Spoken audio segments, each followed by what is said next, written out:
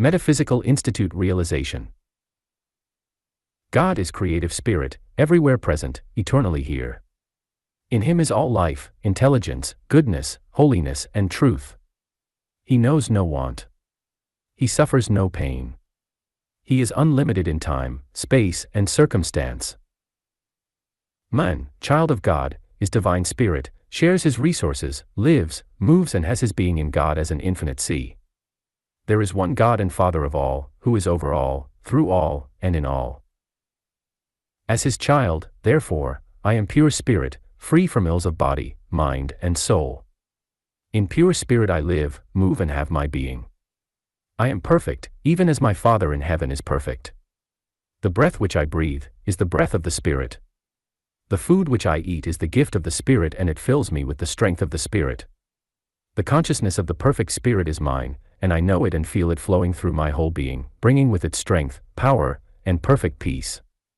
The Spirit of the Lord is upon me, and I feel his presence all around me, in me, and through me. I am free from all sickness, worry, and fear. Perfect love casts out all fear from me, and I am free. Health, hope, peace, life, love, truth, and plenty are mine. These I claim from God. These in the name of Christ I now receive. I render thanks for the perfect gift.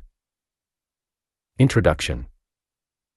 There is a law of healing so plain that even a child can understand it, so fundamental that the ablest mind has never yet thought through all the facts and phenomena of life that rest upon it. It is the purpose of this book to make this law plain. The greatest power in the world is the power of thought, for it is creative mind in action. Nothing exists that did not first exist in thought, from the first sun that blazed only in the mind of the Creator, to the last doll dress fashioned by a childish hand. Science supports the fact that the first movement in nature can have come only from the application of an immaterial force or will to the primary etheric particles, otherwise in a perfect state of equilibrium. It must leave to metaphysics not only an explanation of the will that moves but also the substance that is moved. This, then, it is the province of this book to show with all that it entails. Since an act of will is an act of mind, we concern ourselves with the activity of a creative mind. Again, since mind acts creatively, there is a way in which it acts. We must also, therefore, teach the way. It is to teach this way that the Bible was written, that Jesus lived and taught. This way has been known for many centuries but has always been taught in terms of the understanding of the day in which the teacher lived. The great metaphysician taught largely in parables and oriental figures of speech. But he taught the way, and his followers were called the people of the way.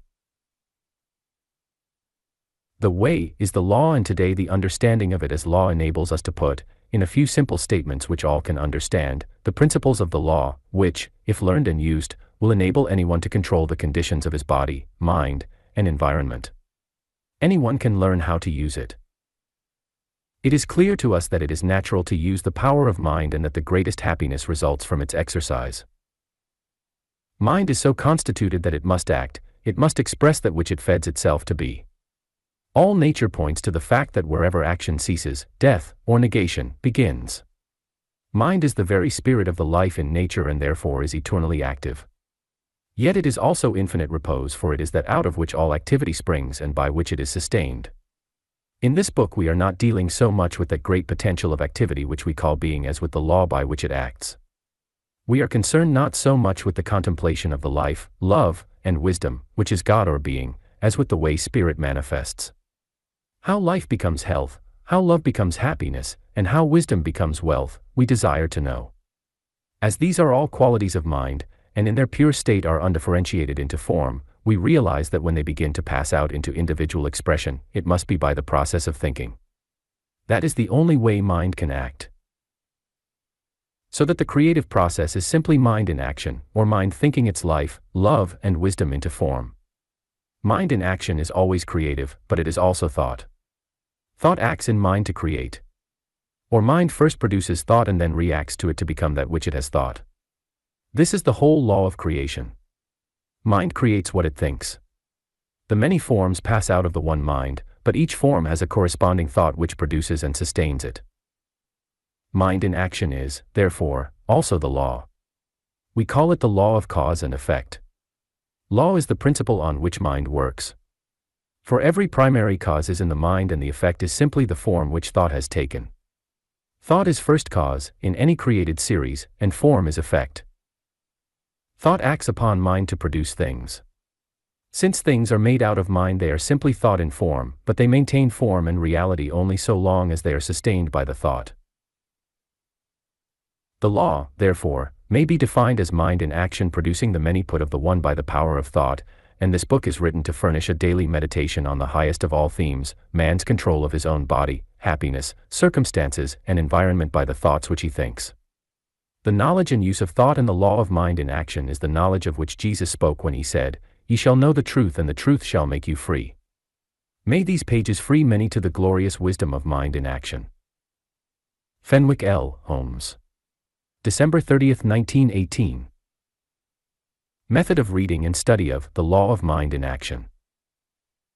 This book is written to teach the one simple law of mind, the law, which anyone can understand and use, and which if used will give freedom, joy, health, supply, and peace to the one who uses it. This is a big claim, but it is supported by the Bible, by the great teacher, and by the experience of thousands now living. Everything in this book is based on the law outlined in Lesson 2, and the student is requested to read each chapter and then ask himself, how does this illustrate the law? Is it true to the law?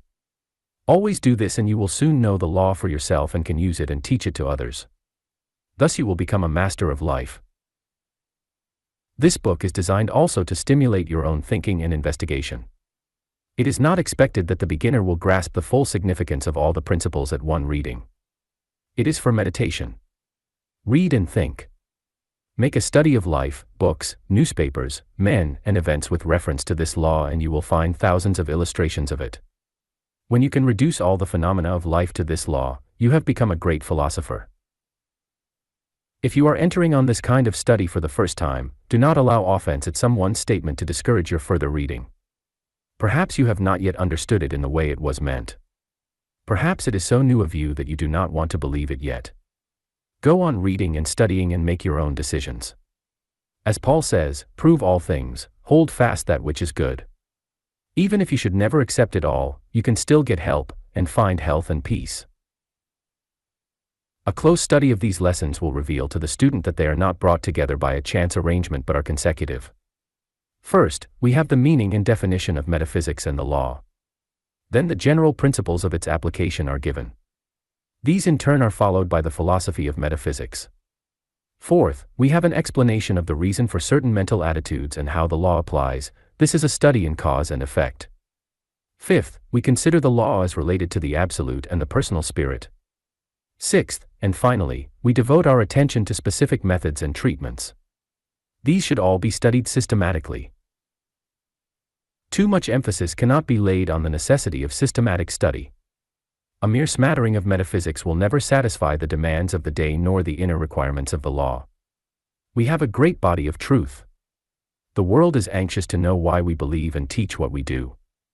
No science in the world, no philosophy is more complete or comprehensive.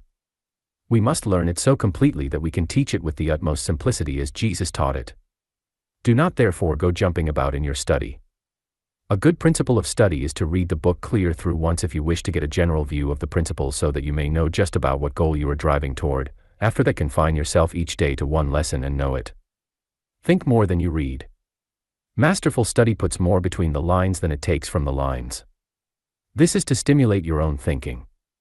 Thus you will become a master teacher of life.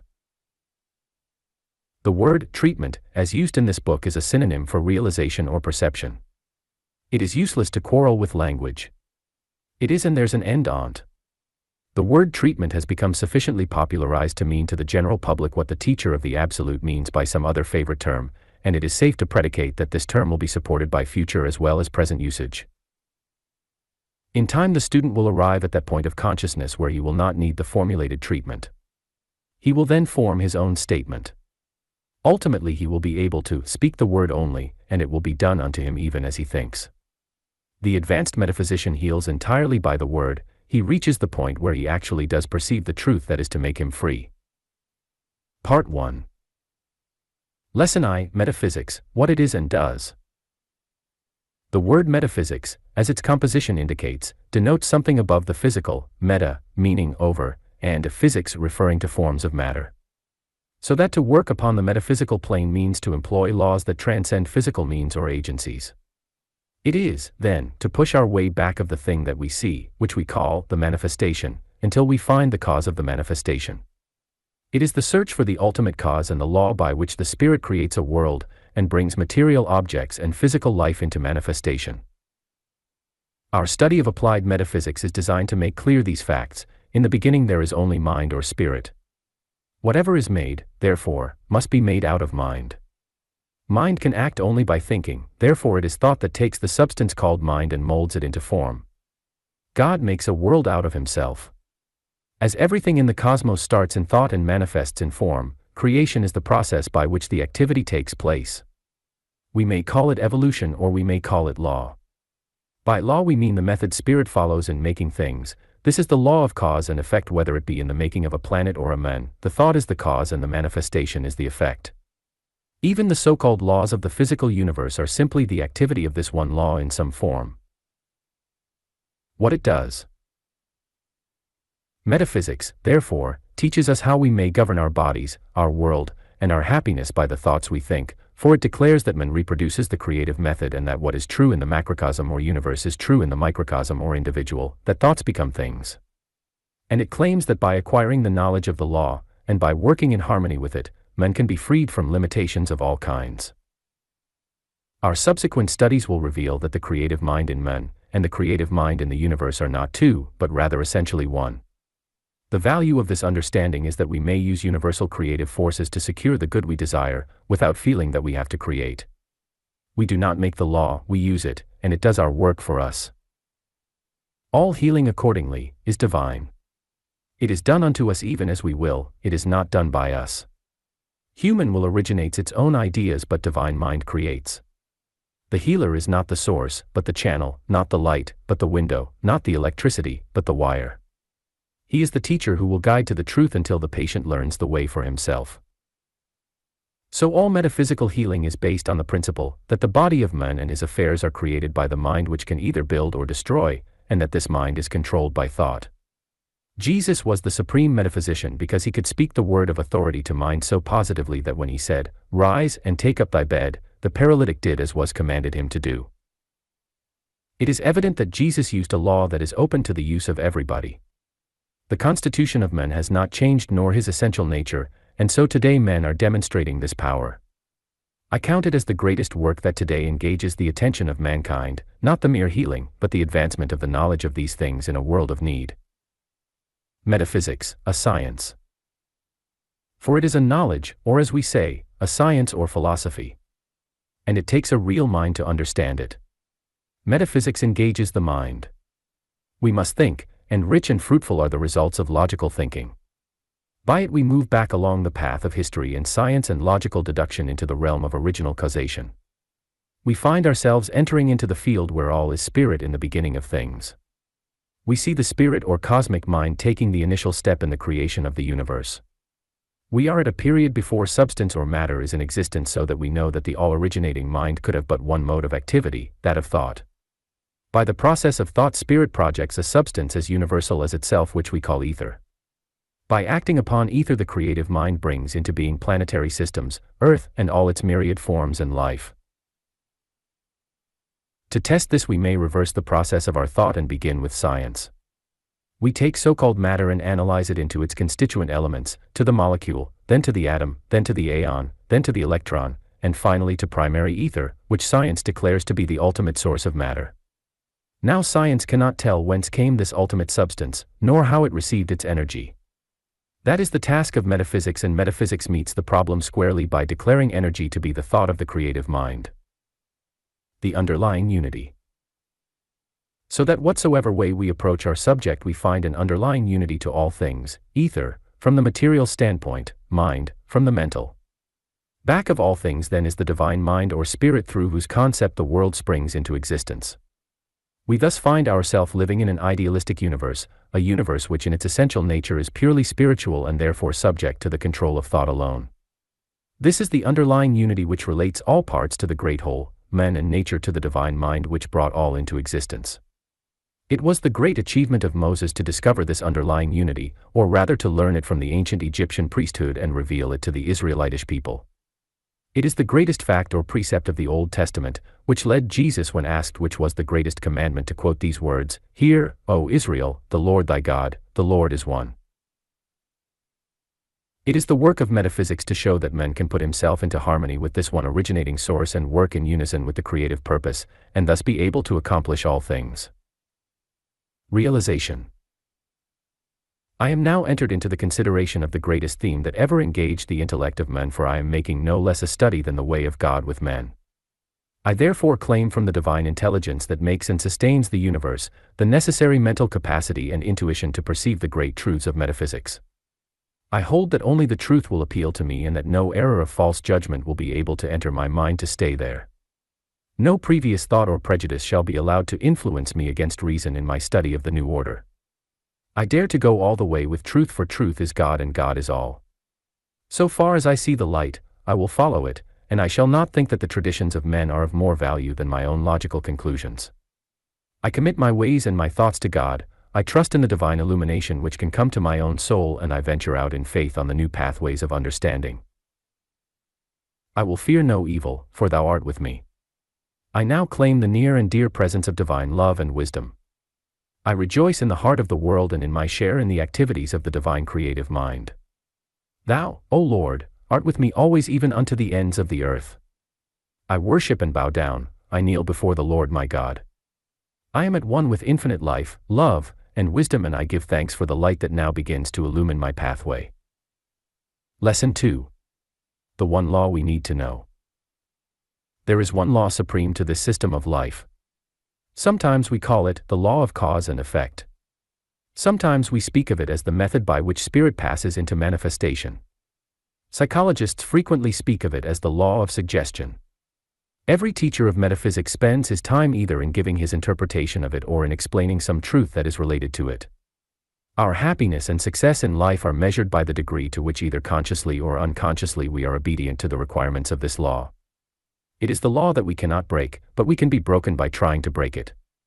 It is the law by which, as ye sow, ye also shall reap. Through it, it shall be done unto you according to your faith. It explains why, as a man thinketh in his heart, so is he. It is the basis of the law of correspondences. It is the activity of creative mind, neither good nor bad, by which we create our own heaven and our own hell. It is the secret of all tragedy and all comedy. It is the touchstone to truth, and he who knows it and employs it wisely is the emancipated soul and a master on the path. Let the student therefore learn the following principles, which constitute the law, that through the knowledge he may obtain the mastery of fate and control the conditions of life and destiny, for no less a power is in the hands of him who learns and wisely employs this law. All must use it because we live by it, but how few use it wisely. The law. 1. The first principle of this law is that of the universal presence of intelligence, that we live, move and have our being in a vast sea of life, both visible and invisible, that this intelligent life is not only around us but is in us. Even more, it not only is around and in us, but it is the substance as well of which all things, including our bodies, are composed. This statement is supported alike by revelation, as in the Bible, by science, as in psychology or chemistry, and by philosophy, as in our lesson on spirit. Before there was a visible universe which we call nature, there must of necessity have been an invisible universe which we call spirit or power. The orderly way in which it arranged the visible universe which it created shows that it was and is a wonderful intelligence. Since spirit was, and is, all, it had nothing else than itself out of which to make a world. It therefore had to fashion a substance for its own body, the universe, out of itself, or spirit. Since spirit is intelligence, of necessity the substance which it brought forth must share its nature. And all life must manifest the life of spirit, since it proceeds from it. All science is agreed that life has never been discovered that did not come from antecedent life, so that we can move back from the life of nature to the life from which it is derived, or nature's God. Accordingly, nature and the life in nature are one and the same thing, and we live in a universe which is literally alive. 2. We see, therefore, that this universal intelligence is also creative. It is the power that makes things, and is the intelligence that molds original substance and holds it in form.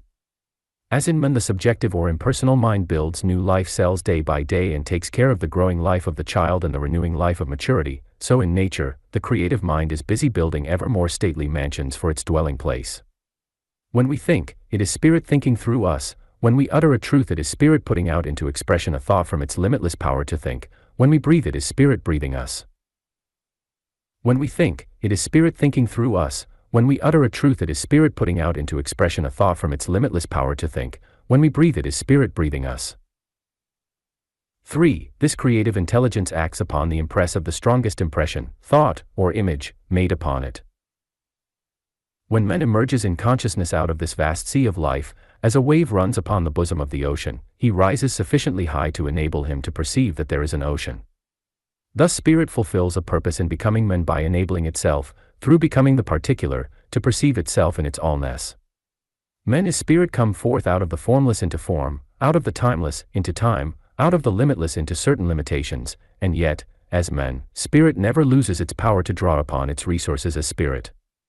Therefore, we must recognize that all the power of the universe is back of the mind of man when he thinks. Then, too, we must recognize that there cannot be a will in the universal mind opposed to man, for if there were, then he could not draw from the creative mind and power what he wants except by chance. We therefore recognize that so far as we are concerned, there is back of us a universal creative mind which desires to become to us whatever we desire, that is whatever we think into it, and which has no purposes of its own opposed to ours. As it creates a world by thinking a world, for mind can act only through thought, so it creates for man himself whatever he desires, by acting as creative mind upon his thought. This mind, therefore, is in this aspect purely impersonal and neutral, see Lesson 7. It has no purposes of its own as opposed to ours. It is creative activity, infinitely susceptible, responsive to our every thought, Lesson V, and is the power that brings into existence in form whatever we fashion in thought. We therefore perceive that whatever we think must make a greater or lesser impression on creative mind, and that when we consciously use our knowledge we make an image of the thing we desire, then we present it to the great creative intelligence which begins to act upon our suggestion to bring forth our good into visible form. The purpose of this book in the main is to show the various phases of the activity of this law, the law of creative activity, by which the creative mind brings into form whatever we present to it sufficiently forcefully in thought. 4. But there is one other feature of the law which must not be overlooked. This is what we may term the personal side of spirit's activity. While, as law, it acts in the manner we have just described, and while, so far as the individual will is concerned, it does not act contrary to our purposes, still it also acts as a law of tendency. It tends to the production of higher manifestations of itself in individual expression and form. It is seeking its own self-expression, since there can be no other motive of creation at all. Its nature is life, love, and wisdom. This it seeks to manifest. Accordingly, it stands back of man as the source of his life, love, and wisdom, and is ready to teach us all things and guide us in the way of truth. It not only creates, therefore, according to the thought we impress upon it as law or impersonal mind, but it becomes the director of man's thought and life, whenever we turn to it for guidance and direction in our affairs. See Lessons XXVIII to XXXI. This is in accordance with the three principles just outlined. 4. As infinite wisdom, it takes the impress of our desire for wisdom and brings that out into expression just as it does life and form. We perceive this intelligence therefore as the source of man's inspirations and intuitions. When we turn for guidance to it, it becomes our teacher and guide. When we turn to it for love, it becomes our lover. The greatest achievement of our own highest intelligence is therefore to be found in so harmonizing ourselves with this great life, love, and wisdom that we may find it in us as a perennial spring, the water of life surging up eternally from the depth of our being. Whosoever believes on this spirit of life, from within him shall flow springs of living water. Make a study of all the facts you know in relation to this great law. Restate it in your own words. Learn it in some such form as this. 1. Live in a universe of intelligence in which everything is alive and infinitely responsive to thought, since it takes its form out of the substance of mind through the process of thinking. 2. This intelligence is the creative factor in all nature and in the molding of all thought into form. 3. It creates according to its own thought and according to the strongest impression or image of thought of the individual mind. 4. It is the source of my life and understanding and impresses its nature and wisdom upon me as I allow it. through my intuitions. Therefore, I control my life and conditions by the thoughts I think, since the universal mind acts creatively on my every thought. I am, through my power of thought, master of my fate. Realization. Meditate on the above law. Think how your life has been controlled either by your own thinking or by the suggestions that have been made upon your mind, either consciously or unconsciously. When you were a child, you took your thought from your family. Your world was what you made it, but it was an unconscious acceptance of the thought and manners of your family. After a while, you began to think independently and your world changed that much for you. You began to control consciously the conditions of your life. As your understanding grew, you thought more and more independently of your associates, therefore your life became that much different from theirs. Did you continue to accept the suggestions of your environment, or did you begin to think independently? Either consciously or unconsciously, you are now conditioning your life. I will now take conscious control of my life. I will think only the things I want to think. I will control whatever is to come into my life by controlling my thought. I will daily mold my thoughts into finer form that creative mind in me and around me may bring forth a world for me of fairer form.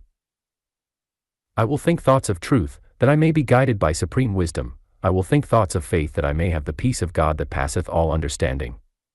I do now so think. I am filled with the spirit of love. I am in harmony with the divine mind. I am open and receptive to the highest feelings. I do now consciously contact the mind of love and wisdom. I wait on the Lord that he may renew my strength. My mind is stayed on thee, and I am at perfect peace with all men, and with myself. No evil can befall me, and the angels of love are round about me. Conscious of the godlike qualities of my soul, I go my way today in the strength of the infinite. I walk upon the earth as master and not as slave. I keep the law and the law keeps me. I obey the law and the law obeys me. I give my heart to God in divinest joy of self-giving, and I feel the helping hand of God upon me. I am glad, I am strong, I am full of life and love today. Lesson 3. How to use the law, the silence. The best results are to be secured by using the law so far as we know it, while at the same time looking for more light. The student who approaches this subject for the first time has as yet little to work on, for he has not tested out the law by science and experience. But enough has been said to make us realize that the object of a treatment is to impress our desire on the creative law with sufficient force to register in the creative mind. If the law creates for us according to the thoughts we think into mind, then what we must do is to raise our consciousness to the highest pitch of expectancy so that the best possible results may be secured. Accordingly, we must realize that the first thing for us to do in a treatment is to impress our own mini with the feeling that we are about to act upon the law and that it is about to act for us. The right atmosphere for a treatment, therefore, is that of high faith, so that we will do well to bring ourselves up to the proper pitch of expectancy by some preliminary reading. Take the Bible and read the precious promises in it. Lo, I am with you always, even unto the end of the world. Who forgiveth all thine iniquities, who healeth all thy diseases. They that trust in the Lord shall renew their strength, they shall mount up with wings as eagles, they shall run and not be weary, they shall walk and not faint. According to your faith be it done unto you. Ask, and ye shall receive, seek, and ye shall find, knock, and it shall be opened unto you. When ye pray, believe that ye have received, and ye shall receive. Go over such passages as will help you to strong faith. Learn some of the best ones. One should memorize something daily, a verse, a stanza of poetry, a statement of truth. Everybody should know the 23rd and the 91st Psalm and be able to repeat it at such times as needed to strengthen confidence. It will also be of great help to read for a few minutes or longer in some helpful book of truth. The student may well read Creative Mind or Being and Becoming. The purpose of this book is, of course, to furnish both instruction and inspiration. After reading the lesson for the day, you will feel the truth more keenly. 2. Having prepared yourself in faith and knowledge, the course of your thought might well run along the line of the law, much like this: I know that I am surrounded by the finer forces of spirit. Lessons 4 and 6. I know that I myself am a center of conscious activity in this great ocean of divine mind. Lessons V and 6. I know that my word has become the word of truth and a model of creation for the creative mind for the good I desire. Lessons 12 and 16. Go on mentally meditating along these lines so long as you feel the interest or need. If necessary, overcome any feeling that may arise of fear or uncertainty. 3. Rid yourself of any sense of sin or fault. If you feel that you have done wrong in any way, seek to right it so that you may have a clear consciousness. If therefore thou art offering thy gift at the altar, and there rememberest that thy brother has aught against thee, cause for it, in your wronging him, leave thy gift before the altar, and go thy way. First be reconciled to thy brother, and then come and offer thy gift. These are the words of the master metaphysician, and reveal the necessity of no counter thought against that of pure faith. If necessary, forgive yourself for anything you have done that you feel to have been wrong. The Son of Man has power on earth to forgive sin. You are a son of man. If you have fear, get rid of it in the same way. Cast it out. There is nothing to fear. Pull out all the weeds of wrong thinking. Declare that evil or the thought of evil has no influence over you. 4. Now feel as deeply as you can that all is well with you in the world. Feel how good it is to know this freeing truth, to know that you are a child of God, to know that all power is given unto me in heaven and on earth. To know that greater work than these shall ye do because I go unto my Father. Then say, I am pure spirit living in a world of spirit and guarded by the great Spirit of life. God is spirit, and they that worship him must worship him in spirit and in truth. I am now entered in spirit and in truth into the higher, finer places where I am in contact with all that is. I would see and know the truth and feel it at this hour. As a child of the living God, I make my claim upon the law. Let this good, mentioning it, come to me. 5. Say distinctly and with deep feeling just what you want of the law. You are not dictating to it, but if you do not know what you want, the law has nothing to work on. At the same time, what you are after is the idea of the thing, so you may be sure that the greater wisdom will give you only the thing that will be for your best good, but it will be the thing you want and will be along the line for which you were holding the faith attitude. 6. Expect greatly and you will receive greatly. Be strong in your faith, so strong that you feel in your heart that it is now done unto you even as you think, and you can give thanks for it. Make known your request unto God with thanksgiving. In everything give thanks. Be grateful. 7. For those who wish to develop spiritual perception, which is the basis of the highest healing power, it is desirable to dwell on the thought of spirit as a living presence breathing in and through us, vitally interested in all our affairs and identifying itself with all our highest purposes and aspirations.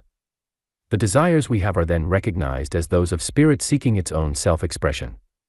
The love we have is the love of spirit in us, and the life is but the individual manifestation of that larger life in which we share.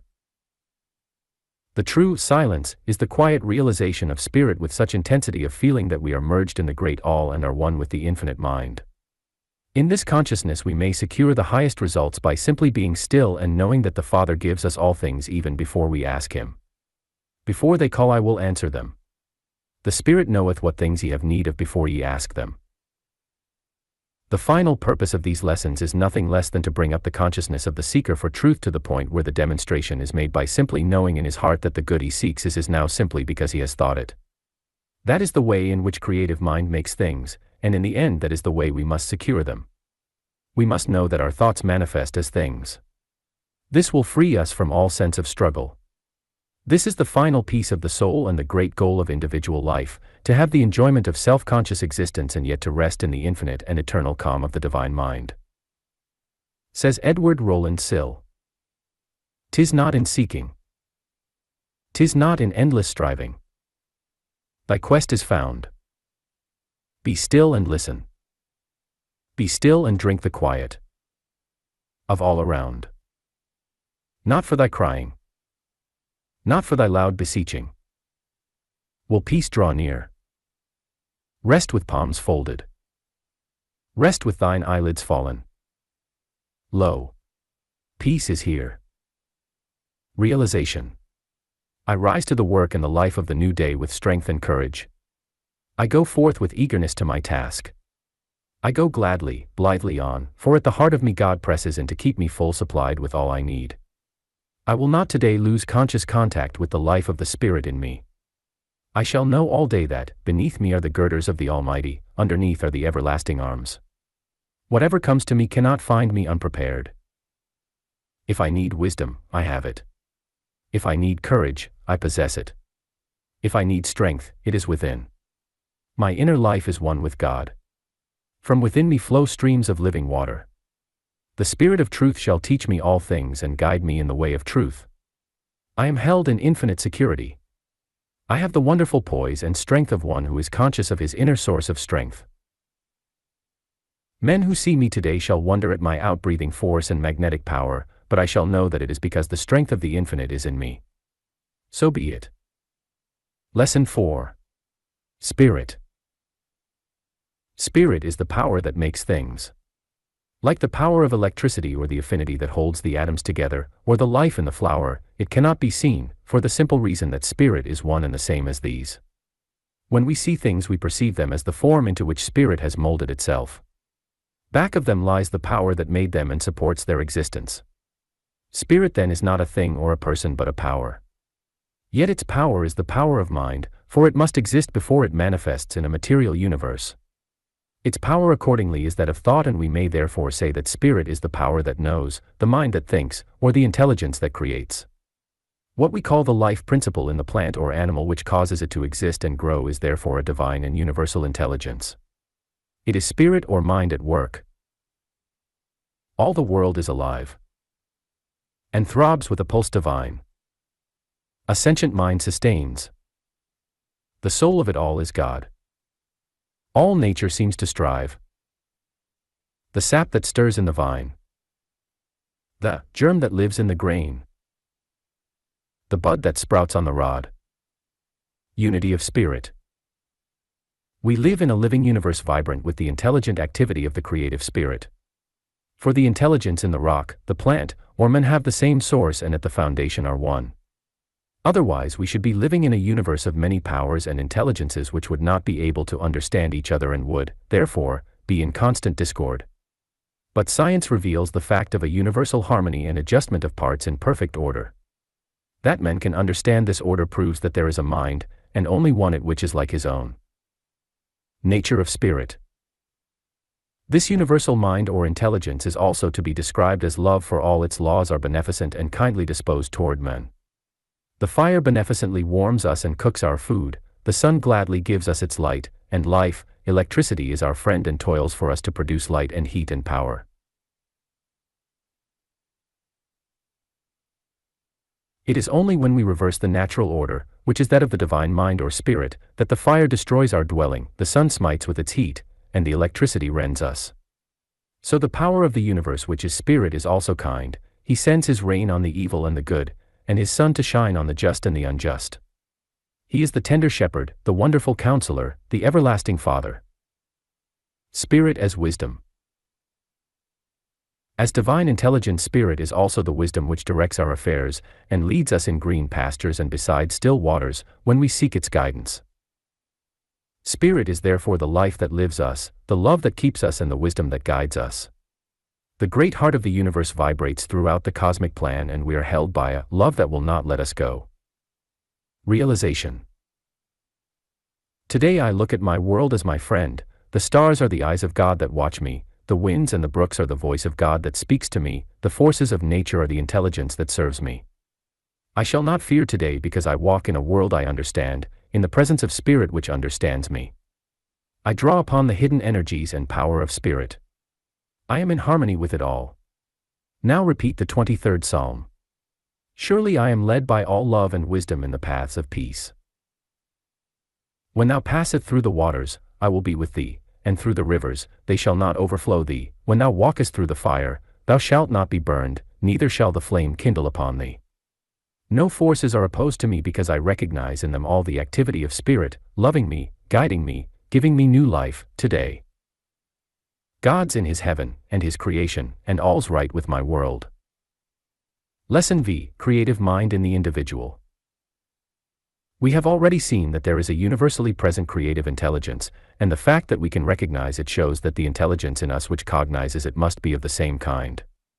What the nature of the intelligence is which we observe, and the relation of the mind of the individual to the cosmic mind, we will investigate in this and the following chapter. The modern study of experimental psychology has revealed much that is of assistance to the student of metaphysics regarding the nature of the individual mind, and by analogy, at least, of the universal mind. we find that man is possessed of a mind with two distinct ways of acting. The two phases of activity are called subjective and objective. Close study reveals the essential unity of these activities and their interaction, in such a way as to prove that it is a unitary mind that acts in either case. The objective mind is that which man develops to enable him to contact his environment and maintain himself in a world of form and sensation. The babe is born into the world purely subjective. It probably does not use its objective faculties until it contacts an objective environment. But at the moment of its birth, its objective faculties begin to develop. It feels the cold, for the sensory nerve system, which is the agent of objective mind, carries that impression to its brain. This sensory system is designed to enable the mind to contact its environment and protect the body through the sensations and warnings that are registered by it. As time goes on, the child develops a full set of objective activities, largely by imitation of the movements, voice, and manners of its elders. In early years, environment makes a child; in later years he makes it. The objective mind with the sensory nerve system under its control governs most of the activities of the voluntary muscles. If I raise my hand to strike the keys of the piano, I do it by an act of will of the objective mind. In time, however, through repeated acts, a habit of action is formed, and then the movement is done unconsciously or under the direction of the subconscious mind. The subjective or subconscious mind, therefore, is found to control the involuntary functions of the body, such as the beating of the heart, the contraction and expansion of the lungs, and the digestion of food. We do not have to think consciously about these things; they are done unconsciously. The important fact about the subconscious mind is this: it is the builder of the body, or the creative mind. Under its direction, new life cells are constantly being born to take the place of those which have finished their work and are passing away. New heart cells are born each minute, new lung cells, new nerve tissues.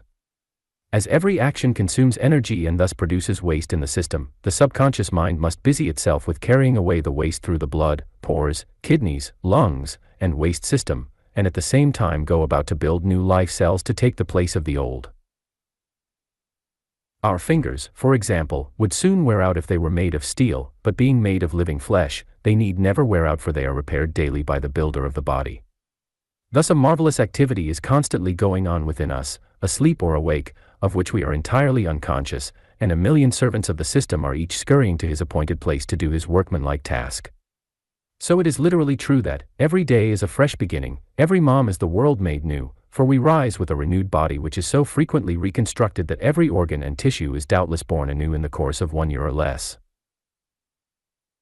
While the healer is never conscious of this activity and would no more think of trying to direct it than the president of a railroad would try to boss a section gang, at the same time it is because this activity takes place that a new body can be demonstrated, for under the stimulus of faith and understanding a definite impression of health is made on each new cell as it is born, and thus the organ is made whole.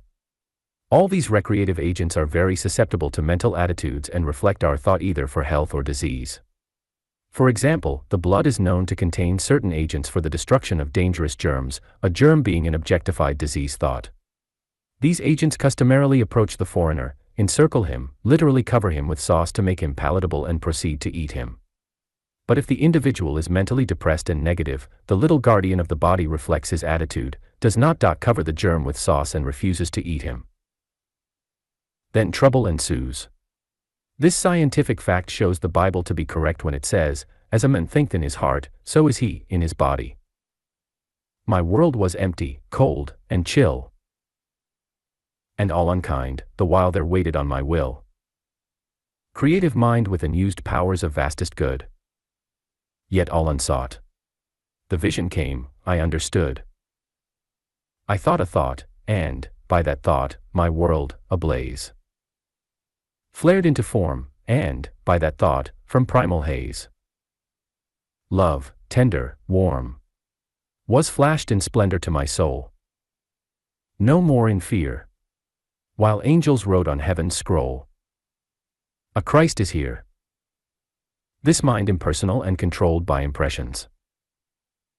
That the creative activities reflect our mental attitudes, as we see so plainly from these examples, proves another interesting fact, that the subconscious mind and its functioning is entirely under the control of impressions made upon it. That is, it acts as the creative agent, naturally along the line of health and recreation, which is native to it, but, on the other hand, it has no purpose of its own apart from the objective mind, and if the objective mind gives it impressions of disease, imperfection, fear, worry, pain, and so on, it begins at once to create accordingly. We see, therefore, that the subconscious or creative mind is entirely impersonal, it has no purposes of its own.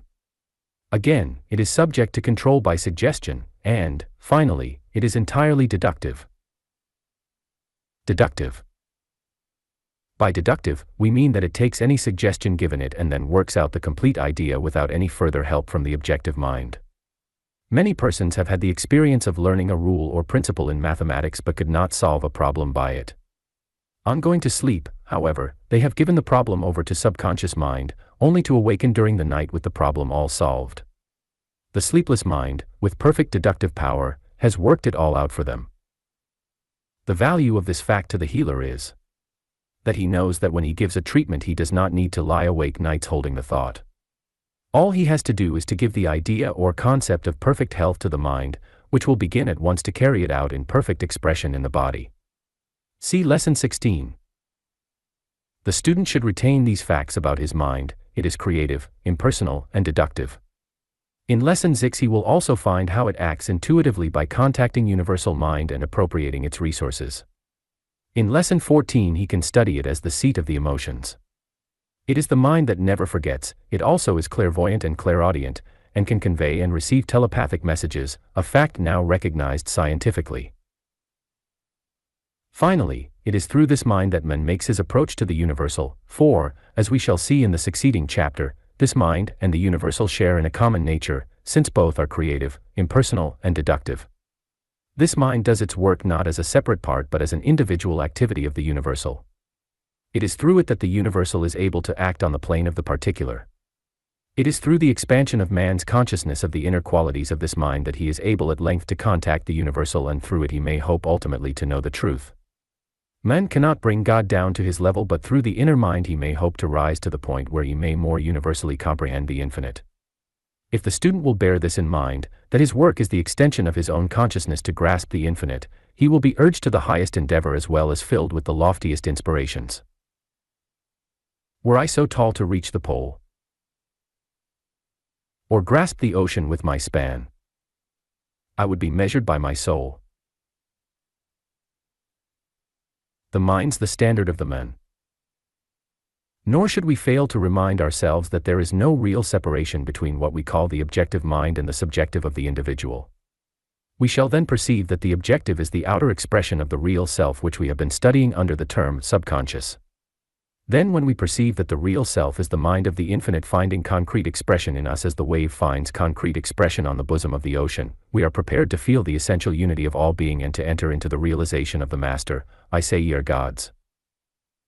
In this perception, men may rise to heights never before attained, for it is the emancipation proclamation of his soul. No more is he who realizes it bound by creeds, confessions, precedents, or traditions. He is free with a glad freedom. His life is complete, for he is at one with the all-life. His wisdom is supreme, for the Spirit is his teacher. Freed of all fetters, his soul may soar to heights imperial and sublime until he stands with the sons of God at the gates of the city celestial. Realization. I rise to the consciousness of the godlike nature of my own soul. I am today conscious of my union with the God and Father of us all, who is over all, through all, and in us all. In this high consciousness I dare to make claim on the best of all there is. I make no ignorant claims of power, for I know him in whom I have believed. I know and dare to assert the magnificent powers of my manhood. And if I have not yet brought out all my latent powers, still I will claim their possession and press on toward the mark of the high calling of God in my own soul. I am one with life, I am one with wisdom, I am one with love. All that the Father hath is mine, and I glory in the independence of my soul from everything, while I rest in the consciousness that there is no separation between me and the Father. If I have felt any such separation, I now cast it out from me forever and go on in the joy of my eternal union with all good, my Lord and my God. I am thankful for this perception of my own soul. Lesson 6.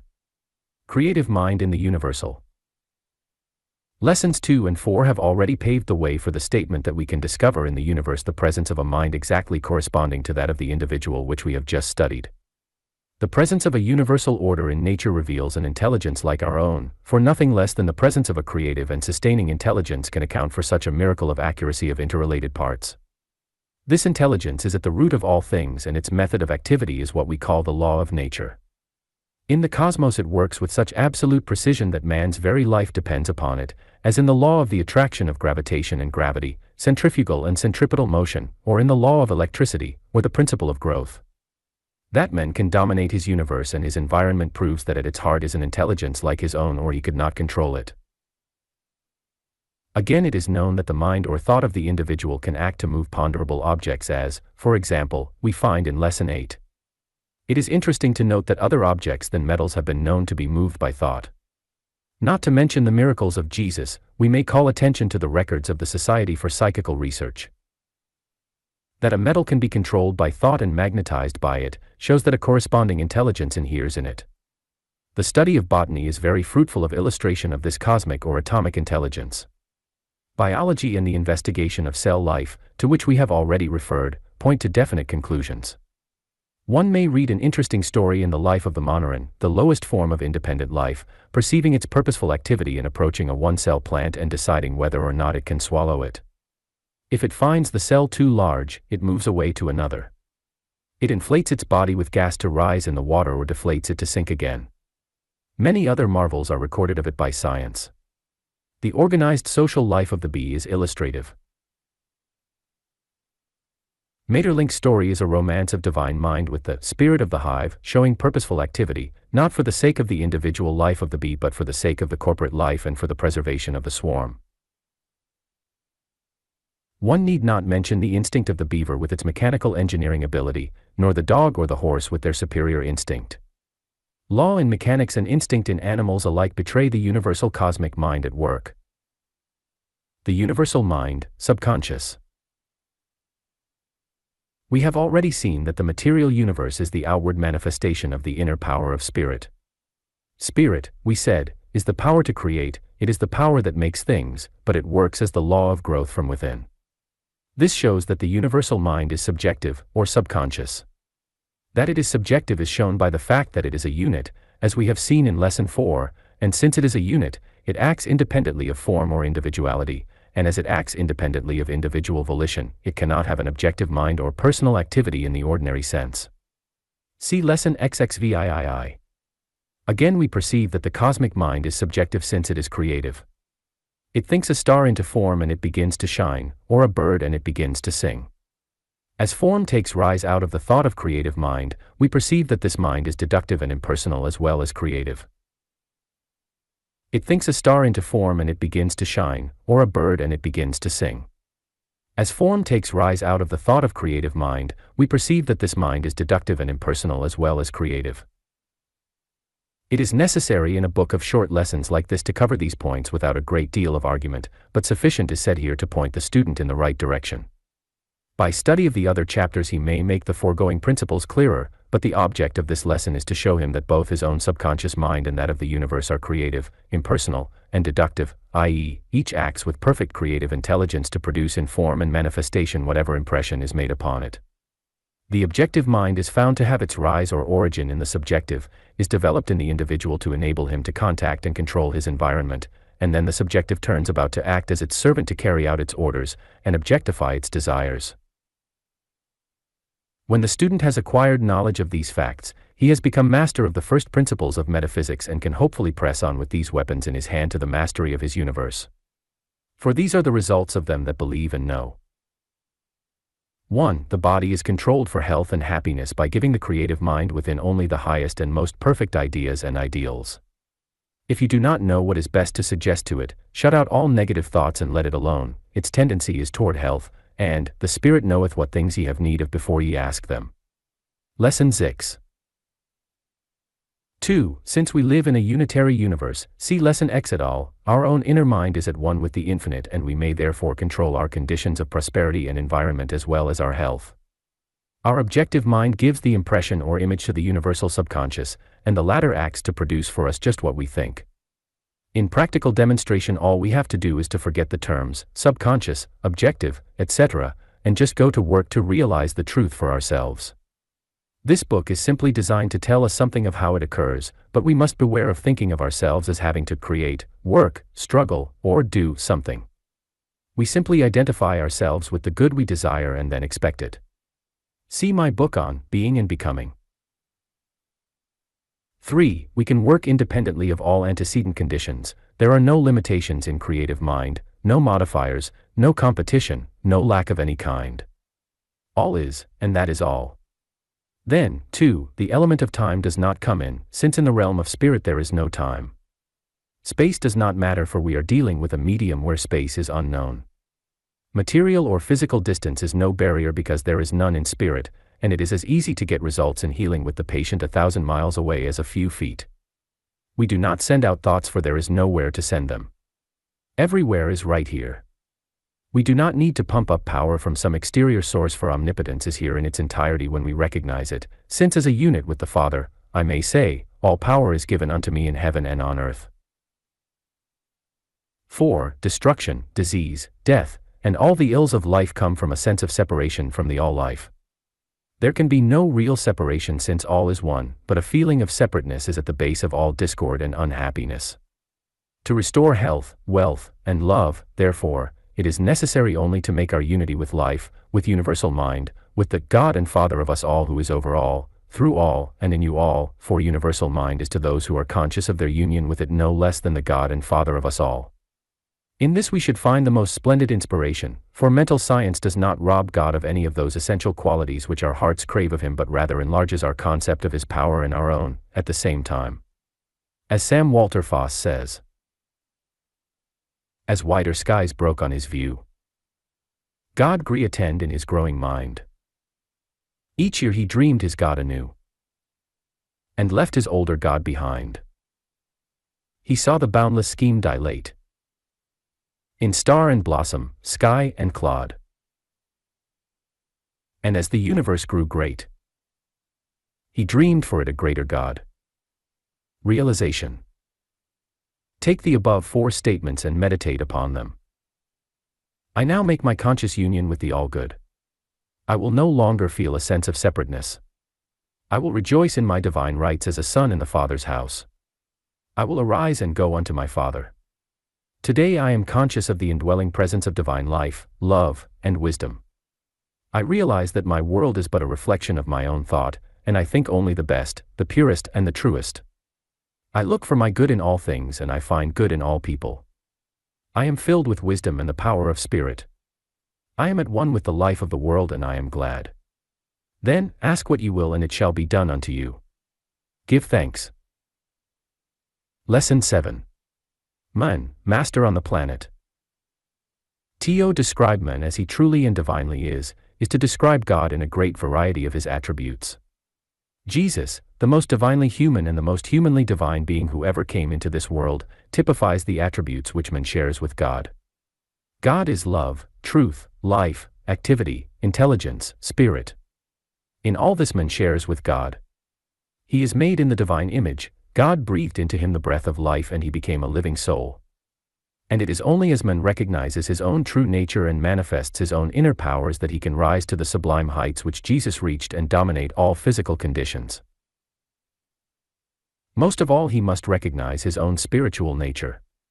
This is the great imperative. Man himself is spirit. The real man, the ego, is not the human body, nor the human mind, it is the life or divine mind within, the eternal essence of being which springs from God. This inner or divine life, which is the real man, partakes of the nature of God. It shares his intelligence, comprehends his truths, is co-eternal with his life, and cooperates in his activity. My Father worketh hitherto, and I work. This inner life is complete and whole, unlimited in all the essentials of true being. Such is man, and it is only as he realizes and acts upon these truths that he enters into the rich heritage and privileges of health and peace and plenty. And it is to restore him to a consciousness of his divine being or sonship that the Spirit is ever acting. Such was the mission of Jesus, such is the activity of the Holy Spirit or Comforter, who shall teach you all things and guide you in the way of truth. The one great, distinctive message of Jesus was that God is Father and man is Son. To the Mosaic message of the one unity he adds the infinite multiplicity whose organic relationship he demonstrated. I and the Father are one. that they may all be one, even as we are one, I in them, and thou in me, that they may be perfected into one. The secret of man's mastery. This is in truth the great secret, but no mystery, of man's mastery over all conditions. When he comes to realize his spiritual nature, his kinship and unity with God, and acts with reason and convinced faith upon this knowledge, he has mastered the problem of life and destiny. So Jesus mastered it, and so are many men and women today learning how to control destiny. It is all here, God, eternal spirit acting through the power of thought upon a spiritual universe to create and recreate, man, in nature, mind and being, like God, acting in like manner upon a spiritual creation, plastic to his mind, securing similar results in body, mind and estate. Let us then realize that we are sons and daughters of God, and so realizing secure all the benefits of this relationship. Remember that apart from him we can do nothing, but that, with God all things are possible. This then is the supreme thought for us to realize. I live in his eternal life and know his life is mine. His life is mine, and all that that life contains is mine also. We thus see that we live in a spiritual universe, and that man himself is in essence and nature a spiritual being, fashioned in the image and likeness of God and sharing his attributes. As such a being, he himself can dominate what we call physical forces and energies, for God gave him dominion. In no essential is this more true than in relation to the physical organism which we call our body. It is immediately in the control of the inner principle of life which we call ourself. We have too long spoken of ourselves as weak human flesh, creatures of the dust, doomed to decay, and kindred destructive names. As we eventually become what we think, we have indeed manifested all the weakness to which we are willing to make our flesh heir. But it ought not to be so, and the way to change our condition is to immediately change our thought. Shall you say, my body rules me? This leg tells me / cannot walk. This hand tells me / cannot write. This ear tells me / cannot hear. I must do what my leg and hand and ear tell me. Shall you yield organ by organ to what you think that organ tells you, until you become like the men of whom Bishop Sabin wrote that he claimed to have lost the use of both lungs and had to breathe through his stomach? Or will you not rather say, I manifest physically what I am mentally, I, therefore, the true self, do now say to you, leg, walk, arm, write, ear, listen. Your pain is not in your leg but in your mind, your deafness is not in your ear but in your thought. And when the thought has been completely changed, you will find that there is no pain at all. It is indeed all a matter of consciousness. If God made a perfect creation, he did not make a pain in it. It is inconceivable that in wanton caprice he should have said, here is a foot, I will put a pain in that. Here is an arm, I will paralyze that. Here is a good man, but I will just double up his body with rheumatism. Did God do that? Certainly not. And if he did not, who did? Wrong thinking did. Reversing our thought. But does not this reverse the accepted philosophy of the race and its interpretation of human experiences? I hope so. For who would wish to continue in an old thought that brought pain and suffering into human life, because pain is thought to be inevitable? And the new metaphysics is better than the old philosophy of life. The old interpretation of life was hard put to it to explain why this good man suffered and that bad man went free. The new says, be he good or bad, he will suffer so long as his thought is wrong. Instead of believing that suffering is the inevitable chastening of the Lord, let him perceive that it is the inevitable consequence of wrongdoing or of wrong thinking, and let him change his doing and his thinking, and he will recover. So let us realize that there is release from ills of flesh, because flesh is only the manifestation of our thought. The body is not helpless and heir to pain and fear and grief. Spirit is not bound save by the tangled threads of thought. Let us think and know the truth which makes us free. Perfect God, perfect man, perfect body. Be ye therefore perfect even as your Father in heaven is perfect. Jesus was, in body and in mind and in character. So may we be. Realization. I am conscious of my at-one-ment of nature with the Father. I know that God is all and that there is none other but he. Since he is all and yet I am, therefore, I and the Father are one. Since we are one, I share his nature and resources. All that the Father hath is mine. My soul thrills with the wonder of it, my thought enlarges, I pass into deep experiences of joy in the revelation that is mine. Can, because God can. I know, because I am instructed by him who knows. I cannot fail, because God fainteth not, neither is he weary. I wait on the Lord that he may renew my strength. I trust in the Lord, and I am therefore as Mount Zion which cannot be moved but abideth forever. Now take time to meditate on the wonderful powers and possibilities open to you. Your resources cannot fail. Failure is due to the fact that you have not drawn upon God. Take what you will. Ask and ye shall receive. Then meditate on the fact that as you share the nature of God, there is no mind in the universe greater than the mind in you. Why then should you cringe before the opinions of men? Why should you walk in fear of criticism, tradition, or prejudice of others? I form my own opinions, I make my own judgments, I set my own standards. I am a man. I am a master of life. I do not try to tell others how they must go. By my life I show them how they may go. I am glad for this new freedom of consciousness. I am glad that I share the nature of God, for this means that I am eternal, I am indivisible from the Father, I am truth, I am life, I am wisdom, in my inner being. The inner man is perfect, and day by day I shall now show forth this perfection in my acts and thoughts. I am a child of the living God. And I am glad. Lesson 8. Matter, or thought in form. What we seek to do in this chapter is to show that the substance which we call matter is simply a grouping of particles of energy or electrons, and that these electrons or energy are created by thought. This can be shown by experiments that have been made with the mind of the individual, which reveal the fact that his thought either creates energy or puts it into purposeful activity. Then we want to show that the form things take is in response to a corresponding thought.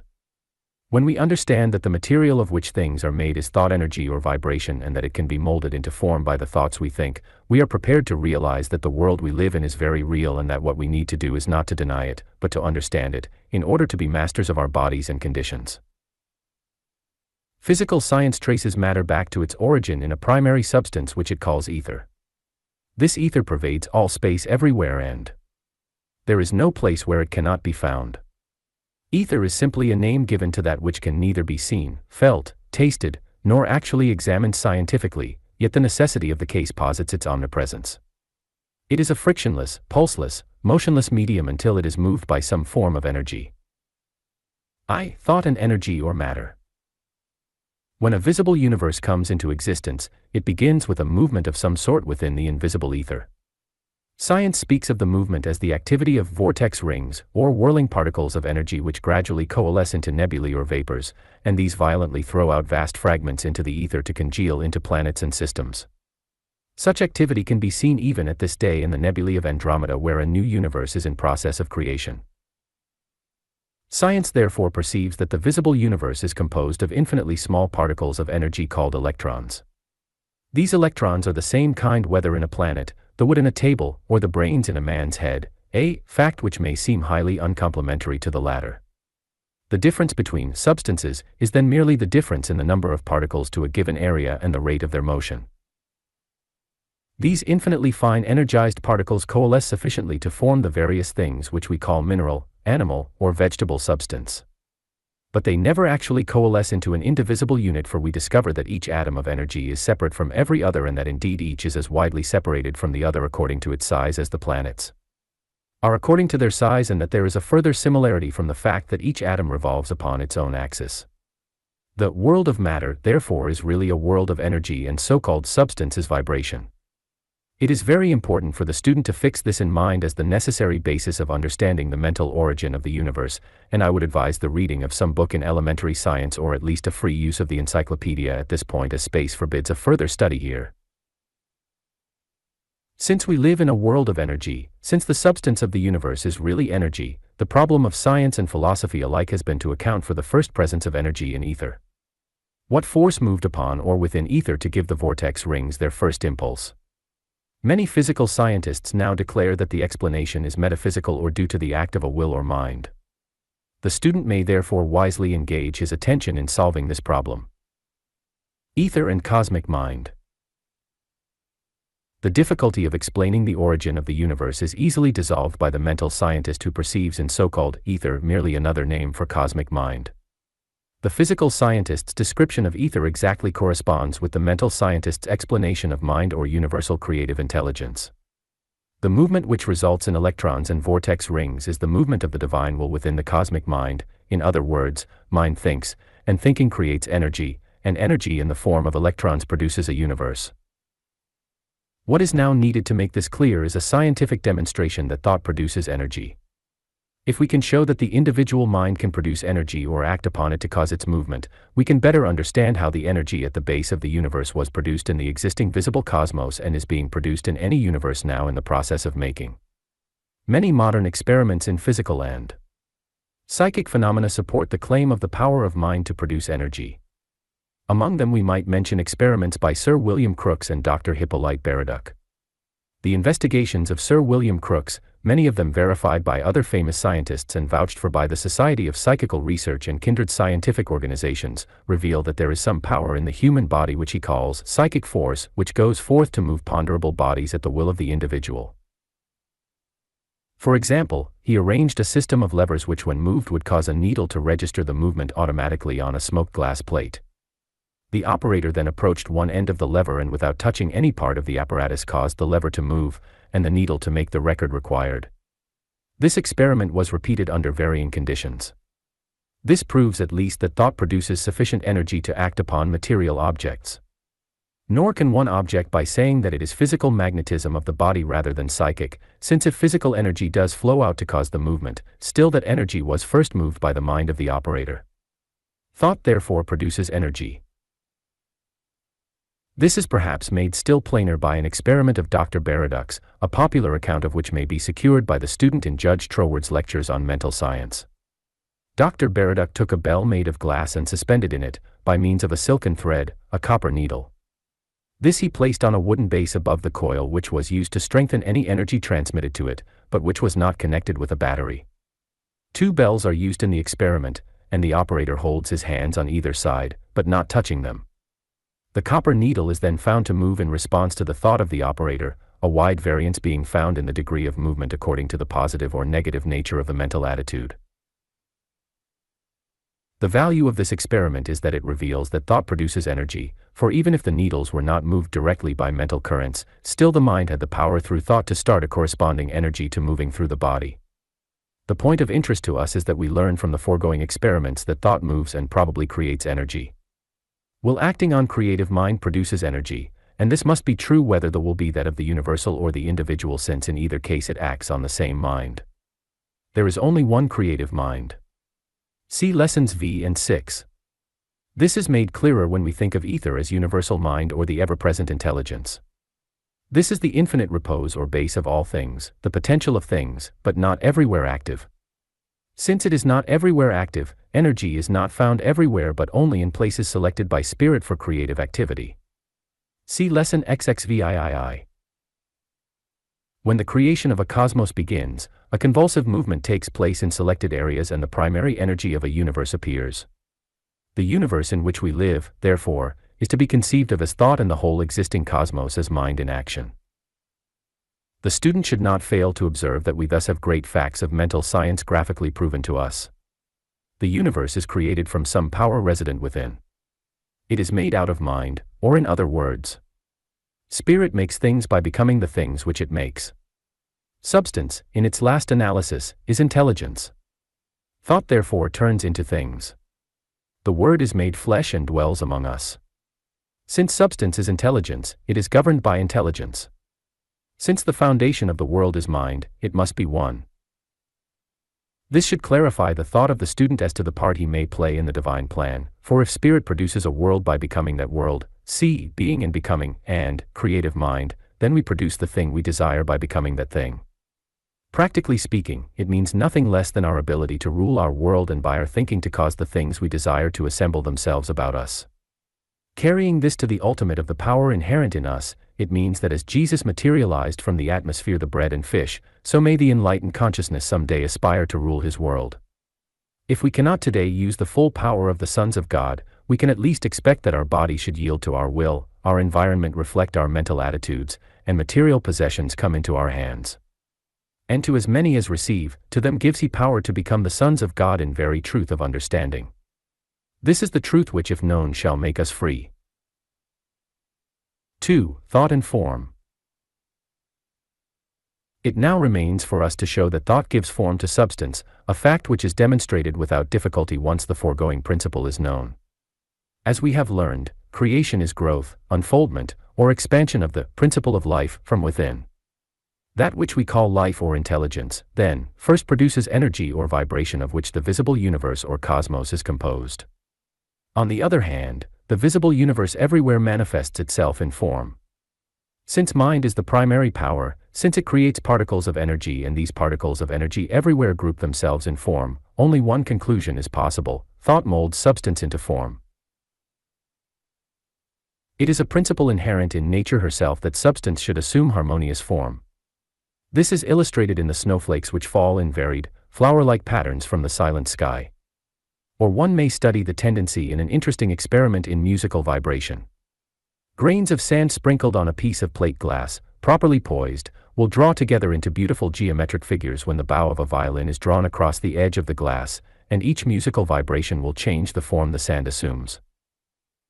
Wonderful as are these experiments, they are scarcely comparable with 1,000 unnoted miracles of creation about us. Examine the formative power of creative thought in an acorn. In that frail shell, a mighty oak lies cradled in an instinctive intelligence which will unfold its life into definite form. Turn to the stars and study the inner tendency of all matter to coalesce, to rotate, and to assume spherical form, and then turn back to the other end of the creative scale and examine the development of human life. Within the fetus is the sleepless and mysterious intelligence which we call subconscious mind, which produces the matchless and intricate mechanism some day to be in the form of man. Do we not perceive, therefore, that the substance of the invisible universe is mind, that thought produces energy or the substance of the visible universe by acting upon the invisible, and again, that thought molds this energy or matter into form? We are led, therefore, to the inevitable conclusion that the existing cosmos is thought in form, that it exists and moves in the limitless sea of the unmanifest mind, and that potential power lies in that mind to create new universes and new forms when and where it will. Conclusions. The student should carefully study and learn the foregoing facts as the working basis of mental science. From them he may draw many conclusions. He will perceive that he does not have to deny matter in order to control bodies and conditions, he only needs to recognize its nature as responsive intelligence. The universe is real, matter is real, things are thoughts, or, to be more accurate, are mind taking form through thought.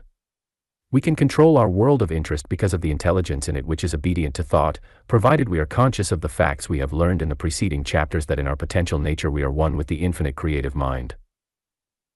Finally, we should observe that the intelligence acts on an impersonal basis, creating on the pattern which our thought affords to it. It is entirely neutral, and we may mold substance by our thought either into magnificent physical manhood and womanhood or into deformed, emaciated, and cancerous flesh. Our word or thought is literally made flesh and dwells among us. We get out of our universe what we put into it, for it reflects our moods and thoughts. See Lesson 12, et al. Good and evil are alike real, as effects, but they are simply the outer expression of inner concepts. See Lesson 18, and you live in an eternal, undying universe, for though form and thought may change, the primary substance can never pass away. The primary substance is mind, and as you share in it, you too are eternally at one with it. As the infinite responsive intelligence, it is your Father leading you in green pastures and beside the still waters. Realization. Study your universe to add your own conclusions to those already given. Study it to perceive the ever-present good. Look for God in all and through all. Your power of understanding Him should be infinitely increased by this study. Your faith should be enlarged with these enlarged concepts of God. Let your realization be therefore one of thanksgiving.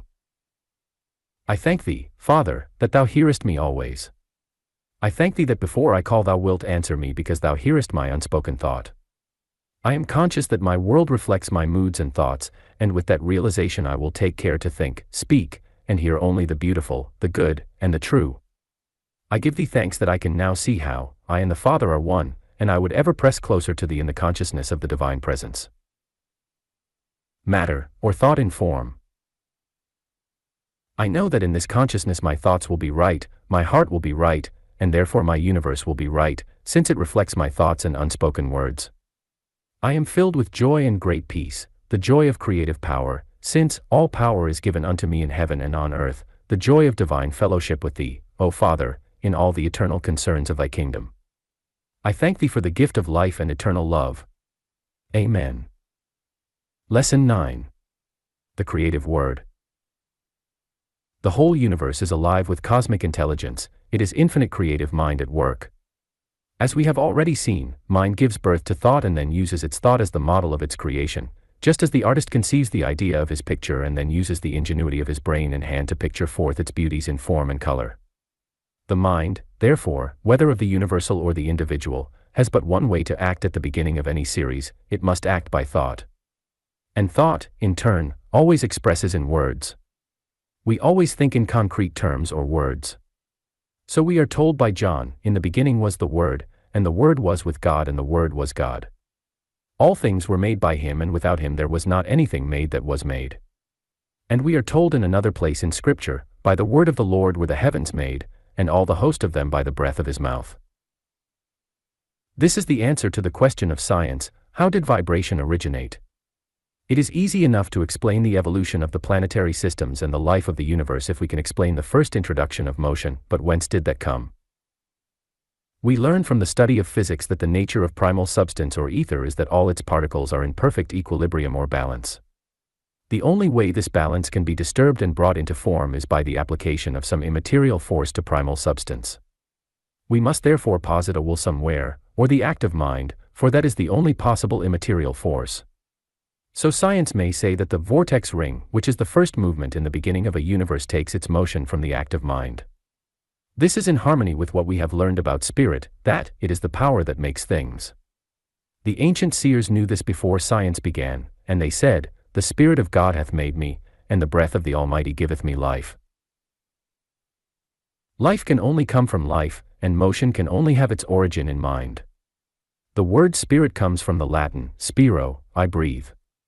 The universe therefore springs from the outbreathing of mind.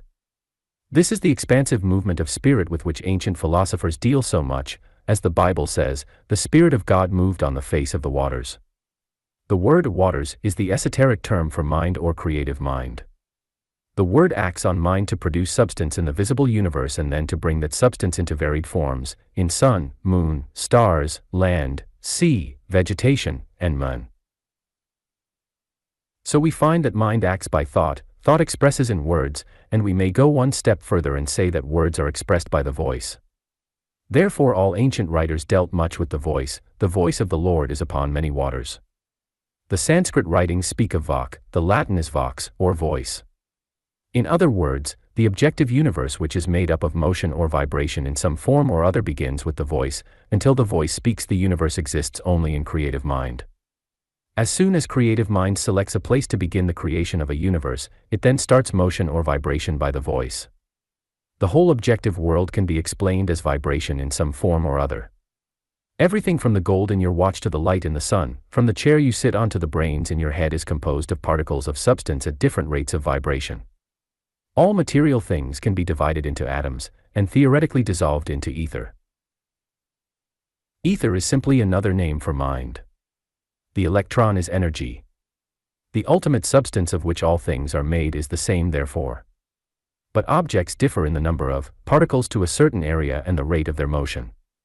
This is something we may all pause to meditate on because it shows us that we live in a universe that is nil one. Says William Hayes Ward, "The whole great universe of starry worlds is one, built out of the same materials, moved by the same forces, governed by the same physical law. It is all one single system, one law, one order of thought, one scheme, one geometry, one plan fitted to one formula, one unitary universe. This one substance is mind, the one force is the force of thought which becomes concrete in words and expresses in voice or vibration. For a voice is only intelligible vibration, or purposeful sound. Again, the purposeful sound must be the word. We see, therefore, that the creative principle is the word. By the word of the Lord were the heavens made. Our creative word. We do not need to go further to draw the inference as to our own creative word. If we share the nature of God, if our thought acts on original substance, that is, in the divine mind, then every word we speak, whether we are shallow or deep, is a creative word. That is why we are told, "By thy words thou shalt be justified and by thy words thou shalt be condemned." Such is the fateful activity of the word we send forth into the universe. Something of the power and persistence of the words we speak may be gathered from a new and strange phenomenon discovered in the wireless telegraph instrument. It seems that operators keep picking up strange sounds, the apparent echoes of band music and so on. Many believe that the vibrations thus picked up may have started in the atmosphere long ago, how long no one knows. It is conceivable that the vibration started by the musical instrument, or the voice, may never die out. It is probable that it never does die. It enters the primary ether and sets it in motion, and nothing stops it from echoing forever.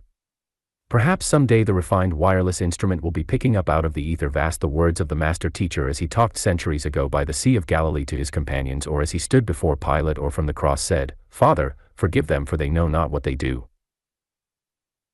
However this may be, we may be sure of one thing, that our word is creative, that it acts on our conditions, our universe, and our own bodies. How careful then should we be in the selection of the things we are to say? We must let no word fall on some sensitive ear to rankle in some heart with its hurt, to act as suggestion to base thought, to draw men down. Let me no wrong or idle word. Unthinking say. Set thou a seal upon my lips. Just for today. How often men literally damn their home, their business, and themselves by the idle words they speak. To utter a pessimistic thought is to create an atmosphere to correspond, see lesson XXVII, and thus to bring upon you the thing you fear. To speak unkindly to others is to curse them. To criticize is to push still further into the mire the one against whom your criticism is directed. Every idle word that men shall speak, they shall give account thereof in the day of judgment. That day is now. The author knew of a woman recently whose idle tongue caused so much disturbance that it cost her husband one of the finest positions in his profession in the state. Her careless use of words destroyed his position. On the other hand, the noble soul is always speaking constructive words, words of cheer, words of goodwill, words of encouragement to all whom he meets. Such men are benefactors of their race, yet their service is one which any soul can render if he will. He blesses all mankind, but mankind in turn calls him blessed, and thus to boost others is to boost himself. Yet the noble soul does not think of this. He casts his bread on the waters, but not that it may return in many days. Rather, he does it because he loves his fellow men. His word becomes a lamp unto the feet and a light unto the path. If you would then become one of the helpers of your generation, fill your heart and thought with the best things.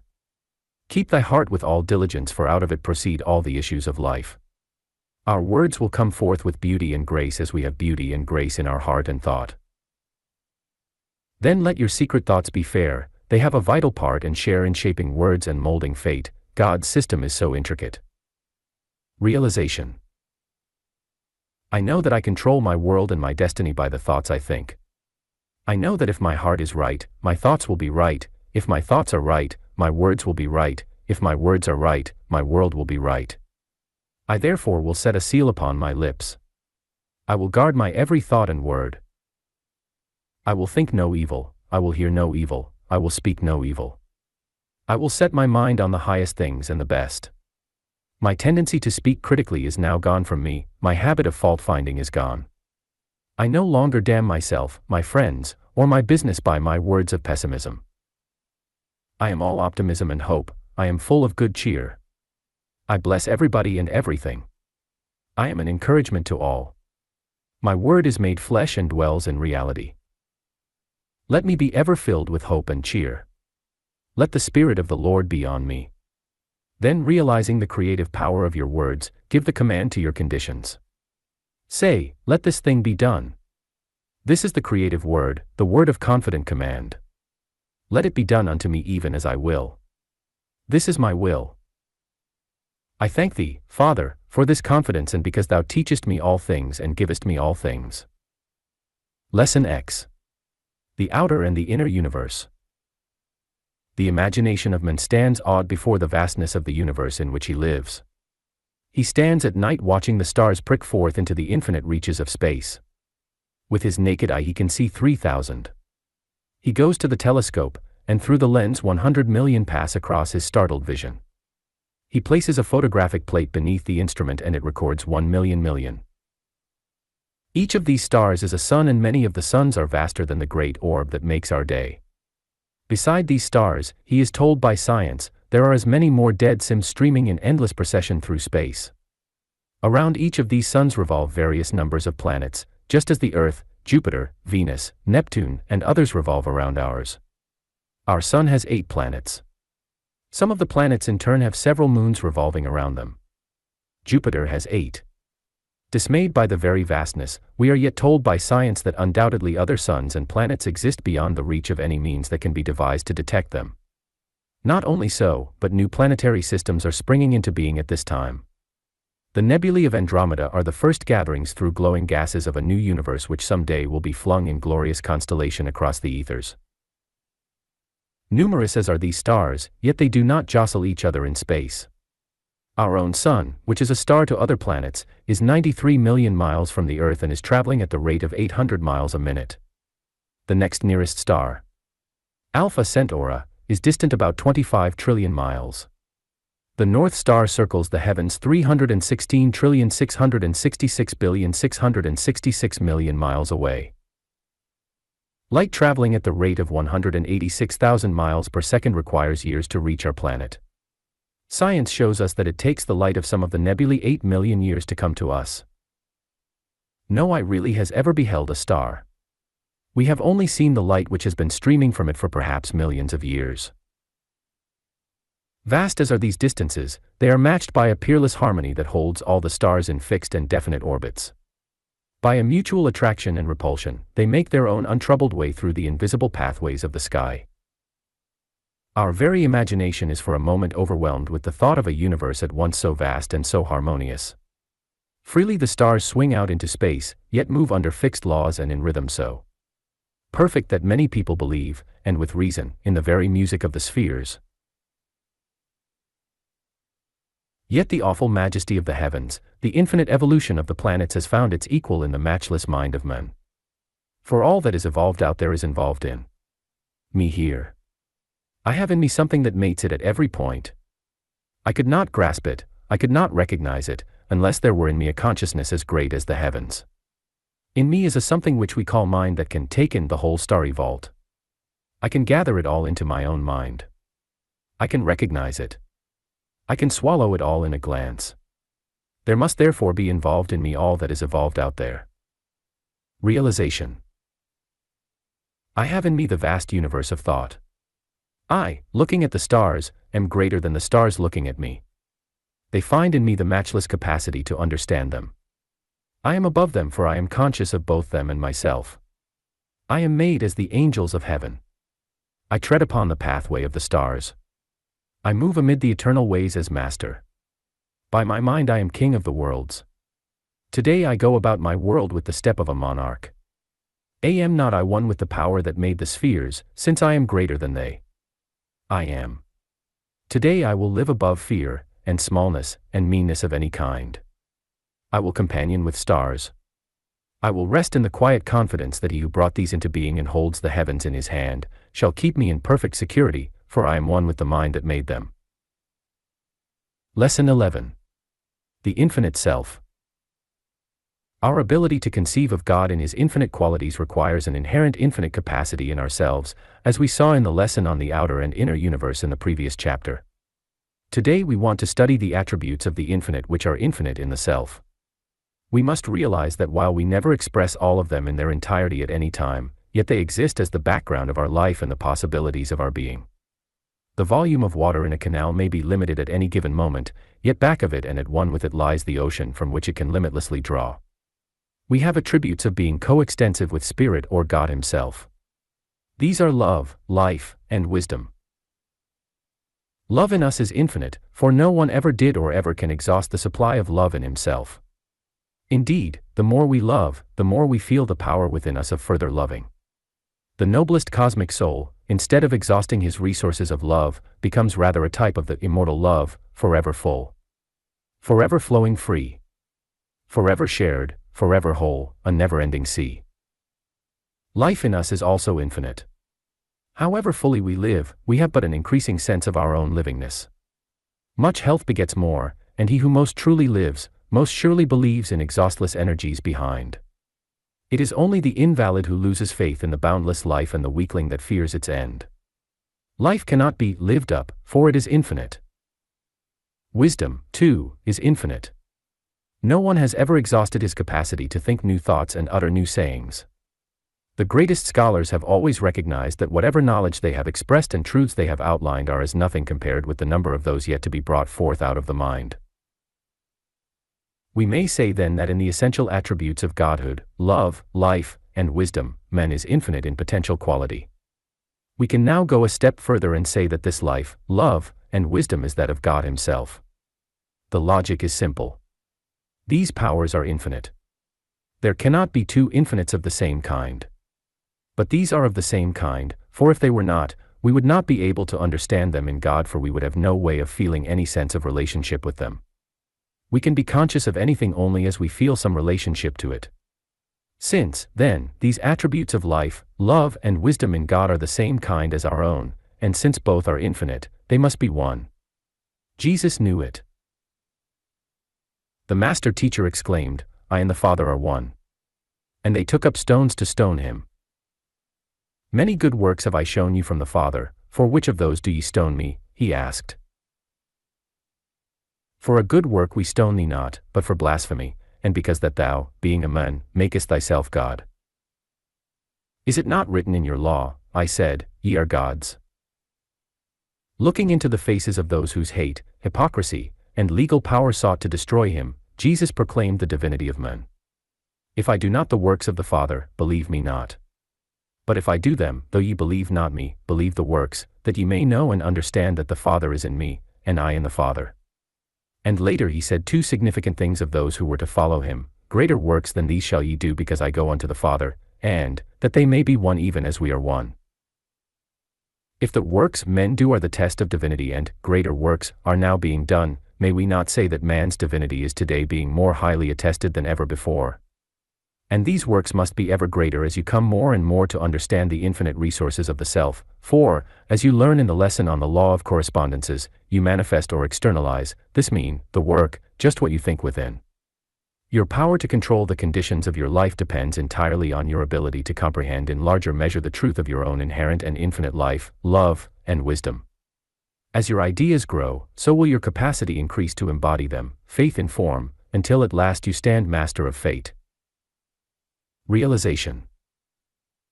Meditate on the truth just expressed. It is merely a sketch, you can fill in the outline with your own meditation.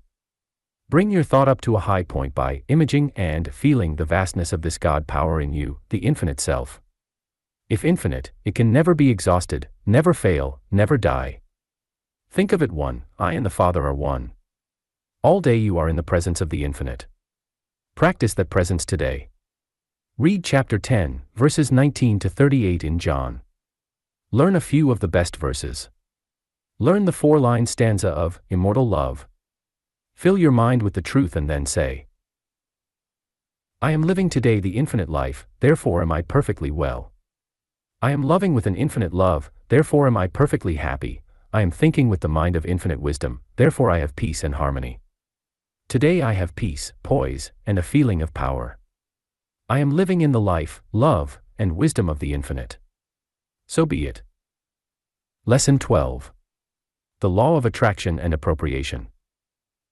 Our gifts from heaven are those only which we will receive. We must learn that we can receive from the law only what we give to the law, that the law assumes toward us just the attitude we assume toward it. If we conceive of God as a loving Father, He becomes that to us and comes out with open arms to welcome His loved one home.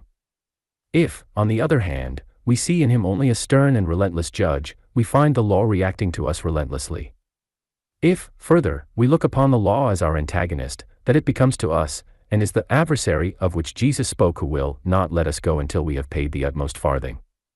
We can conceive of the law as a magic mirror which creates in form and substance just what we reflect into it.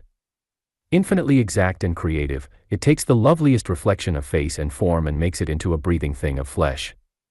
Or it takes the hideous face like that of the Medusa and it becomes a living creature with its writhing locks of serpents.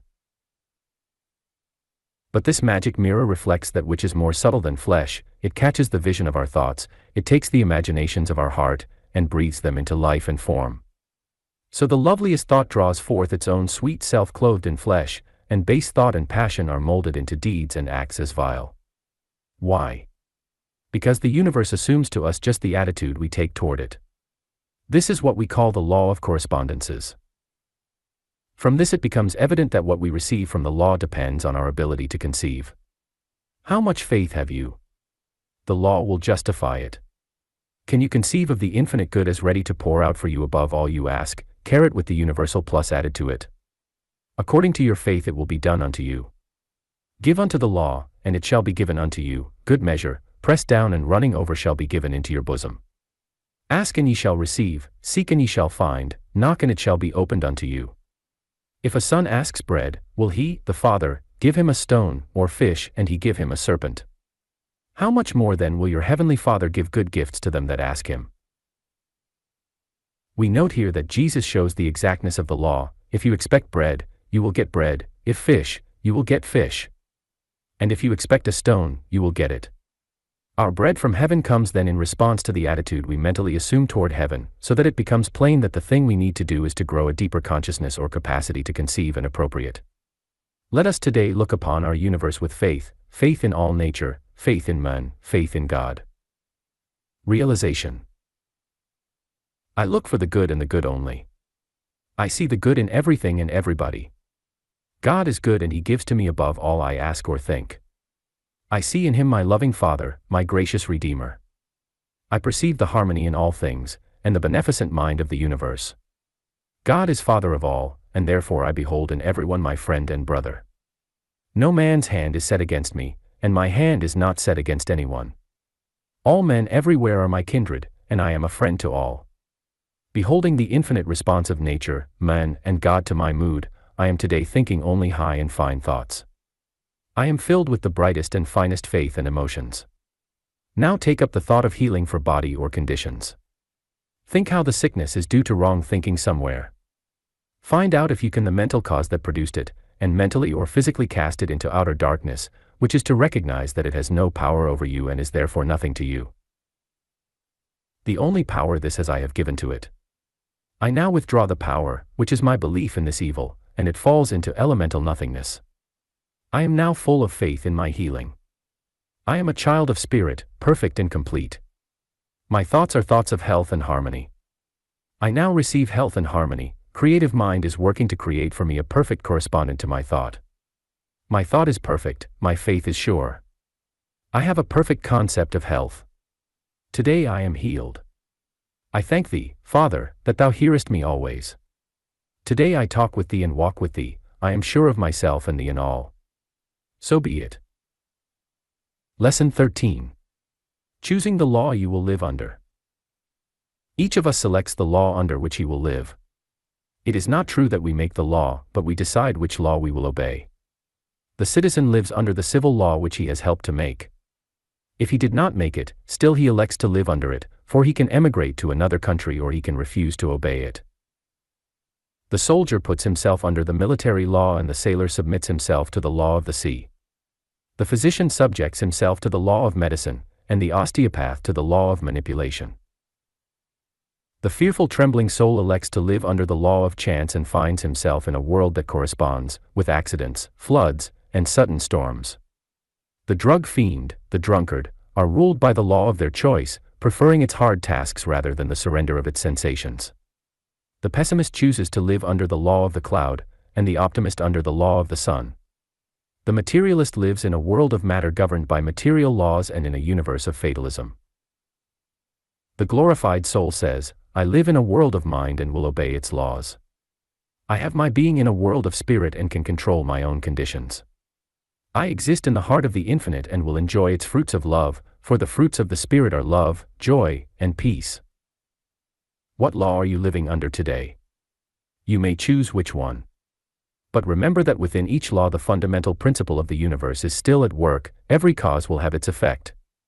Every good deed has its reward, every evil word has its consequences, every act of faith will draw its high behest from heaven. Today, therefore, let me choose to live under the highest law of being, and let me go on in perfect security. If I keep my law will keep me. If I obey my law will obey me. Let me not forget that I make my world by the thoughts I think. Realization. My law today is love, faith, prosperity, and truth. I look unfalteringly into the future, for I am today sowing the seed for my future harvest, and it is good. I expect a good harvest. So today I rest in peace and faith. I trust in God. His law is love. Lesson 14. Feeling and emotions. Feeling is the creative power, and there is the real divinity of man. One's first impression is that it lies in thought. But deeper than thought is the power that produces it and the feeling that creates it. We think because we feel. Creation is not directly in thought but in feeling. Every word we speak is a creative word, but it is the feeling that it expresses and which accompanies it that creates. The deepest feeling produces the highest creation. A word spoken in love produces harmony in body and ease in conditions. A word spoken in hate throws poison into the blood and produces physical discord for the hater. This is the more easily understood when we think of the creative mind in terms of subjective mind. This mind is the seat of all emotions and feelings. The objective mind has only memories of the emotions that have been experienced. The subjective mind is simply another name for creative mind, and therefore the creative mind acts on the feeling which in essence it is. That all creative acts are accompanied by the highest feeling identifies feeling with the power to create. The union of the masculine and feminine principle is a lofty emotion, whether it be in the mad affinity of the atoms, or the sweet fertilization of the plant, or the procreation of animal life. Yet, as all acts on the sense plane are but the outer manifestation of an inner thought or feeling, and as all acts which are true to nature are also true to God, the joy of physical creation is but the reflex or externalization of inner and finer feelings and emotions. The sense act is divine as all nature is divine from planet to man, since both are the product of divine mind. Yet back of it lies the noble emotion of the soul, the spiritual emotion. No feeling on the physical plane can rival the joy of mental creation as in the work of the inventor, artist, or composer. Yet above this shines the higher star of spiritual conception, which is love. To express love is to outrival all the mad ecstasies of nature in the sweet ecstasy of the soul. Both can be defined as the union of kindred things, but love is the union of spirit with spirit, where soul meets soul and is satisfied. Love is the desire of God for completeness in another. This is creative feeling. It is to accomplish it that the whole universe is produced, that at the end of the series man might rise and on his own initiative seek completeness in God and thus enable God to fulfill his desire. Man thus pours back to God across the chords of life the rich music of a heart in tune with him. Thus God and man and nature join in the great divine harmony of being. Feeling must be regarded, therefore, as the divine power to become manifest. In the physical organism it is the genuine correspondent of the highest in spiritual being, and it exists in men as the basis of creative energy. Rightly directed, feeling can be depended on as the current of divine life flowing out into expression in all our affairs, in health and wisdom. Do not fear the emotions, nor think there is virtue in the denial of the higher senses. That is a false philosophy. Rightly control the feeling, yet recognize it as Spirit's joy seeking expression through you. Deep feeling of genuine emotions of love, faith, sympathy, joy of existence, these are the creative factors, the positive elements in the realization of the new life. Abstract thinking, calm reasoning have no such power as thought sustained by feeling. Many people become intellectually persuaded of the truth of the new way of life, which we call the science of mind, who yet do not get results through their knowledge. What is needed therefore is to bathe knowledge in the deep feeling of truth. How shall this be accomplished? We must realize that it is secured in the same way as any other quality we desire. If we wish to develop a quality or demonstrate health or wealth, we do so by stating to ourselves that it exists for us now, and by laying claim upon it. Then we go quietly about our work and expect the law to work out our manifestation for us.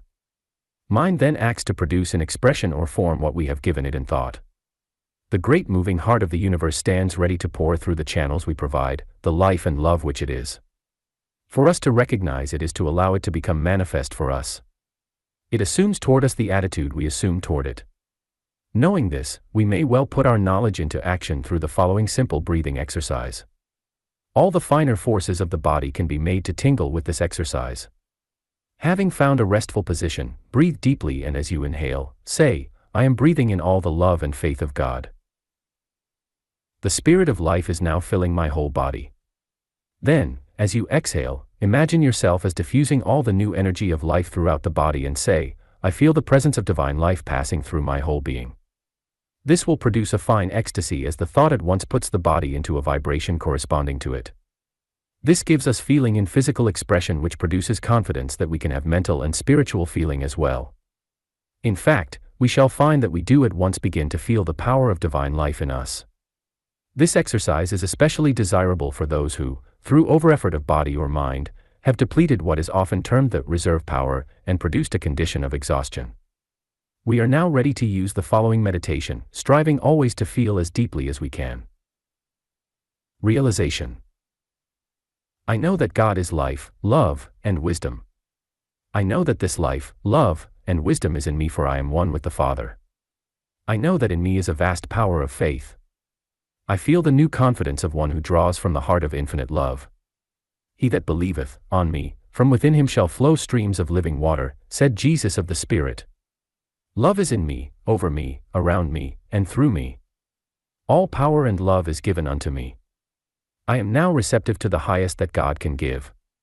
I receive it in deepest joy and thanksgiving. I thank thee, Father, that thou hearest me always. Lesson 15. The instinct to create. The instinct to create is found in every normal person. It is one of the first tendencies of our childhood and persists so long as life holds any value for us. Being native to us all, it indicates a common source, it springs out of the creative mind itself. Spirit is instinctively creative. God has creative desires and powers which can only be satisfied in making something.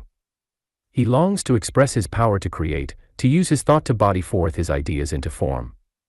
It is the passing of ideas out into form that produces joy and feeling of pleasure. God is the great artist who dreams a picture and then paints it, the great composer who feels his harmony within and seeks to voice it. He puts into form what he feels and thinks within. We find the same thing to be true of ourselves. We are not all artists or musicians, but we all have creative instincts and the desire to make things. A woman likes to make a new hat and enjoys both the new creation and the admiration of her friends. She likes to stir up a cake and produce either a new recipe or get unusual results from an old one. She enjoys her homemaking and the use of her mind in working for the church, charity, or the club. A man likes to measure his mind against circumstances and the business world, to see what he can do with the materials he has to work with, to devise new methods to meet changing conditions, new forms of advertising or economy, and to make an old business pay more. Life has meaning and value only as we are able to express our ideas and to create. When I was a young man, I thought that only youth had its visions and its dreams, and I said to a woman of 40, I don't see what there is in life for anyone who has reached your age. Oh, we have things we want to work out just as you do, she said. She was full of creative ideas and she joyed to bring them forth into form. The reason why men and women pass the deadline is because they have ceased to have creative ideas and the desire to express them. So long as we have interest, eagerness, enthusiasm, and the desire to create, we have something the world wants, and we cannot pass the deadline. Age lies not in years but in feeling. To remain young, we must feel a desire to act creatively. People who are placed in a position where they cannot express themselves are often crazed, or discouraged, or impoverished by their inability to create. They can be healed by giving them something to do, by finding new interests for them. Often shock, following the loss of a friend, paralyzes the creative instinct, and the cure lies in finding something helpful to do, especially for those in great need. Often, too, one may be helped by taking care of children, or in seeking to make them happy and by watching them in their creative activity. To give a child a good time is to give one to yourself because you live again in the child. The life of a grandparent is happier than that of old age without children on this account. Happiness, therefore, rises out of the joy of self-expression and in creative activity. If you are not happy, then look to your sources.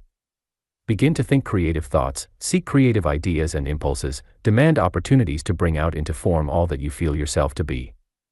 In the end, you will find that God is seeking self-expression in life, love, wisdom, and form in you. Make yourself a channel for the highest and best that Spirit has to utter through you. Creative mind and you are one. Treatment. I am one with creative mind. It seeks in me its full expression. My joy is great that I am thus allowed to work with God. I am now filled with creative ideas and plans. I am one with all wisdom that produces them. I am taught by Spirit what things to think and do. I am led by Spirit to act wisely and truly today. I shall walk only in the paths of peace and power. I feel new powers and new capacity. I am renewed in mind and body. I thrill with joy and anticipation. I am conscious of the presence of all wisdom and truth, and I am perfect success today. Lesson 16. Our Immaculate Conceptions. We are what we think. Our highest ideals control our interest and thus our thinking. Men's ideals are their religion, for we cannot see God, but we can conceive of Him. The higher our ideals, therefore, the higher is our concept of God and the purer is our religion. Ideals and faith are blended into one. Our ideals are what we conceive of as possible, our faith is our belief that these ideals not only can but will be realized. The noblest manhood and womanhood becomes, therefore, the best exponent of Christianity, and to live nobly is to be a Christian in the truest sense. The reason why we need to have high ideals is that the law creates for us on the model we give it. If our ideal of perfection is brute strength, that develops without the charm of personality and character. If, on the other hand, we think only of personality and social graces, that develops without adequate physical basis. If our concept of wealth is that we can have just enough to pay the rent and the butcher, we develop capacity enough to earn just that. If, however, we can think of ourselves as living in a mansion and having all we may desire, then we find the law of correspondence is working to give those to us. If we think we are governed by chance, war conditions, and competition, then that becomes our law. If, again, we conceive of ourselves as above conditions, unlimited and absolute, then that becomes a fact to us. Why? All this is true because the law assumes toward us just the attitude we assume toward it. If then our highest ideal and faith is that we are sons of God, sharing His nature and resources, we have the basis for the highest gifts from the law because we dare to conceive more for ourselves. A son has more faith in prosperity and his future than a servant. Our highest concept, therefore, is our vision of the self as at one with the Father in nature and power. I and the Father are one. So writes the psalmist, I will lift up mine eyes unto the hills from whence cometh my help cometh from the Lord. This is plainly the attitude to be assumed by one who himself seeks to become an inspiration and an uplift to mankind. He cannot lift up until he first be uplifted. He must first look to the heights, who would point out to others the way. He must know the trail in the ranges. He must himself stand on a summit. He must have been on the Mount of Transfiguration. The uplift must precede the uplift. One must know the law, to teach it, the way, to show it, God, to reveal Him. There must be an alliance with the unseen. Out of the hills comes help, from snow-capped mounts, the cooling breeze, from forest glades, the notes of peace, from rugged peaks, a faith sublime. The strength of the hills is His also. The alliance with the unseen must never be forgotten. Where there is no inlet, there is no outlet. There is no river without a source, no stream without a rising spring. The fountain will not spray without the water. The ship will not sail without a breeze. Silent is the wheel without the belt, powerless the car without the current, dead is the lamp without the light. But linked with the source, the river runs, the fountain sprays, the ship sails, the wheel turns and the lamp giveth light unto all who are in the house. We must look up, move up, reach up, and then we shall be prepared to lift up. We must be in alliance with the unseen. In that day shall supernal forces seize us, possess us, sway us, use us. Then, having become the inlet, we shall also become the outlet of all there is in God. In that day the power of God will be revealed, the blind will receive their sight, and the lame will walk, the leper will be cleansed, the poor will have the gospel preached to them, and blessed shall be he who shall not be offended in us. These shall be the signs following them that believe. But first there must be alliance with the unseen, only the uplifted become an uplift. Thus, to conceive of ourselves as at one with the Father is to endow us with power from on high. Let us not forget the reason why. The law gives back to us created, what we think into it as vision. Let our visions therefore be high and true. Let them be glorified.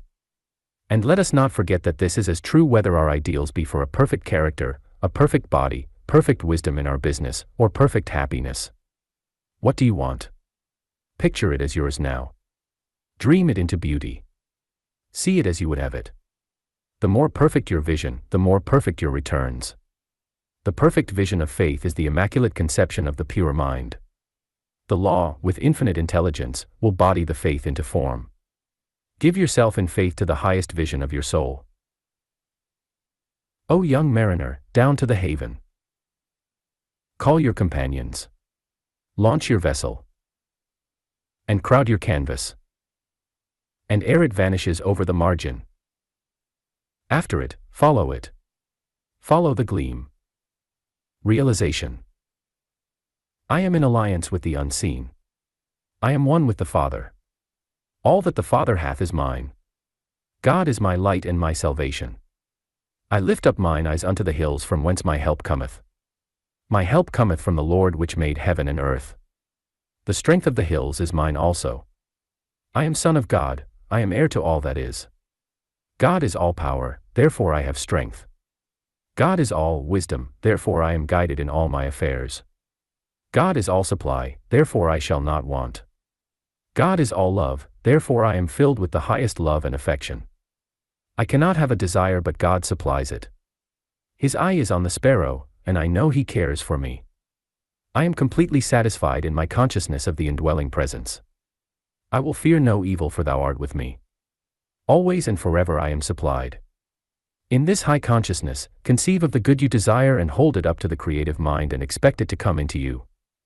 Hold it in consciousness for a while. Feel it deeply. I do believe. I am satisfied. Conclude by saying the Lord's Prayer with deep feeling and thought. You thus get down into creative feeling. Let it be done unto you. Now give thanks. It is done. I thank Thee, Father, that Thou hearest me always. Lesson 17. Intensified consciousness. Consciousness of truth is the great goal of the metaphysician. He must have a deep-seated perception of reality, or his word is unbacked by power. His consciousness is the weapon with which he puts to flight the whole evil array of wrong thoughts, wrong concepts, and fears with all their attendant diseases and limitations. It is his shield against doubt and discord. It is the standard around which he rallies all the forces of good and God. Sword and shield and standard, consciousness is simply knowing in your heart that all is good, all is God, and that your word is the word of authority to the law. It is what the centurion recognized in Jesus when he said, "Sir, I am not worthy that thou shouldst come under my roof, but only say the word and my servant shall be healed. For I also am a man under authority, having under myself soldiers, and I say to this one, Go, and he goeth, and to another, Come, and he cometh, and to my servant, Do this, and he doeth it." Without fully understanding it, the centurion voiced the law of consciousness. You must recognize that the law is your servant, and you must feel that when you speak the word, it will obey you, even more, that it has obeyed you. This consciousness is not merely intellectual knowledge of the law, it is far more than that, it is the feeling of truth. As a man thinketh in his heart, so is he. Every means, therefore, that can be employed to intensify this consciousness should be eagerly sought. And nothing is more desirable than a whole-souled, hearty commitment of oneself to truth. We may liken life to men in boats. One clings to the shore and his vessel breaks to pieces on the rocks. One sails up and down in the harbor, catching an occasional helpful breeze in his canvas as he steers for different points and arrives at length, nowhere, or else merely at the point of departure. One commits himself to God and the sea, and sets his sail and drives before the favoring winds to the island of treasures. A thorough commitment to the new way is absolutely essential. A half-truth is often a whole lie, and a timid advance is the forerunner of defeat. Says Goethe. Thus indecision brings its own delays. And days are lost, tormenting over days. The more passionately you commit yourself to the highway of health, the more boldly you sail the sea of faith, the more certain are you of success. Jesus says, "From the days of John the Baptist until now the kingdom of heaven suffereth violence, and the violent take it by storm." The eager and enthusiastic followers of truth seize the kingdom, win it as a prize of war. Such a bold, violent commitment to the new way of faith is essential to the great progress of the soul. It is thus out of tempestuous abandonment that we get the rock-like Peter, the strong-souled St. Augustine, the towering Luther, the enthusiastic Wesley. Thus do we get our Caesars, plunging into the Danube to be baptized into kingship, our Cromwells to sit on thrones, our Washingtons to create nations, our Grants to save the causes of the people. What is true here is true of the way of healing. Commit thy ways unto the Lord, trust also in him, and he shall bring it to pass. This is the supreme test, the indispensable condition of success, that one place the matter entirely on the plane of faith. Believe. Believe. Believe. Feel deeply. Know. Knowledge is power. When you feel so deeply that you know, and know you know, then at that moment you are halfway up the heights. In a little while you will stand at the summit. You are well, and it is a godlike wellness. There is no danger of a relapse. Emblazon on the shield of your soul this one word, Credo, I believe. You need no other motto. The reasons for faith. We always attempt to explain as clearly as we can not only the fact but the process. Why is faith essential to success? If you will examine with us for a moment a phenomenon of hypnotism, you will clearly see the reason for faith. Of course, this is illustrative only. Hypnotism is an inferior form of mental activity and should never be confounded with the higher forces of mental and spiritual methods of healing. In hypnotism the objective mind sleeps, in spiritual healing the mind is awake. But herein we find a good illustration furnished by the well-known educator, Dr. G. Stanley Hall. Take a long gas pipe from which project 50 lighted jets. Then turn out the lights one by one. The lights that remain burn all the more brilliantly, and the last jet blazes with a powerful radiance. A hypnotized man represents the same principle. A part of his mental and physical forces are shut off or put to sleep. Upon suggestion of the operator, he now centers all his vital forces on one part of the body. He feels with greater intensity, he hears as no others present can hear, he remembers with startling accuracy. Tell him that a fire burns on his skin, he is in an agony of pain. Nor is this imagination. Blood and nerves actually respond to these suggestions. On awakening, the patient recalls and performs orders given him in hypnotic sleep. But the point to note is the illustration of the centered thought, the intensity of feeling. In the deep feeling of a perfect faith, all the mental and bodily energies center on the focal point of the disease. Every blood vessel, nerve, and energy of the body plies about the affected part with concerted zeal. A very torrent of activity may be thought of as going on there. On the mental model, the forces build. Each little workman says, "Brother, be of good cheer," and they help every one his neighbor. So the revitalizing, renewing, recreative processes go on. It is truth, therefore, that there is no disease but can be healed by the powerful emotions of a perfect faith. Organic disease, we are told, cannot be cured. Medical science and God stand abashed in its presence. God is able to heal functional disease but not organic. Cast this thought from your mind. With God, said Jesus, all things are possible. When medical science has reached its utmost limit, you may find that man's extremity is God's opportunity.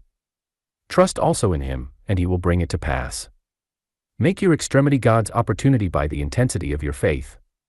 Do not try by willpower to cause the structure of your body to change or function in a different way. This is autosuggestion. It is not powerful enough. Throw yourself on God. Declare your positive faith in God. Intensify it. Storm the throne of God. The violent take the kingdom of heaven by storm. Have a passionate faith. The woman of Jesus' parable by her importunity prevailed over the judge. The man by his importunity secured the loaves of bread at the midnight hour. When the deep shadows of gathering darkness fall upon you, remember this, you can by persistent intensity secure the coveted good. And note this, that such faith is of greater value to soul than to body, and that therefore you are not asking contrary to the will of God but in harmony with his plan. Go on, true soul, you'll win the prize. You'll reach the goal. Realization. The Lord is my light and my salvation, whom then shall I fear? The Lord is the strength of my life. Of whom shall I be afraid? I can pass through no experience where Spirit is not with me. I can have no accident when Spirit protects me. I can have no sorrow that Spirit cannot comfort me. I am kept in a serene and perfect love.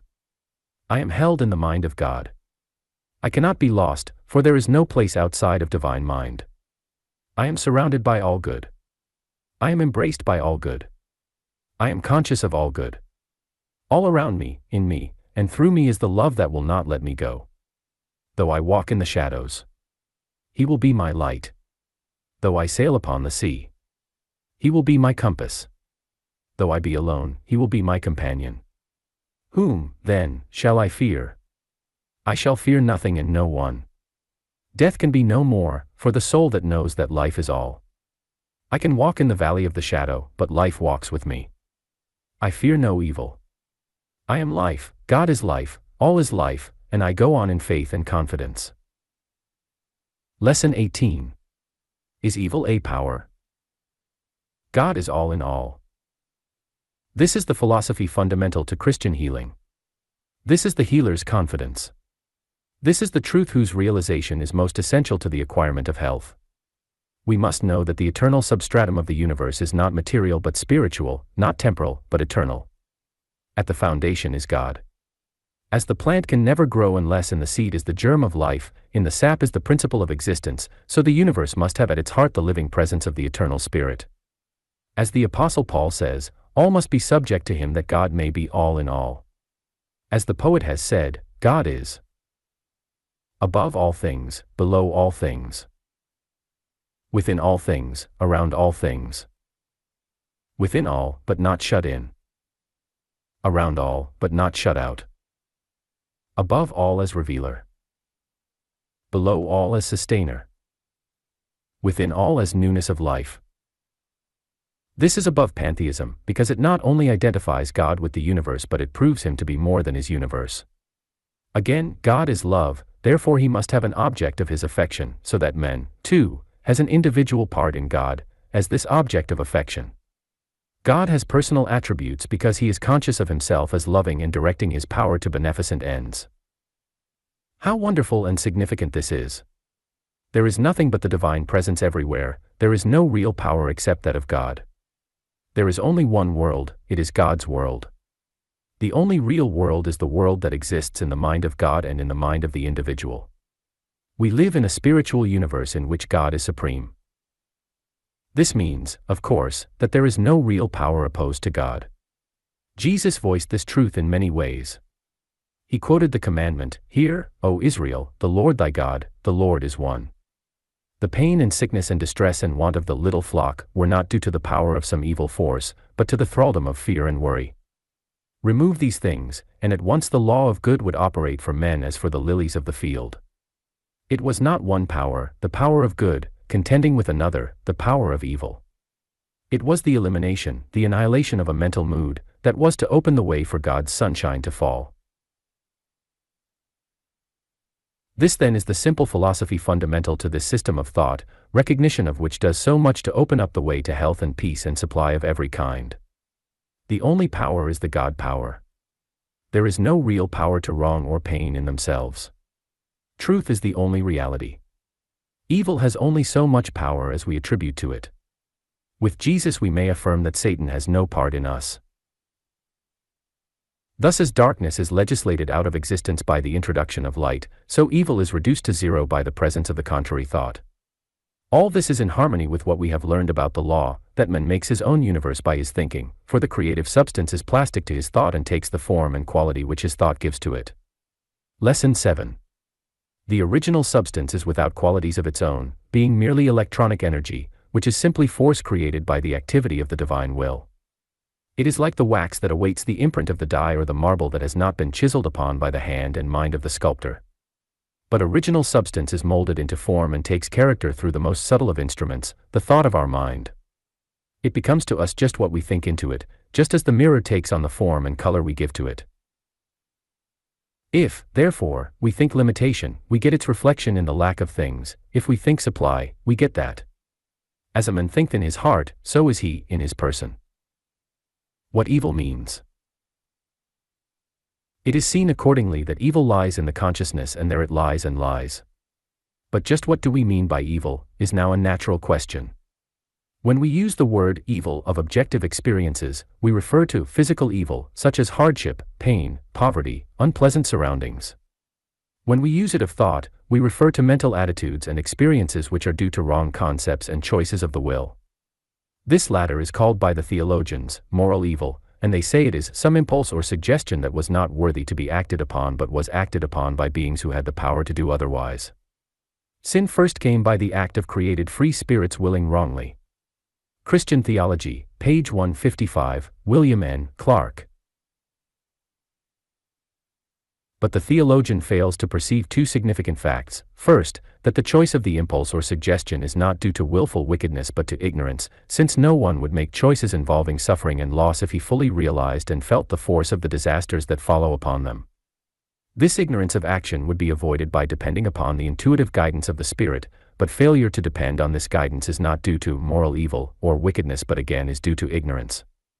Second, it must be perceived that the objective experience in pain and poverty is but a reflex of the wrong mental attitude or thought. To be sure, a physical body, to be physical at all, must have the power of sensation, and it must be possible for it to have the capacity of unpleasant sensation, since such sensations are to warn us that we are out of harmony with our environment and the law, and that we must get right or perish. But the mind that is stayed on God or is in harmony with the law will intuitively perceive what is necessary to be done and so will be kept from violating the law of nature. No accident ever befell Jesus because he was in perfect accord with the Father. There are many today who thus clothe themselves safely round with infinite love and wisdom. There shall no evil befall thee, neither shall any plague come nigh thy dwelling. Thus we perceive that so-called evil of mind or body is simply the effect of wrong choices which are due to ignorance, but ignorance is not a moral fault. But the law is no respecter of persons, and if we think limitation and sickness an accident, we shall externalize it. Therefore, when we find ourselves surrounded by external limitations which are unpleasant, we must realize that they are but the reflex of our thought. Good and evil both real, but effects. The question now arises as to whether health and wealth are not more real than sickness and poverty. Neither is more real than the other. Both are the same primary substance, energy molded by thought. We can think one into manifestation as easily as the other. We realize that this is quite contrary to the usual concept of the newer teaching. It is said, evil, want, sickness, and so on are due to the lack of something. Poverty is a lack of wealth, but lack of something is zero, therefore, there is no poverty. Ignorance is lack of wisdom, but the lack of a thing is zero, therefore there is no ignorance, and so on, thus claiming that the negative is a lie and therefore the experience is unreal. I am quoting my own former views, for I thought the same thing before I thought clearly enough. It seemed to me that when one thinks health and wealth he gets it, but that when he thinks sickness and poverty he doesn't get it, he only thinks he gets it. This was a mistake. What man sows in thought, that shall he also reap, be it pleasant or unpleasant. All effects are as real as their causes, and the thing exists in the thought as well as the thought in the thing. Again, it was a mistake for me to say, for example, that darkness, being the lack of light, is therefore nothing. The fact remains that the experience of darkness is just as real as that of light. If it were not, I could not be conscious of it. One cannot be conscious of that which is not. If, therefore, I am conscious of poverty or sickness, my consciousness is as true as my consciousness of wealth or health, or else I am conscious of neither. But I am conscious of both. What is needed, therefore, is not that I should change the fact but that I should change the thought that produces the fact. Again, it was wrong for me to say that there can be the absence of something and therefore a nothing. If experience is real enough for me to cognize it and I call it nothing, I am saying that there is a nothing as opposed to the something which is God or infinite, and I am therefore positing a dual universe and limiting the limitless. This is impossible. Therefore my experience of health, wealth, and love, or my experience of poverty, sickness, and unhappiness are equally real. But they are both effects of my thinking. They are the reflex of my thought. My thought is the cause which takes original substance and molds it into these forms and experiences.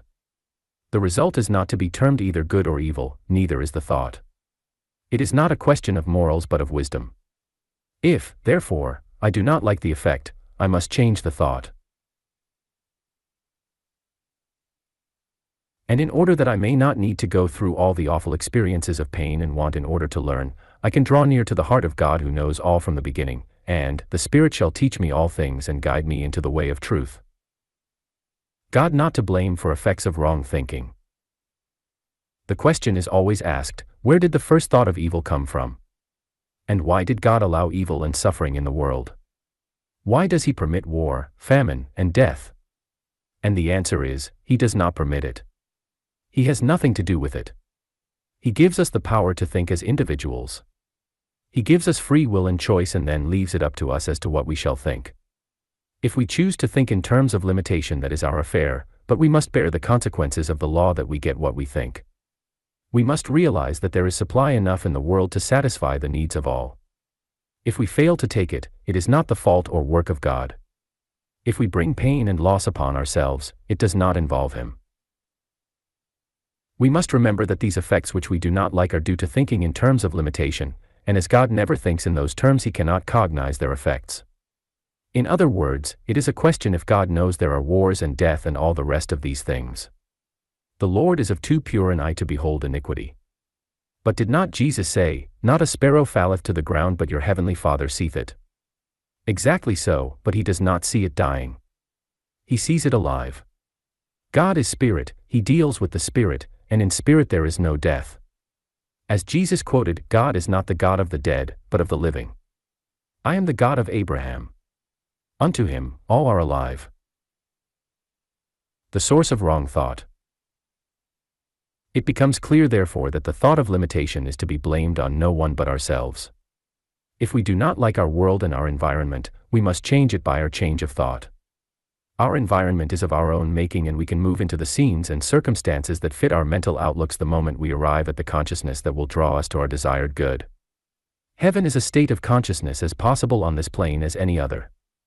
Two people on the same street often live in worlds that are as wide apart as the spheres, because in the case of one there is constant thought of ill with its physical correspondences, in the other there is the constant thought of good. So we realize that the power to choose what he shall think and how he shall love constitutes the very vital spark of man's individuality. So too he can give or withhold his love from the Supreme Spirit. For God to have endowed him with less than choice would have been to make him a piece of mechanism. But he must pay for the freedom that he enjoys by the suffering that follows wrong thinking and failure to love. And his wrong thinking is due to his failure to love or establish harmony between himself and the infinite wisdom. For when he withholds his love, he is out of harmony with wisdom and cannot be guided by those intuitive processes which keep him from making choices which plunge him into so much pain and unhappiness.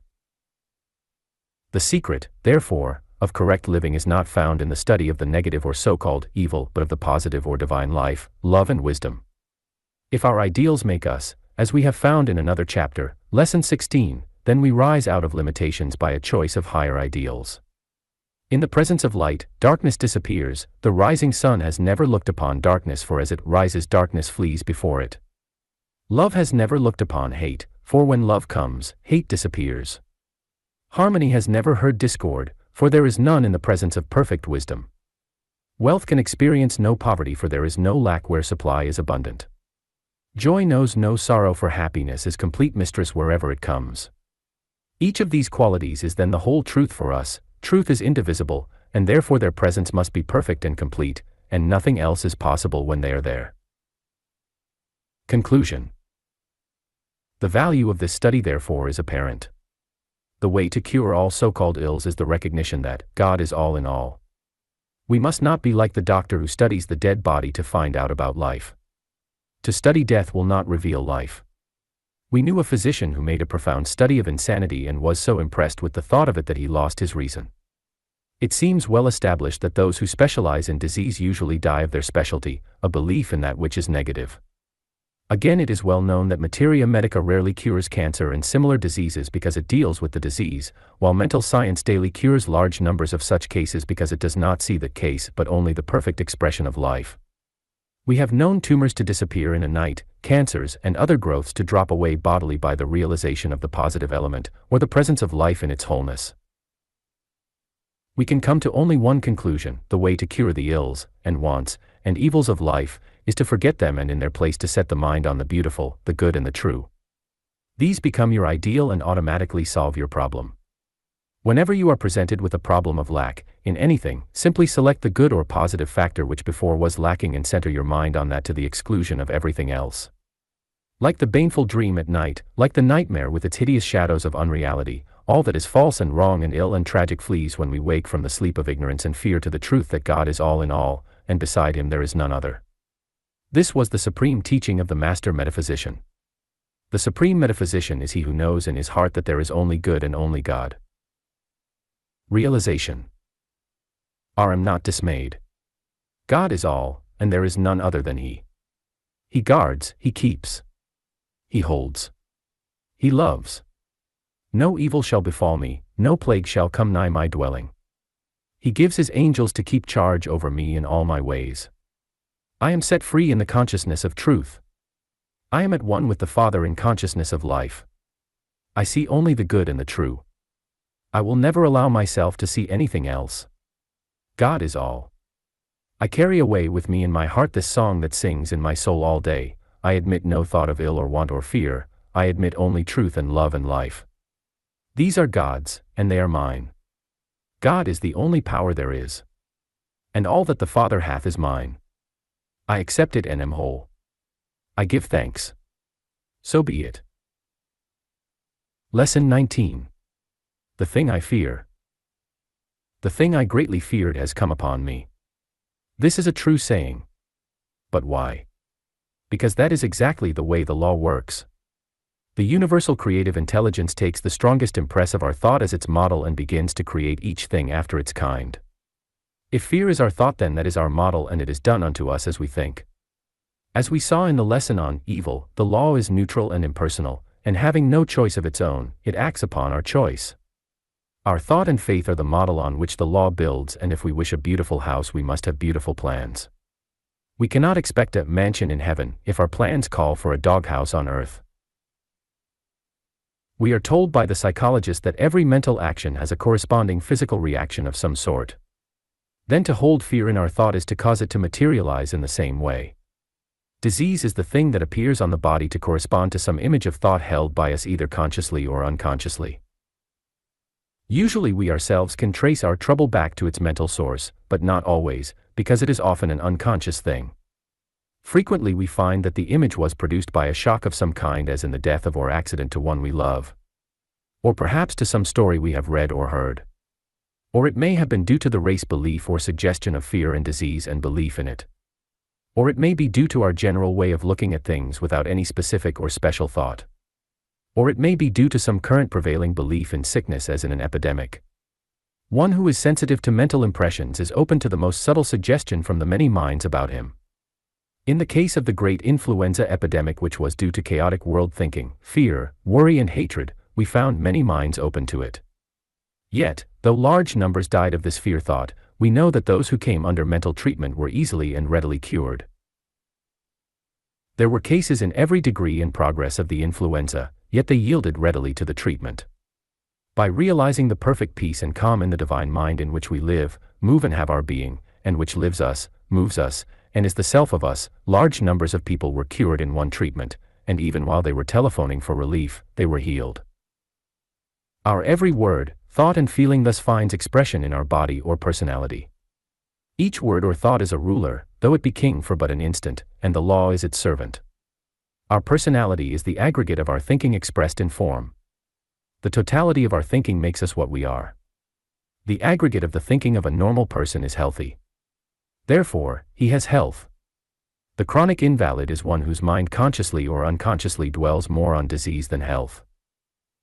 Some people appear always unlucky. They expect it, and the law works out their misfortune to its bitter conclusion. Others are proverbially lucky. They expect luck and good fortune therefore smiles upon them. Our attitudes of mind therefore control our destiny. Men who succeed are found to be those who expect success, and men who fail are those who most fear failure. Of course, in any particular case it is not always possible to trace out the full working of the law of cause and effect, because so many elements work in. Often the habitually fearful have days of hope, and the habitually hopeful have days of fear. What all of us need to do, therefore, is to bring up the aggregate of our thinking for health, wealth, and love, so that it shall outbalance any possible amount of negative thinking. We all need to bring our thought up to the highest point of cheer that we possibly can, so that we can counteract the currents of fear into which we may for a time allow ourselves to be swept. And into these currents every one of us tends at times to be drawn through a false idea of sympathy. We allow ourselves to feel sorry about ourselves or someone else.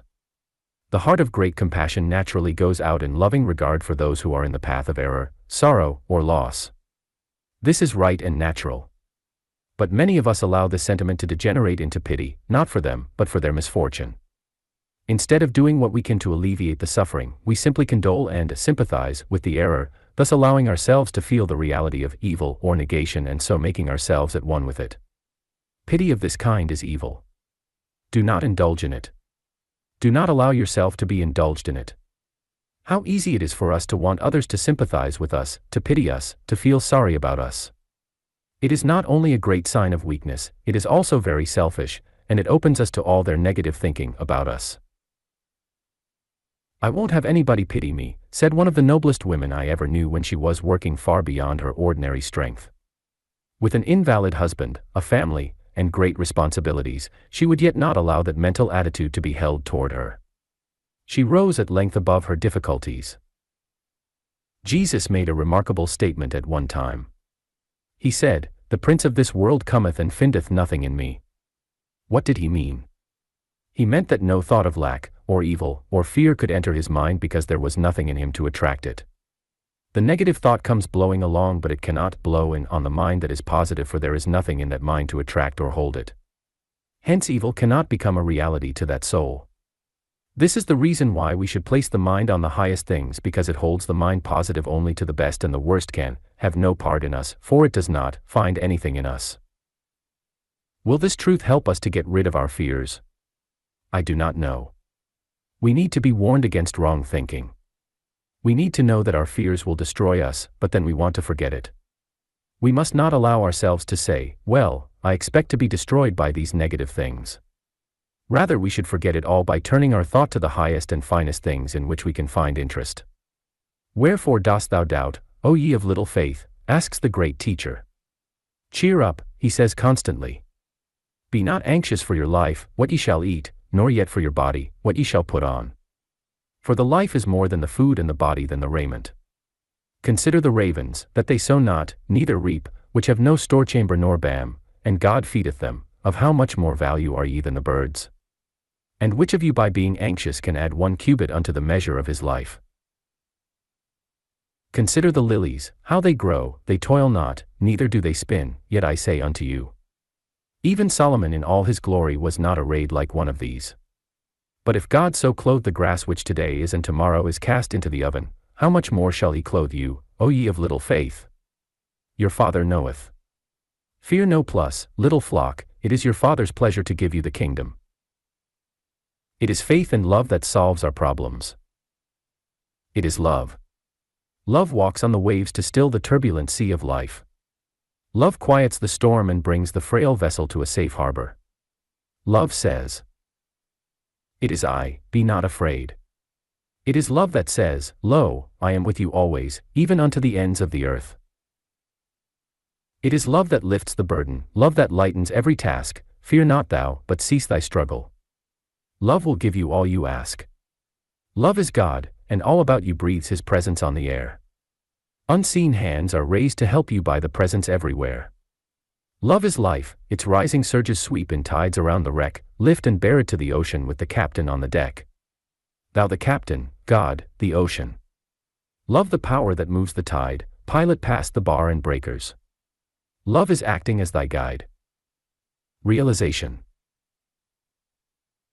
God is in his heaven and all is right with the world. I will fear no evil, for thou art with me. No evil shall befall me, and no plague come nigh my dwelling. He has given his angels charge over me to keep me in all my ways. They shall bear me up in their hands, lest I dash my foot against a stone. I am kept by that perfect love that casts out all fear. Fear cannot come near me because my mind is stayed on the highest and best. Then argue it all out with yourself. How can I escape from this thing? Surely it cannot be by fearing it. I look you mentally in the face and defy you, discouragement and fear. You have no part in me, for I am above you. I will not pity myself, because that only makes my fear more real. Suppose it is some feeling that you have a dreadful disease upon you. To fear it will only make it worse. There is no disease known that will not yield to truth and faith of those who are determined to be well, and the way to get well is to stop fearing and go to thinking healthful and hopeful thoughts. I know that all power is given unto me in heaven and on earth. I will use this God power in me and I am thankful for it. Thoughts of self-pity and fear have no influence with me. I will not allow anyone to pity me, for that will only fasten this thing upon me.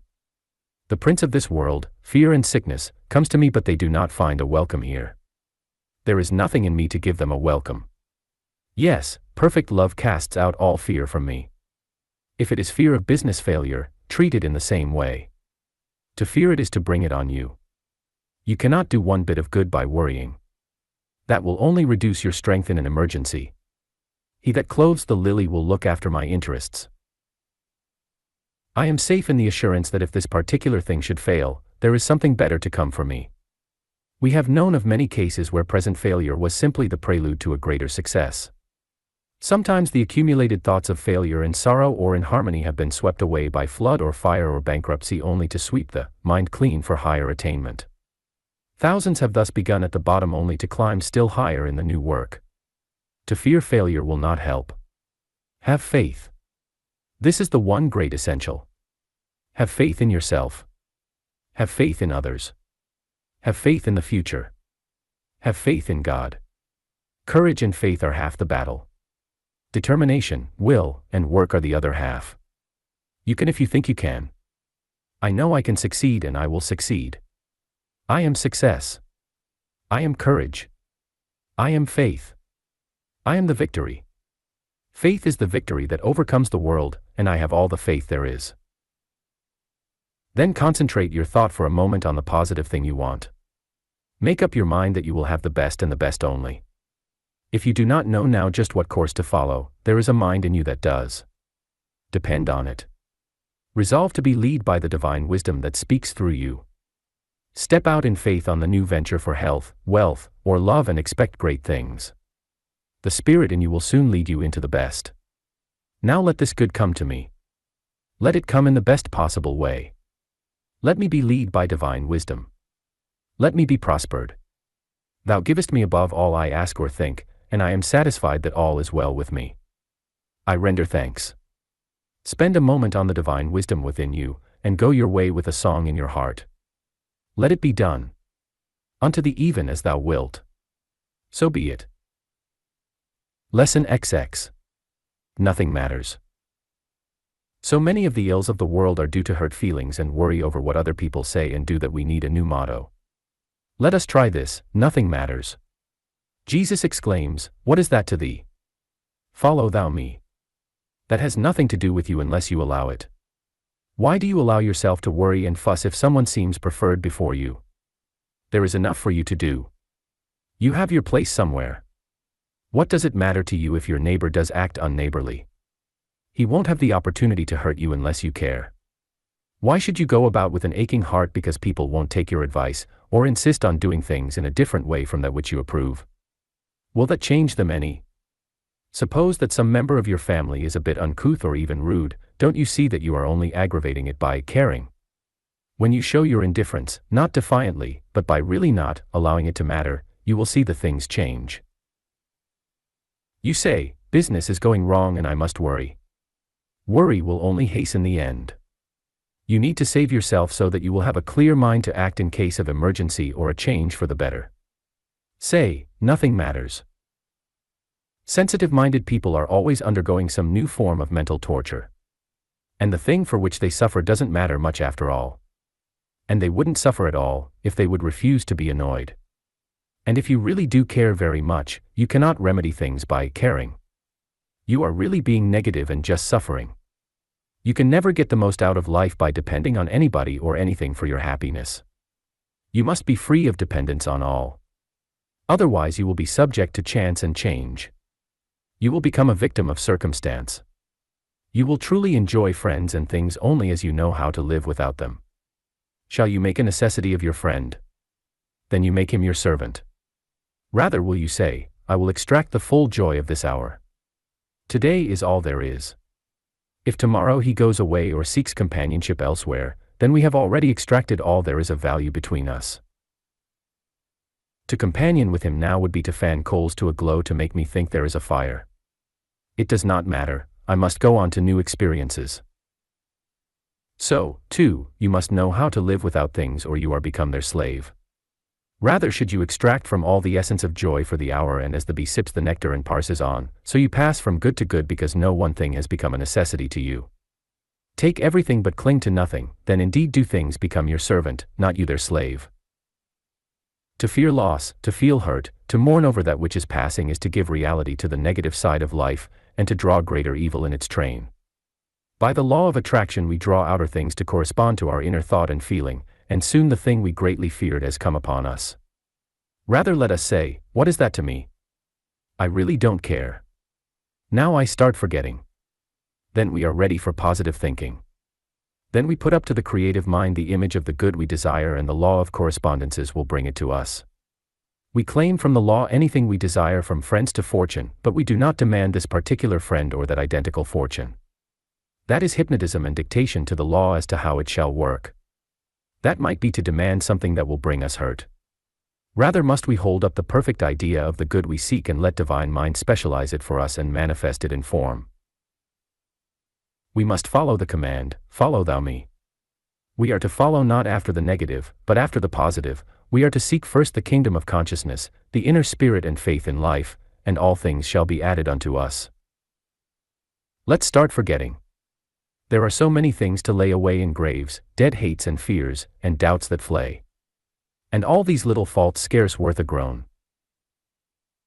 There are so many black days we have known. There is no use regretting. Let's try forgetting. Let's start forgetting.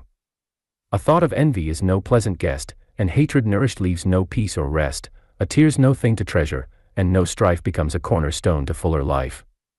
Away with grief and fretting. Let's start forgetting. Realization. I am now entered into the secret place of the Most High. I am resting in the presence of Spirit. The world is shut out. I am shut in the temple of my soul. I am in touch with all that is. I am drawing from the springs of life and peace and plenty.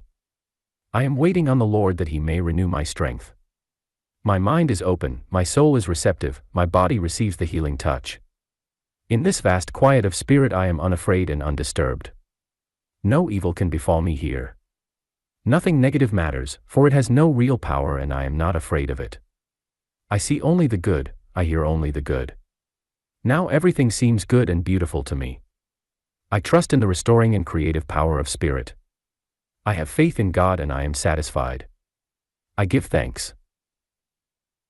Lesson XXI. Courage regained. Life is not in the body but in the spirit. Its length is not to be measured by the physical or animal strength but by the spirit within. People who have lived to a ripe old age have by no means been just those who started out with a robust physique. The athlete is a type of manhood, but not the highest type. Manhood consists in other things than the body. The chief concern of metaphysics is not to get the body well but to get the mind to realize its wellness, and to realize the inner sources of life. When this is accomplished fully, the body will take care of itself. So why should you be discouraged because you do not have all the physical vigor you desire at the present time? It will come to you of itself when you get your mind right. And physical vigor is not necessarily in the size of the muscles. It is a well-known fact that the will of men prolongs the life beyond the usual measure. Even if you have long periods of the ups and downs of physical well-being before you realize perfect health, that should not discourage you. You will live just as long, and the experiences through which you are now passing may bring you into a clearer recognition of some of the truths you want to know. And no one should be discouraged because he has failed to make steady and consistent progress in anything, whether physically, mentally, or spiritually. The path of human life usually lies in the canyons as well as upon the mountain peak, and there are valleys of vision as well as mountains of vision, as the Bible shows us. The men in the valley can see the stars even as the men on the mountain. This does not mean that we should be content with the narrower views of the valley, but it does show that even at the beginning of the course we have inspiration to endeavor, for we have a star of vision from the very first step. History and science concur in showing that progress, mental, physical and spiritual, comes through a process much like the rising of a tide. The waves roll in on the beach and recede, roll and recede, and the tide gains on the land almost imperceptibly. Yet each succeeding ambitious wave hurls itself forward a little farther than any that has gone before, and as hour follows hour the high point in the tide is finally reached. A study of botany reveals this process in the growth of plants. We are told that the plant shoots upwards for a way, then crouches down or draws back as though to conserve its strength. Afterward it repeats the process, and so it grows. Or take another illustration. On the battlefields, the soldiers sometimes burst through the line and make great progress. Their ambition is to make a quick dash on the open fields and defeat the enemy, but this cannot be done. They must delay, 1 day, 2 days, a week. They must conserve the results already gained, they must get ready for another successful advance. So it is in mental science. You cannot live every day at the same pitch of intensity. You appear to fall back. Really, if you have the scientific attitude, you are conserving results for another advance. Now you are not to suppose that you yourself will always be conscious of this process going on within. A seed planted in the subjective mind goes on growing of itself. If you have planted there a true seed of confidence in the healing power of mind, if the seed is confident specifically that the ailment from which you now seem to suffer is being eliminated, then the process goes on without the conscious attention of your mind. There may even be moments of depression in which you think your faith in the matter is gone, but if beneath it all there is that steady tendency of the thought toward health and happiness, then in that case the process is still going on within you. That is one reason for having a healer. He knows even when you do not that this is the unfailing process. Though for the moment your conscious mind is rebellious and you feel pain or unhappiness, he does not recognize this. He sees you only as you potentially are, well and whole. He plants the seed of health in the great within of your mind and soul. It will grow there unless you are too rebellious so that you entirely uproot the seed. You must be awakened to the necessity of more trust. You are not to blame for the condition you are in but for the cause. You must have more faith. Fear and worry and nervous tension are effects, not causes. You are to blame not for the effects but for the causes. Trust, that is the only way. Say to yourself if you must, I don't know just how that thing works, I do know I have had light enough to show that this is my only way out. I will therefore follow it. I will therefore believe in the process even though I cannot yet see the results, nor feel the working of the law. Columbus started on faith to a new world. You are starting to a new world. If I am not mistaken, you have just about reached the point where the crew wants to put you in chains and take you home again, although you are only a few miles off the shore of the new country. Don't let these little doubt devils get the best of you. Insist on reaching the new land. Did you ever watch the light from a lighthouse on a dangerous coast? It does not shine with a steady glare. The light pierces the gloom for a moment and then disappears. Experience has shown that this is the most successful kind of a light. Faith is that kind of a lighthouse. Understanding is that kind of a lighthouse. It comes in flashes. One flash has come to you and then another. Or you may liken the light to flashes that have come to you from lighthouse minds. They illumine your way for a moment, then recede to enable you to move forward under your own and not a borrowed light. Presently you will recognize the landmarks and make your way into the harbor. So if the way may at times seem dark and fearful, remember the principle of the lighthouse, sight it, and sail on. You have nothing to fear. Your case is not an unusual one. You have not launched out far enough into the deep. Let the shoreline go. Sail for the harbor of your soul and of health. The true soul never accepts defeat. Defeated. Never. Held back, confined, perhaps, but only as the current of a stream, the rushing torrent of my life still gathers and swirling, threatens the obstructing beam. Discouraged. I deny the imputation, the silent forces of my life flow on, the deep resistance of the soul grows stronger and all my fears of foe and fate are gone. Because I know someday the channel opens and my determined will has right of way, I wait, but gather force each hour of waiting and scorn the coward's whisper of dismay. Above the dam the waters lie but deeper. The swirling eddies token more of life. Who measures strength with fate has stronger muscle. Emerges more a man from every strife. Valiantly strive, nor heed opposing forces, no force avails thy genius to control, God sends his rain to feed thy flood, which rising sweeps all before the onrush of thy soul. Realization. 3 times a day at regular intervals seek 3 or 4 minutes of quiet and perfect relaxation and repeat to yourself the following: with God all things are possible. I will fear no evil, for thou art with me. I have faith in God. All things work together for good to them that love God. I am discovering the new country. Say it firmly, confidently. This will put you in the right state for the working of the deeper law. Lesson XXII. Creative imagination. The mind of man is naturally imaginative. The normal man sees things in visions, dreams, all normal men do. It is not confined to the unbalanced brain. Says Shakespeare in A Midsummer Night's Dream. The lunatic, the lover, and the poet are of imagination all compact.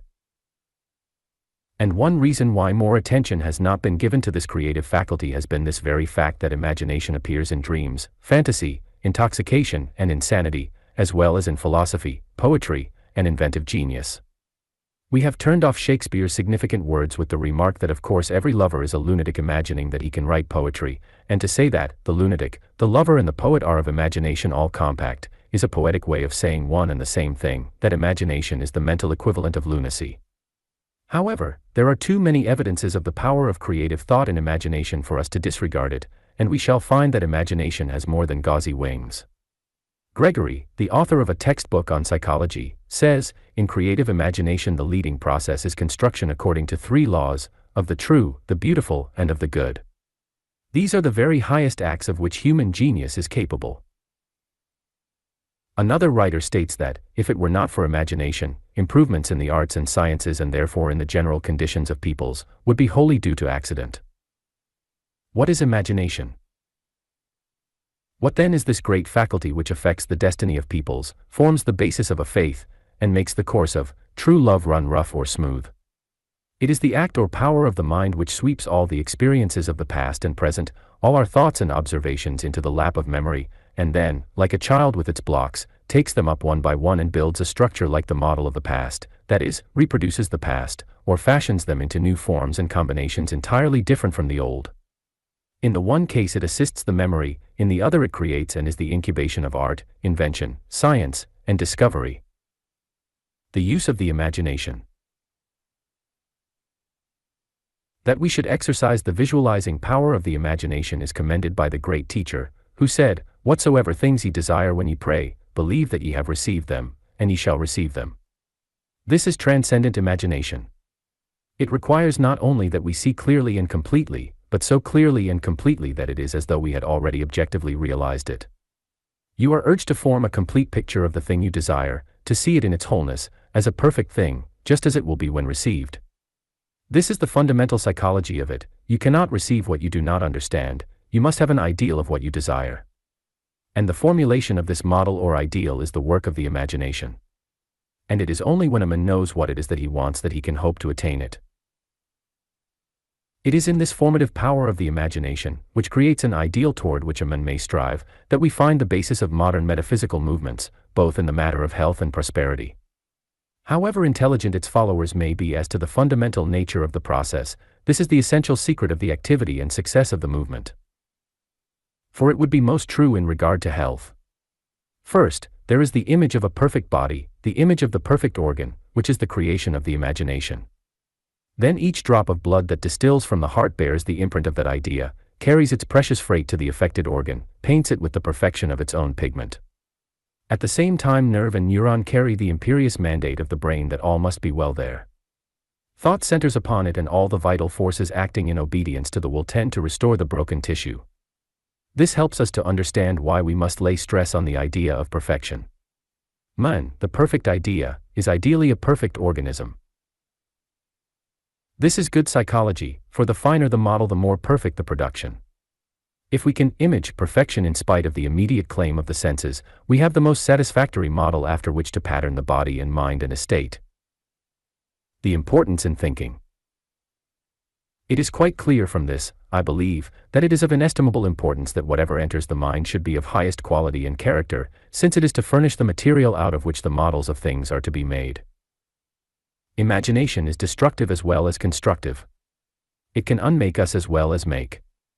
If we hang upon the walls of memory pictures of passion, hate, lust, greed, murder, suicide, robbery, demon faces of sin, peeping out from very sheet of the modern newspaper, with thoughts of failure, poverty, sickness, and death, we shall at length use these pigments to paint the life of our own future. Or if we mix good and evil imagery, we shall chisel a character as dreadful as the centaur with a man's head and torso and the body of a horse, or the fabled monster with the head of a human, the body of a lion, and the wings and claws of an eagle, or of the grotesque gargoyle on the roof of the temple which represents the demon shut out from the sacred precincts. Our future in our own control. Nothing seems to me clearer than that man has it very much in his control as to what shall be his future through the proper exercise of his imagination.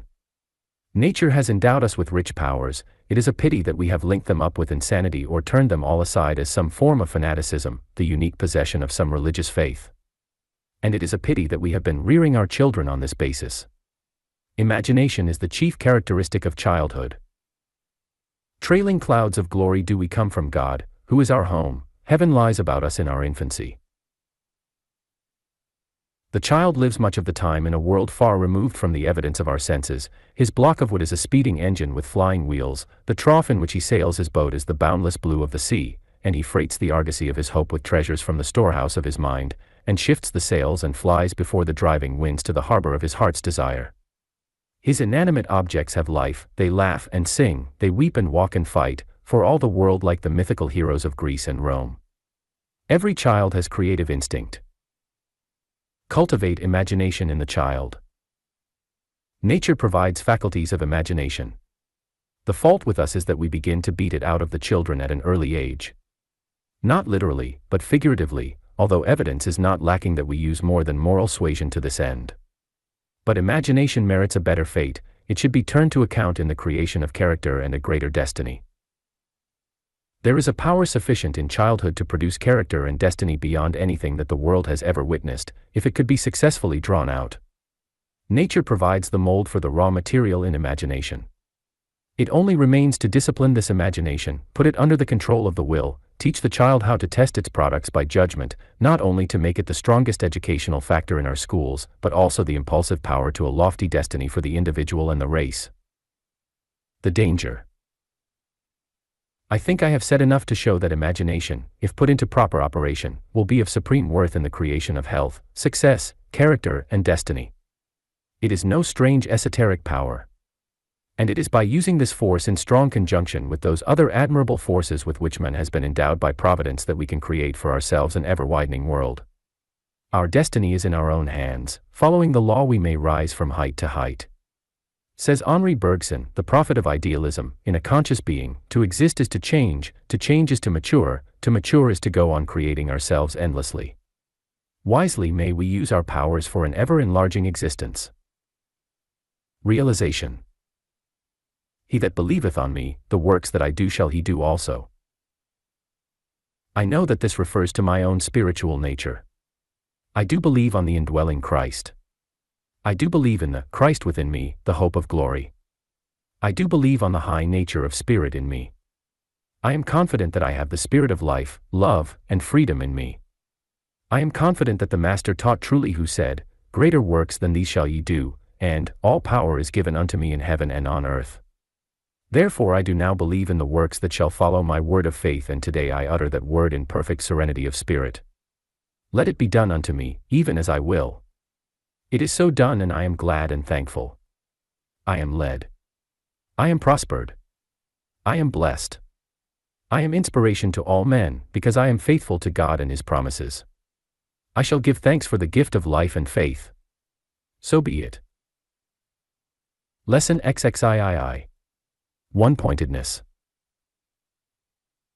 No principle of metaphysics is more essential than one-pointedness.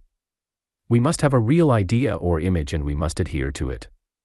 The Bible clearly expresses this principle. We read, "One thing have I desired of the Lord, that will I seek after." Or, "This one thing I do, I press on toward the mark of the high calling." Or, again, "He that wavereth is like a wave of the sea, driven by the wind and tossed. Let not that man think he shall receive anything of the Lord." We see here that there is a twofold demand. First, that we definitely decide upon the thing we desire. Second, that we refuse to keep changing the desire. The reason for this is clear to the metaphysician. He knows that he will obtain from the great creative mind only what he impresses upon that mind. For example, let us suppose a worker in iron to be casting the engine for an automobile. To do so, he must fashion his sand mold in the shape desired and then run in the molten iron. The shape desired must be that of an engine, and nothing else. If the molder is careless of the shape of the mold, the molten iron will take an indefinite shape. On the same principle, the demonstrator must realize that his thought is the mold or pattern which the creative mind must follow. He must fashion his thought definitely, and into the mold the creative force will flow on the principle that the flow of substance and energy is always in vacuo, which in this case is the attitude of definite expectancy. And we receive from the Spirit only what we look to receive. The Spirit is ready to pour itself out in fullest measure, but can never fill a different room than the one made ready for it. Christ illustrates this when he says, "Behold, I stand at the door and knock. If any man will open it, I will come in and sup with him and he with me." We must open the door. The creative spirit enters only the door that is open and the room that is made ready. So then we must have a definite, positive, perfect idea of what we desire. Having it, we should cling to it and never waver either in the image of what we want or in our expectancy of receiving it. The moment you project a desire or create an image and say, "Now let this thing be, let it externalize," in fact, you have begun the creative process. The Spirit then takes up that image and begins to work upon it. If we let it alone, and wait faithfully, that is, in faith, it will at length materialize. The image or prototype has become a reality in the realm of mind or spirit. It is the seed involving the plant and the flower which by the law of growth will ultimately mature. We may speak of that prototype as in the present tense, as we say, "I have perfect digestion." Now, at the moment we may be manifesting an imperfect digestion, but we are judging not by appearances but rather right judgments. So we say, "I have perfect digestion." If we do this with faith, we create the perfect mold or image or prototype. This the present tense. The Spirit begins to work upon our model and ultimately brings out the perfected or externalized object of our desire. This is the future tense, using relative terms. Now we can say, "I have perfect digestion," alluding not only to the image in the creative mind but also to the now realized external fact.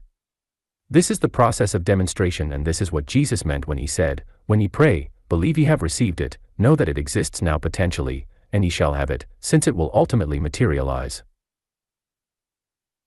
In the second place, we must beware, lest, between the formation of the image and its logical and ultimate realization, we change the character of our desire or ruin our model by lack of faith. We must therefore be consistent in our expectations. We must await the result without fear or change, for "he that wavereth is like a wave of the sea driven by the wind and tossed." Let not that man think he shall receive anything from the Lord or Spirit. Realization. I will not recognize any imperfection in life today. I know that alone is real to which I gave consciousness, and I will not endow evil and lack with a power they do not possess. I will not see evil, I will not hear evil, I will not speak evil. No one can talk to me of wrong and imperfection, for I will not listen. I will not be receptive to negative thoughts or suggestions. None of these things move me, for I am above them. I am above all pettiness and smallness. I am receptive only to positive thoughts and acts. Today I am positive-minded. I am resolute, courageous, and full of faith in God, in men, and in myself. What I do with vigor. What I say with decision. I am strong, forceful, calm, poised. I rest in the quiet confidence of one who knows that back of him is unlimited life, love, and wisdom. All power is given unto me in heaven and on earth. Lesson Ziv. Faith, an attitude of mind. When we come to study faith in the light of the new truth, we find ourselves reaching quite a different conclusion regarding it than perhaps we once did. We no longer conceive of faith as a desperate hold upon a mysterious and uncertain future. We find that faith in its true sense is an attitude of mind. It is confident expectancy. It is a quality of mind designed for immediate use in the practical affairs of life. It is not creed or religion, it is steady confidence. Faith connects the immediate present with the immediate future. It is certain knowledge that has not reached the point of demonstration as yet where it can be subjected to the ordinary tests of logic and experience, but is just as certain of itself as though it could. It is the positive conviction not only that the real is derived from the good, and the good from the real, but also that the best will happen to me and mine both now and in the days to come. And I will trust that he who heeds the life that hides in mead and wold, who hangs the alder's crimson beads and paints the mosses green and gold, will still, as he has done, incline his gracious care to me and mine. Faith is, therefore, also a conviction of God's present and continuous care. It is a winged spirit fluttering out a little way into the dark while we follow. As we follow, all grows light. Faith is the star that glimmers in what would otherwise be darkness, what just beyond the present is darkness to all but the man who has faith and knows. Yet faith is not some peculiar and indefinable mystery designed to reveal glorious and dim futures, but is an attribute of mind as real as reason. It is a higher perceptive power of the mind, a finer sense that enables us to perceive things possible. Faith is not a stationary thing. We should not speak of the faith, because faith always keeps ahead of us. Faith of yesterday is experience today and history tomorrow. By faith, inventions are made. By faith, a Panama Canal is dug. By faith, science discovers the stars.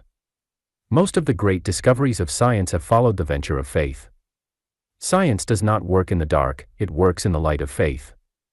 Faith is thus an attribute of the M.Ind designed for present practical use. It becomes a business asset to the commercial man. We call the man who has it far-sighted. It is the guiding star to the explorer.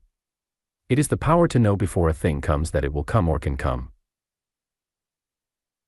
We expect faith to be of practical use in a practical, workaday world because we know that the kingdom of heaven is now and that it is our privilege to get the benefits of the kingdom now, not merely hope for them later.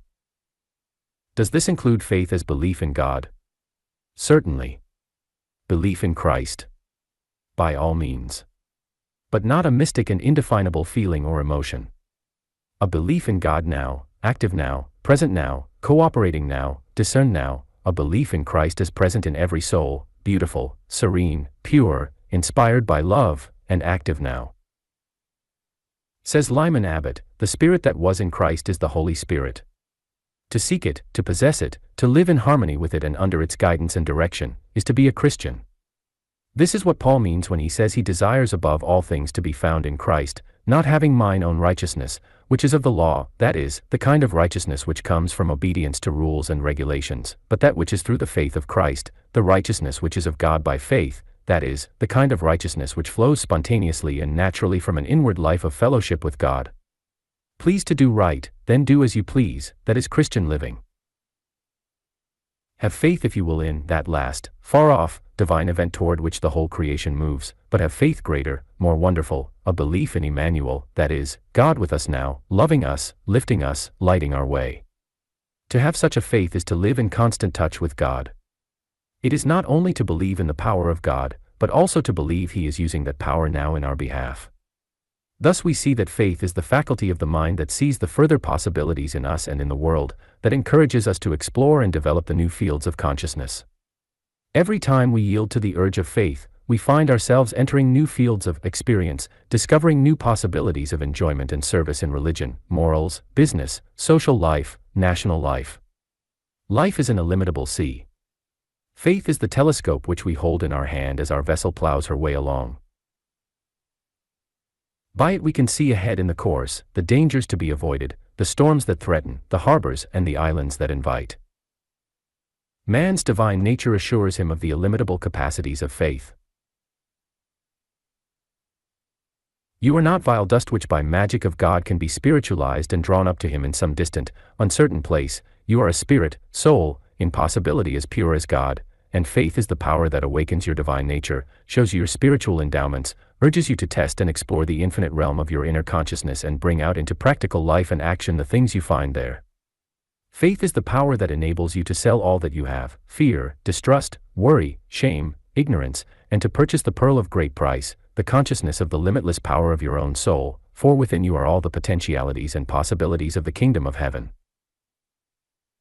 God is in you, the personal God, at all times, but some do not recognize Him or claim His guidance and help. Such people do not have the vision of the spiritually enlightened. They do not have the unlimited vision, they have the foresight of reason, but not the heightened perspective of faith. Faith connects the soul that does not recognize God, with the God within and without, and reveals and releases the power that operates through Him. Faith gets results only if persisted in. Persistence in faith is essential to success. There is thus nothing that cannot be accomplished through faith. We may secure anything we wish in intellect, in property, in health, in spirituality, through it. But the great difficulty comes in the fact that few people hold to their faith long enough to accomplish anything. They are always in a state of fluctuation. Today having faith in one thing, tomorrow in another, today having faith in faith, and tomorrow having faith in nothing. James says of such a one, "He that wavereth is like a wave of the sea, driven with the wind and tossed. Let not that man think he shall receive anything of the Lord." Such people walk by faith for a while, then they see something they very much desire to do which does not fit well with their faith, so they leave the path of faith for a time. They do the inconsistent thing, such as to say the cutting word, perform the unkind act, get the best of another in a bargain, tell a falsehood to gain a desired point. After this they return to the path of faith, but it is not so satisfactory and they have lost ground, because if we wish to get anywhere we must keep at it. When we leave the path of faith, we have difficulty in finding it again. Let him who would test the truth of the Bible, all things work together for good to them that love God, put his whole faith in faith and believe positively that all things are his. If he persists unceasingly, verily he shall have his reward.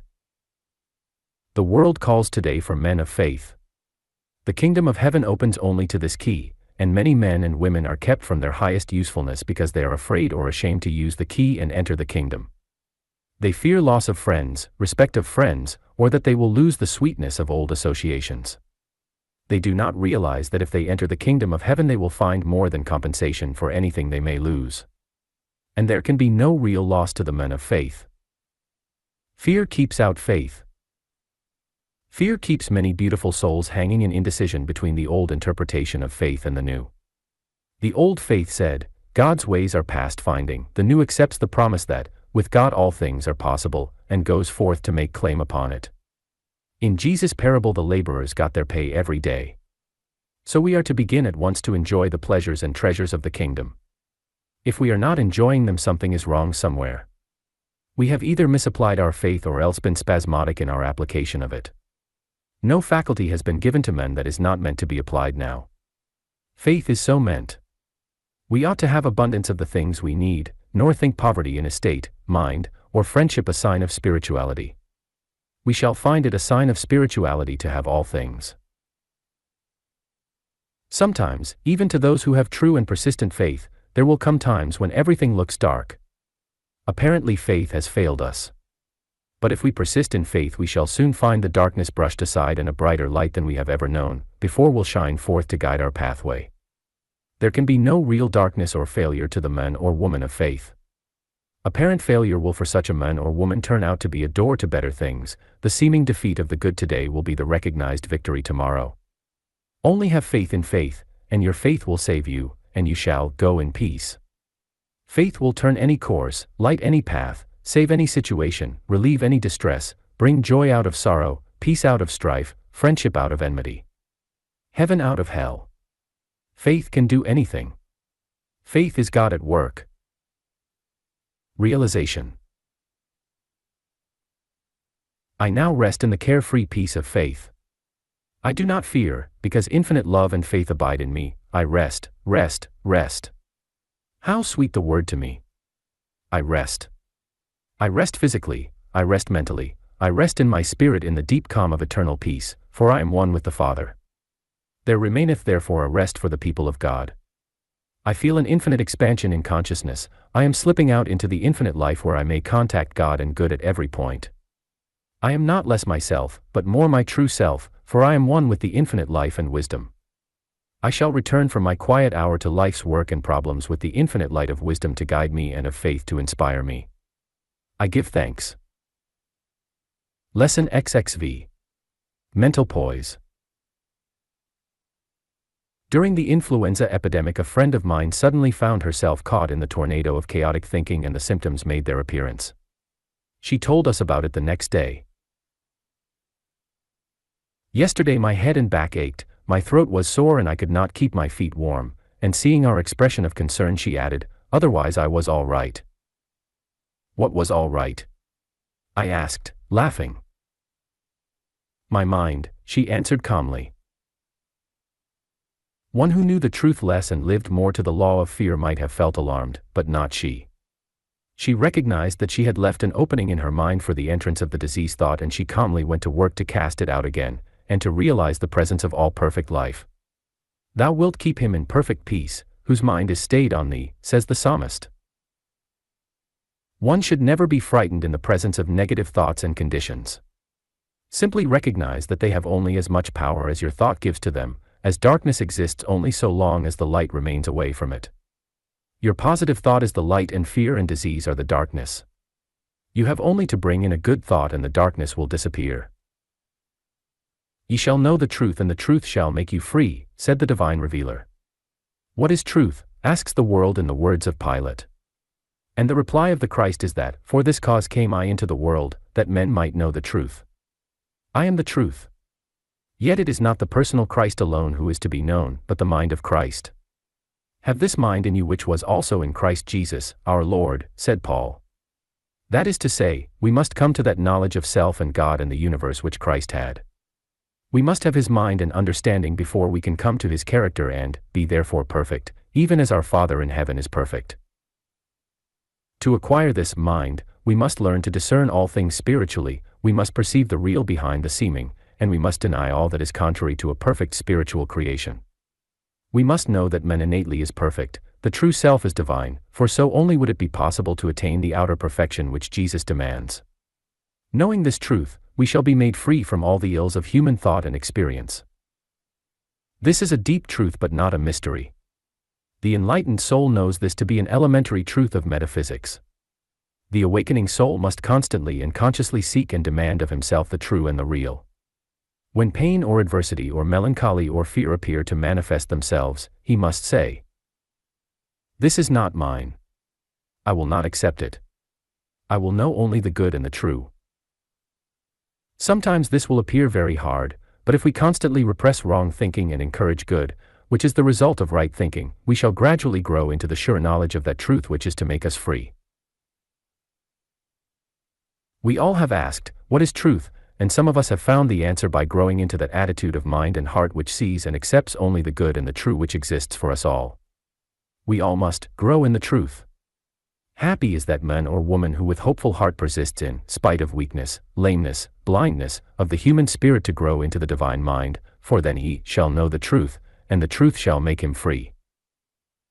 Realization. When you feel yourself caught in the grasp of the negative thought, calmly seek the place of repose.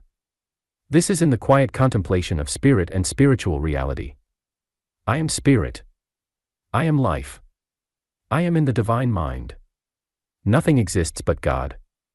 No evil can fall upon spirit and the spiritual mind. My mind is right. My heart rests in the peace of this confidence. Thou wilt keep him in perfect peace whose mind is stayed on thee. Why do you sing today? Still hides his face, the sun, and all is sad the same as when your grief begun. You do not know the joy that sings in me today. Because it all is gone, I've cast it all away. What is it you cast off? Can grief and pain be cast? Can all your loss and woe be buried in the past? But still confess you see, the strain and stress is gone. Some weight has rolled away, mine eyes not woebegone. The pain has left my head, that strain here in my side has vanished in the sea, as shores cleansed by the tide. The tide. What tide? I see, some change come over you. An atmosphere, a calm, a radiance, 'tis true. Whence does it spring? Ah, friend, reveal this thing to me, that I may find your joy, that I your secret see. It came at dawn, this peace, there lighted in my soul a wondrous light, that cleansed my mind and made me whole. It cleansed your mind. You mock my deep desire to know. Your mind was cleansed, my friend. Dost change the body so? 'Tis so indeed, 'tis so. Trust took the place of fear, love took the place of loss, and joy, of sorrow drear. Pain vanished with the thought of ever-present love. I caught a view of God, within, not up above. In me, within. His kingdom is within. Where God is, pain is not, where love is, gone is sin. I breathe a newer life, I live in spirit now, and not to fear or pain, but just to truth I bow. My heart was changed at once, my mind changed with my heart, love showed the way to truth, truth played its healing part. Lesson XXVI. The will to win and prosperity. They can because they think they can, says Virgil of the winners in the boat race. The will to win is the first need of the day. Resolve to go out today with the victor's mind. Well begun is half done, is a true saying. You hold the day in the hollow of your hand this morning. Wisely have great men exalted the human will, for one must greatly desire a thing before he can hope to have it. Nor is it really worth having unless we want it enough to make some resolutions about it. I will win today. The will acts in several ways. First, it is that quality in us that enables us to choose. Each has a will of his own, we can select what we will do and what we will be. To be able to choose is what constitutes individuality. The soil cannot choose what seed shall be planted in it. The earth cannot choose whether it shall spin about the sun. But we can choose what words we shall say, what thoughts we shall think, what work we shall do, or leave undone. Nor do we move in a fixed orbit. We can choose what course we shall pursue, what friends we shall cultivate, what causes we shall support. It is a glorious morning exercise to select wisely the path we shall follow today. Having chosen, we also have the power to execute. The will does not create, but it is that attitude of mind that holds us to our desire until it is created for us. Plans may go wrong, the belt may slip on the pulley, but the will swings things again into line. Friends may falter, the will wins them back. Individual plans may fail, but not the great plan, the great purpose for which we strive. No matter how many times some weakness shows, the will binds up the broken parts and pushes on to the end. The will holds on to life after the physician gives up. It carries on after hope has departed. It goes over the top and wrests victory from defeat. We can because we think we can. The will also is a magnetic force. It enables an Alexander or a Caesar to make world empire, a Washington or a Lincoln to make men free. Your will exercises a subtle charm, your eager purpose sets men to working for you. Fortune smiles upon the man who dares. It favors the brave. Would you win men's respect? Then show them a great purpose. Would you compel circumstances to do your bidding? Then resolve this hour to be master today of self and circumstances. You will be what you will to be, let failure find her false content. In that poor word environment, but spirit scorns it and is free. It masters time, it conquers space, it cows that boastful trickster, chance. And bids the tyrant circumstance uncrown and fill a servant's place. Realization.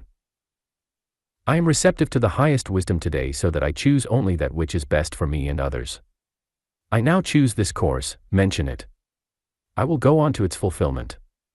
I do not fear men or conditions today. Circumstances have no power over me. I make circumstances.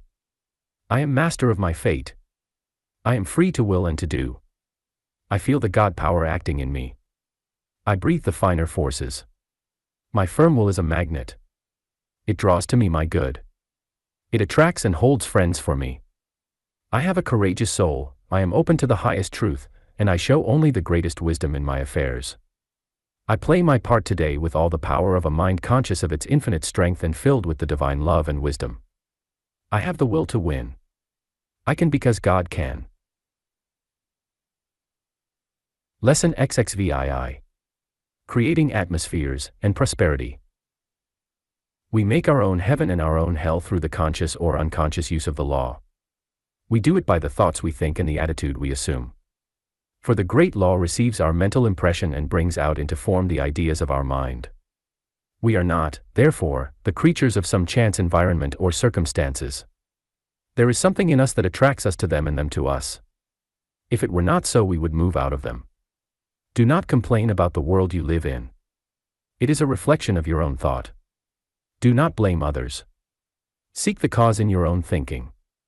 Ask, what is it that brought me here? What was my thought of failure that produced this? Then decide on the environment and circumstance you desire and mentally see yourself in your new surroundings.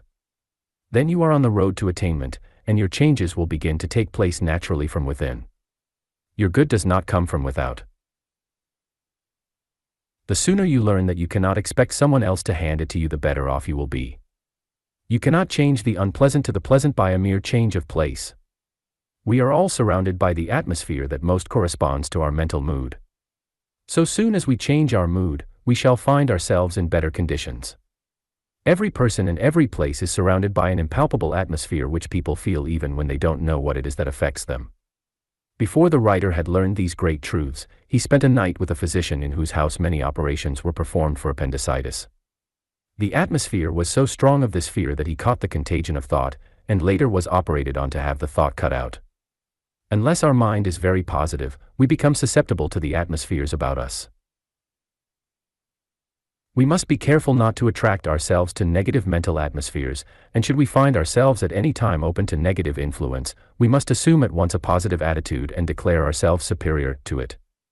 Disease often comes by some impression from without which we harbor. After a while the thought develops like the seed and grows from within. It can never become a disease for us until we accept it, either consciously or by tacit agreement to the race suggestion, and allow it to grow from within.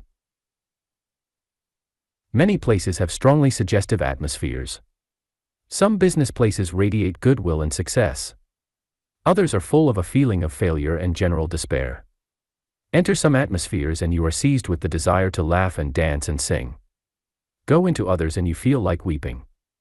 Contact people who are constantly thinking along the lines of music and you will experience a new interest in it. Contact literary men and women and you will feel a desire to create.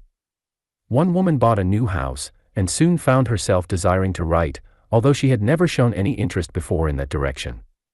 Later she discovered that an author had lived there and used one of the rooms as her study. At one time we had a metaphysical sanatorium. We bought a large house and advertised for patients. At first few came, although we were widely known. One day a patient of ours who lived in the city, and came for daily treatment was late for her appointment. On asking her the reason why, we found she had been sitting for an hour in the park, feeling that something kept her from approaching the house. We began to make inquiries and found the house had been previously used as a private hospital, and many patients had been sick or died there. We accordingly went through all the rooms of the house and treated them all for the atmosphere of peace and faith, mentally filling them with patients. In a short time all the rooms in the house were filled and our business was thereafter always a success. People are very sensitive to atmospheres and can tell very well what others think of them though no words pass between them. Jesus was like that and was able to tell Simon the general trend of his thought. He said in effect, "Simon, you are condemning and criticizing me for my kindly attitude toward this woman." And then he showed him that he was quite indifferent to his opinion. Jesus, in turn, radiated an atmosphere so full of goodwill and healing power that people were healed by contact with his atmosphere, or as some call it, his aura. This occurred in the case of the woman who touched him in the crowd. Virtue flowed out of him. That is, six or life energy, radiated from him. The chief charm of personality lies in the power of the individual to radiate a certain magnetic influence just as the sun radiates light and heat. The great leaders of history seem almost to have been charged with electricity, so powerful was the magnetic circle with which they were surrounded. Dr. Newell Dwight Hillis calls attention to this in a remarkable essay on The Contagion of Character. He says, "Freud exhibits Julius Caesar drawing men unto him as a magnet draws particles of iron and steel. The rude Roman soldiers could no more escape the magnetic presence of their general than they could dodge the gravity of the earth." That most interesting writer, Hamerton, was deeply impressed by the statement that Napoleon's hand grip was like a powerful electric shock. American history affords us striking illustrations in such men as George Washington, John Paul Jones, Philip Sheridan, famous for the brilliant episode at Cedar Creek, Abraham Lincoln, both as citizen and as president. In every walk of life we encounter men unusually charged with a dynamic power which strangely affects us. Spiritual radiations. Such an atmosphere may be either of physical, mental, or spiritual origin, or may combine the elements of all. It has always been most remarkable in the most spiritual men. The atmosphere of such men is vibrant with healing energy that is often very astonishing. Next to Jesus, the disciples most evidence this healing power, being most rarely spiritual or else most completely turning their energies in this direction. Bernard of Clairvaux is a type of the medieval saint who performed some really wonderful and undoubtedly authentic cures in this same manner. His spiritual aroma was exceedingly powerful and wrought many cures. The atmosphere of places. The presence of such characters often endows places or localities with a subtle atmosphere most conducive to health. Around these places the health thought lingers. Faith here has its most perfect works. One naturally thinks at once of the town of Lourdes in France. In a grotto here, the Virgin Mary is accredited with having appeared to a peasant maid in 1858. Later on a church was erected over the grotto and unnumbered thousands have come to drink of the waters, to pray and be healed of their diseases and weaknesses. A great collection of canes and crutches evidence mutely to the fact of some of the cures. Some of the most interesting experiments ever made by scientists were those of the photography of thought atmospheres by the Frenchman, Dr. Baraduc. He secured a photograph of the atmosphere of this very place, showing the presence of white lights or thought centers rising above those who came in faith for healing and filling the room. In Quebec, the Church of Saint and Delaware Beaupré has been the scene of similar healings through faith and prayer. While doubtless many cures recorded have been only temporary or apparent, due to causes easily explained, yet the fact remains that the atmosphere or thought aroma of the place is highly charged with healing power, and thousands are healed therein. It becomes very evident therefore that thoughts are things and that our world is the world of our own choosing and making. Since we have the power to create the atmosphere by which we are surrounded, we should guard our hearts with diligence, for out of it are the issues of life. We should recognize, too, that we tend to draw to us and to draw ourselves to the circumstances and people most like ourselves and our thought. If, therefore, you do not like your present circumstances, change your way of thinking. Give conscious thought to this subject and begin to create a new heaven and a new earth for yourself. Realization. I make my own heaven today. This day is what I make it and my world is what I make it. Today I am blessed because I bless. I am prospered because I believe in my prosperity. I have friends because I am one. I have love because I love. If your business is not prosperous, go into your store and bless it. This place is my place. It is the reflection of my thought. No other has any power over this place to give it an idea of failure. There cannot be any lingering thought of failure here. This place is full of the atmosphere of success and goodwill. Everybody who comes here is optimistic and prosperous. I attract business and success. I inspire people with confidence. I radiate the subtle atmosphere of success. People who come in here feel it. I have a constant attitude of faith toward my business. I do not think about failure, but only of success. I shall forget what happened yesterday and before, if it was not success. I establish a new standard for this place. Realize that it will do no great good for you to say it and not mean it. And it will do no great good for you to mean it only for the time you are saying it. Hold this mental attitude all day. Hold it every day until the atmosphere is created and you are a success in visible expression. Put out your best efforts and act in such a way that people will feel that everything is all right. Bankers have been known to stop a run on the bank when things were bad from a material standpoint, just by holding a lofty mental attitude and giving confidence to their patrons. I have known people to succeed in the 11th hour. Be one of them. Go on then, blessing your place all day. If it is the home and there is inharmony there, treat it in the same way, and say, "This house is the house of my spirit and the home of my heart. It cannot have inharmony, for I am harmony and love, and I draw only love here. Everyone in this house is thoughtful, kind and considerate. I have faith in everybody here and my faith is justified. I am now conscious of a new mental attitude and no one coming into this home can fail to notice it. All is harmony and everything is delightful." One should think this truth each day until results are secured. And never fail to give thanks that your faith has found its place in the cosmic creative mind and that it is being done unto you as you think. Lesson XXVIII. The Personal Spirit. The enlarging views of God have disturbed many because they have feared to lose the personality of the divine presence. They have thought that they must make a choice between God without law and law without God, and have chosen the former. As a matter of fact, no such choice is necessary or possible. God must be accepted with law since there can be no separation. And in making this statement we are not differing from the intelligent thought of the leaders of the Orthodox Church, for advanced theologians, like the late William Clark or Washington Gladden, have been for many years teaching the Church to enlarge its concept of God away from the limitations of human personality. We ought no longer to think of spirit in terms of form but rather of feeling. Our own real nature is the inner quality of our life with its infinite capacity, and we ought to learn to think of God as the infinite extension of the best in us without the limitations of individuality. Beside me there is none other. Beside me there is none other.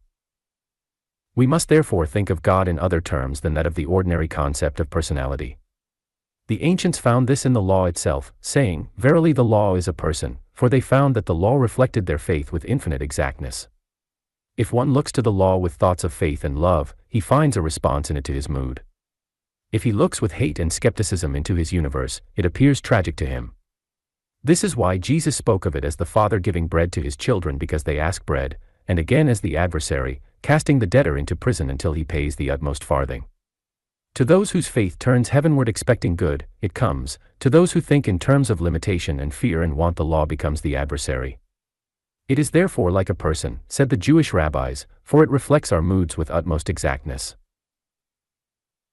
Accordingly, if one looks at his universe with faith, it will justify his confidence. If he gives his heart in adoring love to the divine mind, it gives back measure for measure of its own divine nature.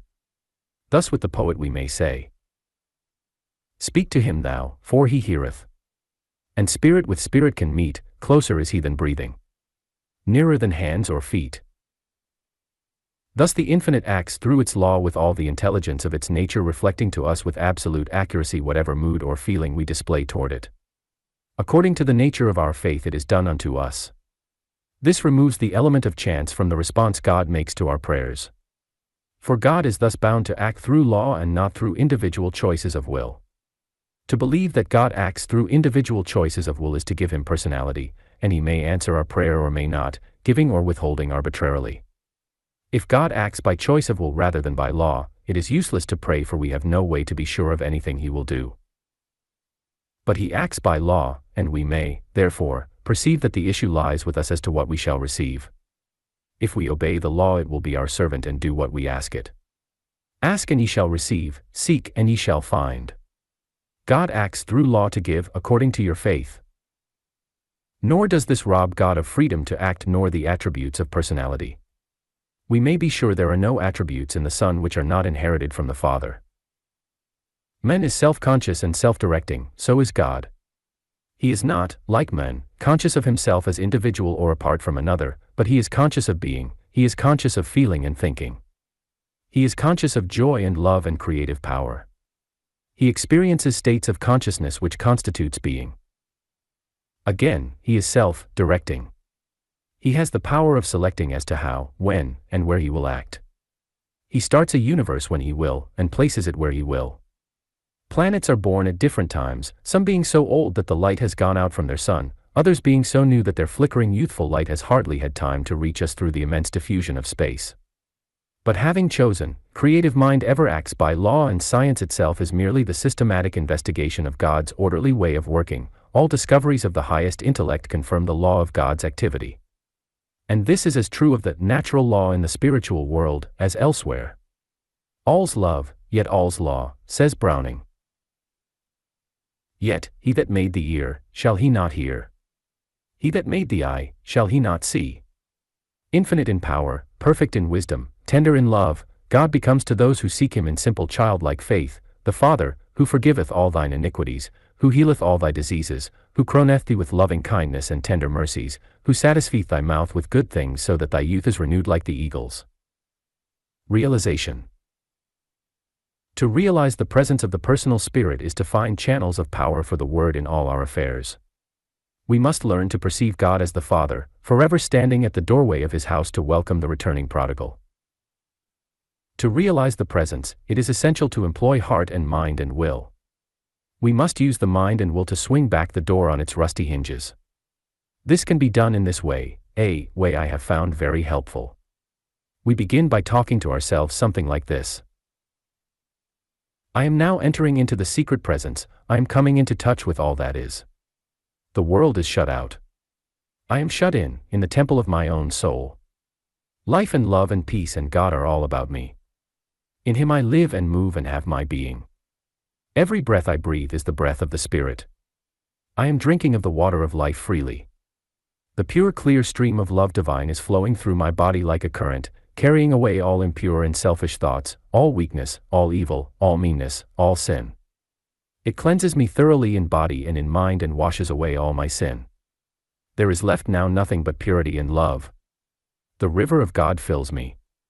From within me flow springs of living water. The life of God is in me. The love of God fills me. The peace of God holds me. Fear and worry and all that is unlike God has gone away from me. I am filled with the love of God. God is here. Then we may continue by repeating the 23rd or 61st Psalm, or some poem that suggests the divine presence. Lesson 6. Intuition and Ideation. The fine responsiveness of the law, which we have observed in the chapter on the personal spirit, appeals to the highest instincts in us. It fills us at once with gratitude and confidence. We realize that no good thing will He withhold from them that walk uprightly, and that if we will place ourselves under the guidance of the Spirit, He will teach us all things and guide us in the way of truth. For we need to realize this, that God is more than His law, though He work through law, and that if He has intelligence enough to bring to pass those things for which we pray, He also has the capacity to teach us how to pray. In other words, we find God acting through the law as our invisible guide, as we noted in the fourth part of the law in Lesson 2. If the law is infinitely responsive, it must be as quick to answer us in response to a call for wisdom and guidance as to give us those things for which we ask. The way this is accomplished is for us to assume toward the law the attitude of receptivity for the wisdom we need. We must recognize that divine wisdom knows just what course it is best for us to pursue under given circumstances, and we may therefore turn to it with perfect confidence, while sitting quietly in the silence and making conscious unity with the Spirit of all wisdom. Recognize that in essential nature, the Father and I are one. There is no separation in this one wisdom, therefore the knowledge of truth is in you now. As the Father hath inherent life in Himself, so hath He given it to the Son to have life in Himself. This life is the divine intelligence in you, universal and knowing all the particulars of the case in point. But this divine wisdom is the undifferentiated of all knowledge, and what you desire is that it shall differentiate its wisdom through you to the particular application in hand. You may therefore say, infinite wisdom now leads me and directs me as to the course which I should follow. Then you may remain for a while in the silence and come forth with expectancy to the tasks before you. You will go to work making your decisions on the basis of your good judgment, knowing that you cannot go wrong, and that if you should be on the point of false judgment, something will rise in you as an instinct to tell you that this course is wrong. That is the voice of the intuitions upon which you have called. Heed it and go on without fear along the path that will be pointed out to you. It is here that a true spirituality will count. And by spirituality we mean a consciousness of ultimate reality and the presence of spirit, a deep feeling of the union of your own mind with the divine. These are qualities which are developed by practice.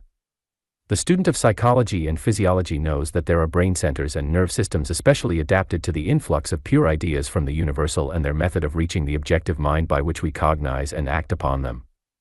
This is carefully explained in Chapter 14 of the Edinburgh Lectures by Judge Troward, and the student may profitably read that chapter.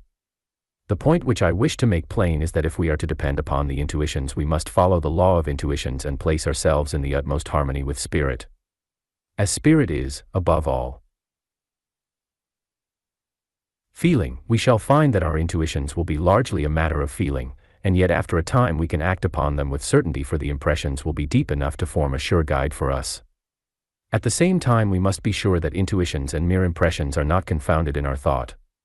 Many people are constantly getting impressions which are merely the vagrant thoughts of other minds, race concepts, or fears and similar thoughts rising out of the subconscious where they have been embedded.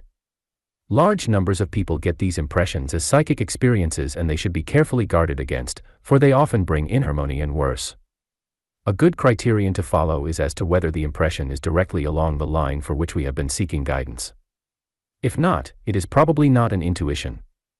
Again, we should seek to note the first impression as most dependable. We often meet people who on first approach do not appeal to us. Later we get over this feeling, but there comes a time when our first impression is proven to have been correct. The reason for this is that the subjective self is far more impressionable than the objective and is in touch with a wider field of knowledge. Many have found it a valuable practice upon retiring to bed at night to state that they will receive direction from infinite wisdom along a given line. Then, on waking, they note their first thoughts about the matter in hand and find that if they follow the intuitions thus given that they do not go wrong. I have always found this to be true in my own experience, that if I seek direction on retiring and then subsequently act on my judgment at the time the business in hand requires, that my affairs have always gone well. In this connection one might well read the story of Jesus' intuitions and those of Brother Lawrence, the medieval saint. Ideation. The intuitions can also be followed in another important respect, and that is in relation to the formation of the idea or concept which we wish to have embodied through the activity of the law. We have already learned that the law works on the model, idea, or image which we reflect into it. Now it often happens that our ideas may be limited and our understanding of the thing necessary or expedient for us to do or have at a given time may be too insecure for us to mold it into mental form. In such case, we must recognize that if we do not know the best thing to have, there is a spirit in us that does know, and we may therefore depend on it.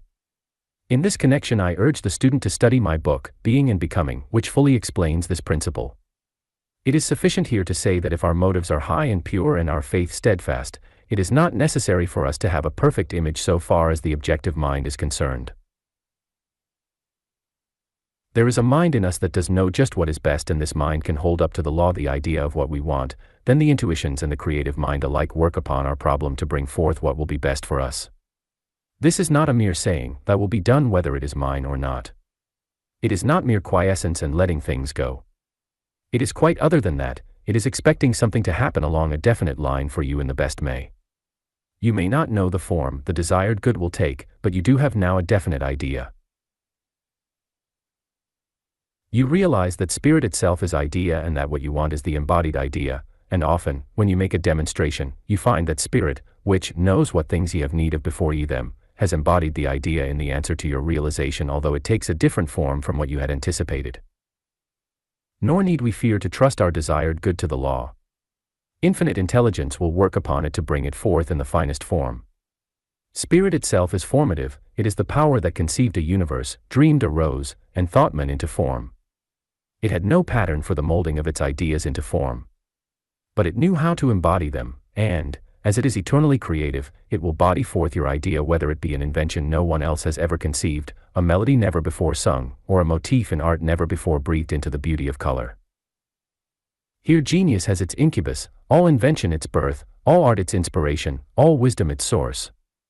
Dare to launch out on life's uncharted sea, for in you the great pilot, the great adventurer, the great poet, the great inventor, the great musician, the great artist is making its great quest for individual experience. Genius springs from the soul that dares to drink at the fountains of inspiration in the garden of God. Thus spirit helps us to conceive and bring into birth the highest we can desire. It gives to us, above all we ask or think. Realization. I now have faith in the inner power of spirit working through me. I trust in the inner wisdom. This wisdom is not mine, neither is it intelligence apart from me, it is God in me. I trust in the divine illumination of my own soul in which I am one with the Father. If I do not yet know objectively, there is that in me that does know. Now bring your feeling of this truth up to the highest point and then say, I desire and will receive guidance along this line. I shall be told what course it is best for me to follow. Then rest in quiet expectation that something will occur which will enable you to make a choice of the right thing.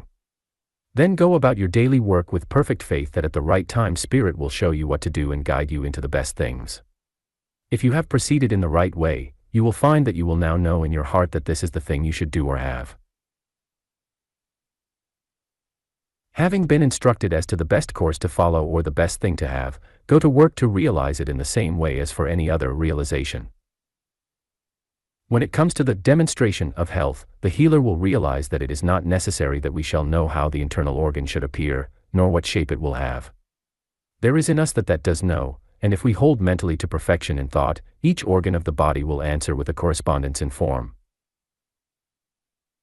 In manifesting prosperity, the same rule will hold. Therefore declare your faith in the perfect intelligence of the law, put forth the idea in thought, and then let the supreme intelligence in you find the best way to accomplish it for you. The mind in you that formulates and the mind that executes are one, and so the thought must become the thing, or, your word be made flesh. I am conscious of the creative activity of the divine intelligence acting for me along this line, and I give thanks that it is done unto me even as I will. Lesson XXX. Ultimate reality and the fatherhood of God. Law is everywhere, yet law is not all. Since law is a way of working, there must be that which works that way. The student is to be warned against too great emphasis upon the law, lest he make the law of cause and effect his God rather than that which is neither cause nor effect. And again we must be careful lest in simplifying our teaching to a few fixed principles, we conceive these principles to be the all or ultimate. Since law is the activity of a principle, we must realize that there must be a principle to act. There is no act without the actor, no song without the singer, no art without the artist. God is the great actor, the lofty musician, the supreme artist.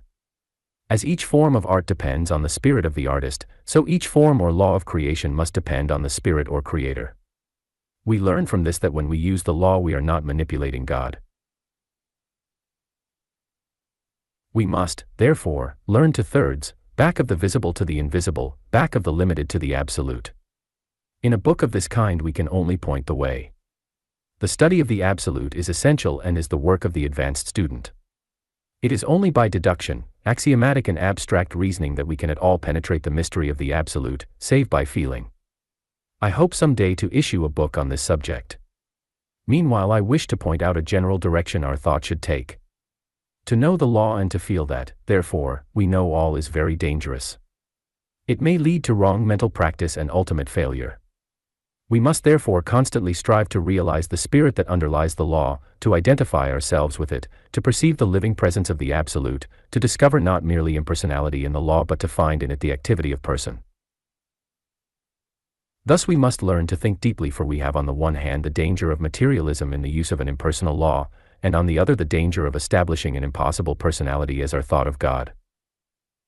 Will the student therefore realize that what we have already learned is not truth per se but is about truth? Will you not therefore constantly apply yourself to the realization of the absolute? Back of the law there still stands the indivisible, the inscrutable, the changeless, the eternal, the unalterably perfect, the complete, the universal, truth unreasoned, first principle, the all, the incomparable, the undifferentiated of life, love and wisdom, in short the exhaustless storehouse of all that is, spirit, power to become, the absolute. These are the names of God conceived by the intellect, but back of them is the nameless name, the unspoken word. Just as no one has ever seen a star but only the vibration of light that has been streaming from it perhaps for thousands of years, so no one has perceived God directly but only through mental concepts. Reason which is not absolute must posit God or that which is absolute. Says the Apostle John, "No man hath seen God at any time, the only begotten Son, who is in the bosom of the Father, he hath declared him." Reason can never comprehend God, but it can declare him. Reason proves him to be all, since we can discover no quality such as life, love, wisdom, supply, beauty which does not come from a source inexhaustible, and no matter how far back we go in the series, still we find a cause until reason moves from cause to causeless cause, or all, yet however much God may be grasped by the understanding, still he remains the eternal mystery. Only by faith can he be apprehended. As we are all begotten of the only God, which is the correct translation of monogenes, not the only begotten, we declare God. But how? In man, the absolute. There is in man himself the undiscovered country of the absolute. In man is that which is indivisible, inscrutable, changeless, eternal, perfect, complete, and power to manifest. There is in man that out of which all things proceed. No limitation has ever been discovered to the power of life, love, and wisdom in man. However much he displays these godlike powers, he still retains the capacity for more of the same thing. No boundaries can be set to his capacity. Reason has its limitations, but the capacity of being has no limitations. Since, then, in God is the limitless, and in men is the limitless, and since in both the potential power is of the same nature, then both are one. This is the divine unity. Or we may come to the same conclusion in another way: God is truth and truth is all. Besides truth there is nothing. If we are to be at all, we must be at one with this truth or all. Again, since truth is a unity, for it is all, then there is that about us which is universal. Thus man contacts the absolute in all respects and by knowing himself can know God. Yet no man fully knows his own nature, and what we think and feel is not ourself. Above all thinking, feeling, and sensation is that eternal element, the self. Above poverty, want, fear, pain, unhappiness, is that which is all, divine, unchanging, eternal, absolute. But we can only know this higher self by what it does. Therefore we may say both of the self and God, that they are the great mystery of being. Who is God? Who then is God? We can think of God in other terms than the intelligence, ever engaged in answering the prayers of the sick, poor, and unhappy, constantly busying itself with filling the orders for our demonstrations. God dwells in a light unapproachable. His law does his work. Wrapped in the robes of his own being, the eternal God is eternal realization of being. Constantly experiencing states of consciousness, which is being, God forever delights in harmonies and glories of the creative mind. He glories alike in the being and the making. Having the power to hear and the infinite thought of harmony, God thrills to the ecstasies of the eternal music of the universe, visible and invisible. Soft melodies delight him, grand strains of songs celestial gladden him with their sweet melodies. Orchestras supernal forever peal forth their thrilling notes engaging and satisfying with their perfect rhythm. But even as God dreams these harmonies celestial, the great law of his being bodies them forth into the music of the spheres, the rippling song of the brook, and the note of the nightingale. And while music delights the soul of all, his heart is throbbing with the divine ecstasy of love. He is feeling the impulses of affection. Thrill on thrill in richest feeling passes through his gladdened heart. And the great law bodies it forth into beauties of sunrise and sunset, of starry vaults of heaven, of human hearts all glorified in lovers, betrothals, mothers, babes, mating things from atoms up to men. Thoughts of the infinite go forth to create with all the joy of thinking things new. As one in luxuriant ease lies upon a bed of boughs upon some mountain height and, in the sense of well-being, love, life, and supply, gazes in uplifted wonder upon the earth and sea and sky and breathes a sigh of hushed and sweet contentment, so God lives within his universe and joys in his being and making. Thus God is all and observes all. No splendid sun drives bravely through the pathway of the sky, singing as it runs, but God sees and hears. He is in the flashing of the comet and the flicker of the star. Thus the birth and growth of every wild thing, the wee budding of the woodland violet, the grub that chums the earth, the bird that springs into the sky, are all in the mind of God, and God is in them all. If then, not a sparrow can fall to the ground but your heavenly Father seeth it, if he feeds the ravens, shall man who shares his life, go unseen and unsatisfied? Rather should we perceive ourselves as the center of God's choice activity. Rather should we see that when we allow him to so appear to us, he is the good shepherd leading us in green pastures and beside the still waters where he restores our souls. Rather should we see in God, the Father who goes forth to meet the returning prodigal and puts on his finger the ring of his affection. And in glorified realization we should enter into the secret place of the Most High where we may abide under the shadow of the Almighty. We should learn to listen to the music of the world and hear in nature the voice of God. In the deeper silences of our soul we, too, should thrill to celestial harmonies, we too, should feel deeply the throbbing joy of well-being and love unaffected. Song of the soul, sing in my heart, joy of the world, thrill through my being. Now do I bow down and worship, I kneel before the Lord and say, My Father who art in heaven, hallowed be thy name, thy kingdom come, thy will be done in me. Realization.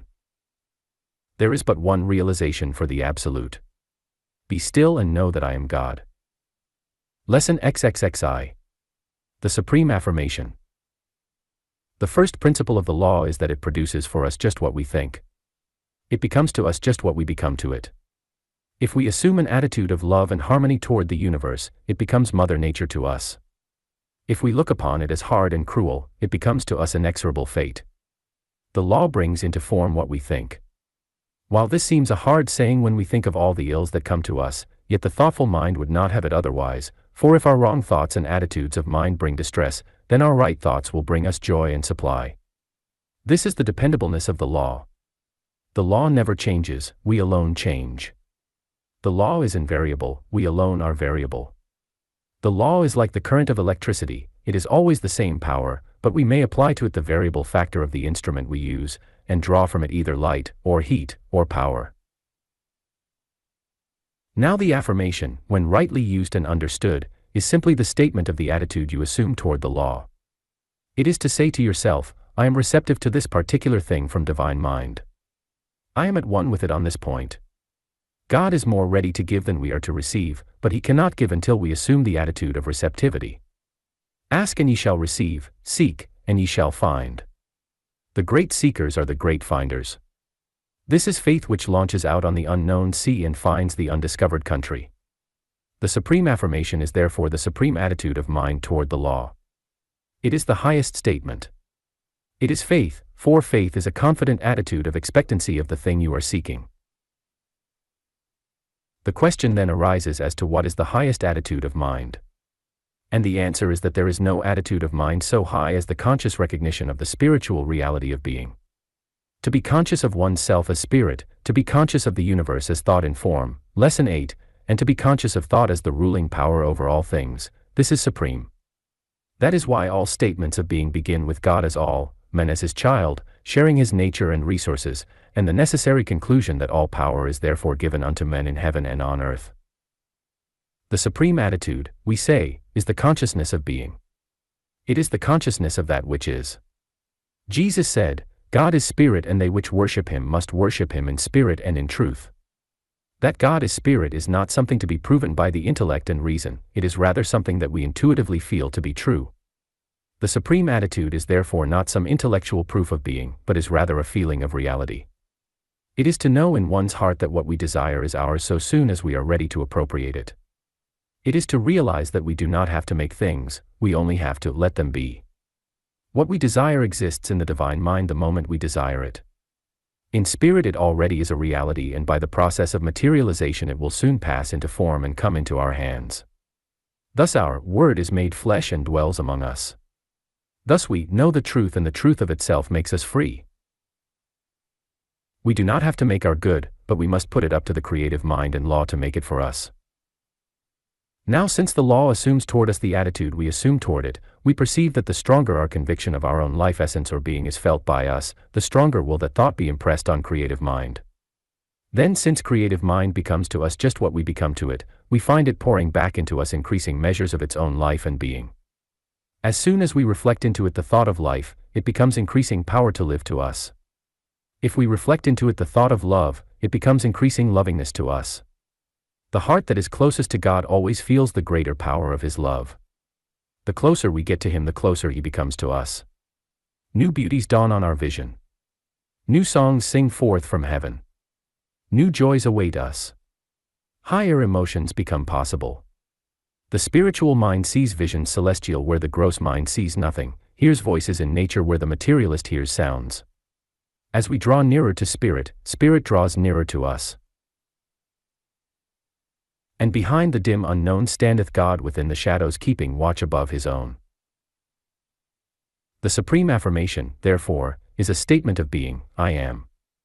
When Moses asks, whom shall I tell the children of Israel that you are, the voice says, I am that I am. I am the absolute of all that is, I am pure being. I am the nameless name. I am the proofless proof. I am that which is. The supreme affirmation is the realization of the self as identified with pure being or God. I am at one with the all. I am. I am being. I am spirit. I am life. I am substance. I am that which was in the beginning, is now, and ever shall be. I am not that which was made. I exist from eternity to eternity. I am the life more abundant. I am a center of the activity of divine mind. I am a point of consciousness in the all-mind. I am one with the infinite. I and the Father are one. Assuming this attitude toward the divine mind is to cause it to assume toward you a more intimate attitude. You become a still more intensified center of consciousness because you draw around you still greater resources of mind. Just as the botanist study and though carried upon a flower reveals its greater beauty and symmetry, so that he knows more about the flower than another person, and accumulates still more knowledge about flowers by attracting information, so we accumulate greater resources of wisdom, life, and love, and supply by assuming a more intimate attitude toward them and their source. Not only life and love are thus realized in heightened measure, but also supply. For in the realm of spirit or divine mind from which all things spring, the things we want are spiritual substance or thought, and when the thought comes forth into form, it still exists within the form. The thought is, in fact, an individual, though not self-conscious, entity. We may call it the soul of the thing. The soul is the intelligence which exists within the form and sustains it. The length of the life of the form or thing depends on the power with which the thought in it has been endowed. It is by the recognition that there is a thought entity, soul, or intelligence within nature and all her manifestations and in all things that we can control our world and environment, for the superior and conscious intelligence in us can dominate the lower world of intelligence unconscious of itself. We can therefore attract the thing we want by realizing that the substance of which it is composed and the intelligence by which it is sustained is one and the same with the real essence of our own nature. We identify our life with the life or thought that sustains the thing, so that the supreme affirmation is the assertion that we, and thought, and thing are one, accompanied with the deep feeling of the truth of our statement. It is to say and feel, I am supply. I am riches. My thought is my wealth and my riches when I identify it with the thought of spirit. This is the reason, therefore, that we frequently say, I am. One sits behind the awful change and calmly says, I am. Above the sky, though storm clouds fly, though justice bleed, and peoples die while nations follow the great lie, I am and still I am. The sun shall rise, the grass shall grow, the clouds across the sky shall go. The ancient rivers still shall flow, I am and still I am. Realization. Infinite life, I live and breath in thee. I am thine. I am thy life made manifest. I am thy center of self-realization. I am thy love come forth to form. I am thy great adventure into individuality. I, too, am love. I, too, am life. I, too, am peace. I, too, am the nameless substance. I, too, am spirit. I am life abundant. I am that which is. I am undying substance. I cannot die, for I am life. I cannot be sick, for I am health. I cannot be unhappy, for I am joy. I turn from all that is negative that I may realize the great affirmative. I am. I am. I am. Why should I fear? I am. No danger can come to me. I am. I am spirit and I am life. I cannot be lost, for I am in the divine mind. I cannot stray, for thou art everywhere. I am. Let me rest in the calm and peace today, and when problems vex and things get out of place, let me enter into the secret place of the Most High, let me bide a while under the shadow of the Almighty. I am, and still I am. In the secret place of my heart all is peace and all is quiet. There are no storms here, I am, and still I am. Part 2. Lesson I. The use of formulas. The student has now arrived at a point where he realizes that no one can give him a magic healing phrase or be his consciousness for him. He must himself know the truth if he is to be free. At the same time, he has learned that it is legitimate for him to use every means possible for the development of consciousness. The object is to bring the mind to the point where we know that our word not only can produce results but that it will and does now. The more the metaphysician feels this, the more certain are his results. This feeling or consciousness may be arrived at in a variety of ways. One may read books, like the Bible, to inspire his faith. Or he may meditate on truth and God. Or he may pray worshipfully, or listen to inspiring music, or study the flower in the crannied wall. Flower in the crannied wall, I pluck you out of the crannies. Hold you in my hand, little flower, if I could understand what you are, boot and all in all, I should know what God and man is. Or he may read how someone else was healed of disease. Finally, he may take a form of treatment like the following and, holding it in thought, may rise to the point of consciousness where he knows that the truth is about to set him free, thus he makes the words of the treatment his word to the law and it is done unto him even as he wills. Let us realize, therefore, that the following are merely forms. Let us not use them as mere formalism, but as steps into consciousness. They are not treatments after all, they are realizations or perceptions of truth and reality. Most of them are written in the form of self-help, but they can be used in the perception of truth for others.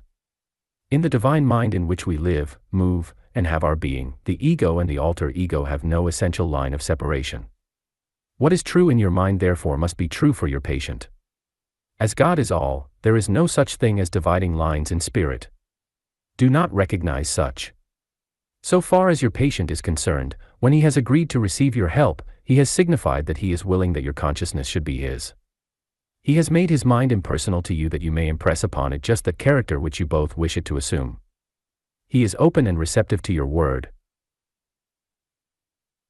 The word therefore is in his mind the moment it is in yours, for it is spoken in spirit where time and space do not exist. Since space does not exist, there can be no divisibility in mind, and the moment the truth is realized in yourself, it is realized in him. This fact is so deserving of the utmost clearness that we may well dwell upon it. It is the recognition of the unity of truth. Truth must of necessity be all, since what is not truth is nothing, and all plus nothing equals all. This means therefore that truth cannot be divided, because if we divide it into parts there must be something to separate it into the assumed parts. Something must come between which is not truth to cause the separation. But the presence of the opposite of truth, or nothing, cannot cause any real division. Truth is therefore an essential unity. We have already studied this all-important subject in the lesson on mind. We there discovered the essential unity of spirit, mind, or truth, and learned that it is a unit. All the power of the unit is concentrated at any given point at any time by our contacting it. Just as the electric bulb may draw on all the electric current and still not exhaust it, so we may draw on all there is in God by contacting him at any point. For since there is northwest real point or place in spirit, it is fully present wherever we recognize it. If the student has fully grasped this, he will realize that when he sits in the silence to treat a patient, he is simply realizing the whole truth for the patient. Then, as truth is everywhere with all power, whatever is true in the healer's mind must of necessity be true in the patient's mind. Then, if the healer's realization is perfect, he has drawn on all the power there is for the patient. So the great teacher rightly claimed, "All power is given unto me in heaven and on earth." If God is all, and I live in God, and make my conscious unity with him, then all the power there is must wait upon my word. In giving a treatment, therefore, it is very essential to make a conscious unity with your patient before you speak the word.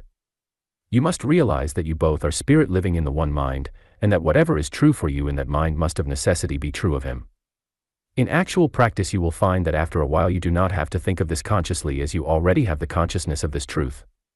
The experienced healer seldom argues with himself or the patient, because he already knows, but he has had to pass through the very stage you are now passing through in the development of his consciousness, so do not be ashamed to work out your thought mechanically if necessary. But all the time try to feel the truth as deeply as you can while you think or use the following treatments. In regard to speaking mentally to the patient, you are at liberty to follow any method that will give you the highest consciousness. If it seems to bring him closer to you, you may mentally see him when he is at a distance. If you wish, you may say, "You are so and so." But the use of the second person, or you, may lead you to feel a sense of separation, so be sure you do not feel such to be the case. In the end you will reach a point where all that is necessary will be to take the name of the patient, whether present or absent, and then enter the silence of the all-mind and declare that all is perfect wholeness, truth, life, love and supply. You will then speak the word, "Let it be done unto you, even as you will." That is all, and if you can realize this at once, the patient will be healed as soon as he receives. He may at once be receptive, or it may take time for the word to manifest. That is not your concern. You have spoken your word and realized the truth. You have nothing to do with what follows. If the patient fails to respond, because of some subtle doubt or unwillingness to receive your word, it is not your fault. Leave that to the law. The following realization, Lesson 2, is suggested by my brother, Ernest S. Holmes, as a good method for the beginner. Lesson 2. The healing power, or how to help others. First, center your thought in the spirit, that is, realize that in the spirit is all harmony and all peace. Realize this until you feel it all through you. Get a picture in your mind of perfect peace, hold it for some time, be grateful for it, repeat some helpful passages from the Bible. This puts you in touch with power. Now your mind is at peace and resting on the spirit for all. Turn your mental attention to your patient, see in him the same thing that you have seen in yourself. Picture him as being perfect now. Know that now the power of the spirit which is in him is his perfect health and life. See this for him until you perfectly realize it in him. Now you may call him by name and tell him that he is made in the image and likeness of God, and that the Spirit of truth is working in him and is completely restoring him to perfect health. Realize this for him for some time before you go on any further. Now continue and tell him that his life is spiritual and not subject to any condition but the Spirit. Feel this with all the power that you have. See it with all the sight that you have. Do not get anxious or make hard work of it. Be perfectly calm, positive, and natural in everything you do and say. Remember that it is the Spirit of truth that you embody, which is to do the work. This is the only way that you can hope for good results. Now remind him that, as a child of God, he is being cared for by the Spirit of God. He is therefore full of faith in that power, and he is receiving that power into his thought and into his life.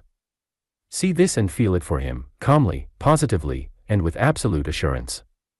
Now tell him that he is perfect and whole in his spiritual nature and that he will manifest it in his physical nature. Now give the power of the Spirit the whole place for a few minutes, realizing that it is doing the work. Repeat the Lord's Prayer slowly and with deep feeling. If you like, repeat several good thoughts from the Bible. Now give all into the keeping of the All-Father, and rest in peace, for the work is done, as far as you are concerned. Hold this feeling of faith and wholeness for some time, and finish by saying, "It is done through the power of the Spirit and in the name of Christ." Lesson 3. Whom to treat. In his first enthusiasm, the eager finder of truth feels that he would like to heal the stripes of all the world. He has compassion on the multitude because they are as sheep without a shepherd. This is natural and right, for loving and compassionate interest in our fellow men is an indispensable law of healing. But it must not lead to wrong practices. You do not have the right to treat everybody. To treat those who might regard your efforts as an inexcusable interference is wrong. Just because it might do them good is not a sufficient reason. Unless the case is very exceptional, such treatments are a mental invasion of their volitional rights. It is mental suggestion, hypnotism, and malpractice. In all cases where the patient is mentally incompetent, you have a perfect right to heal.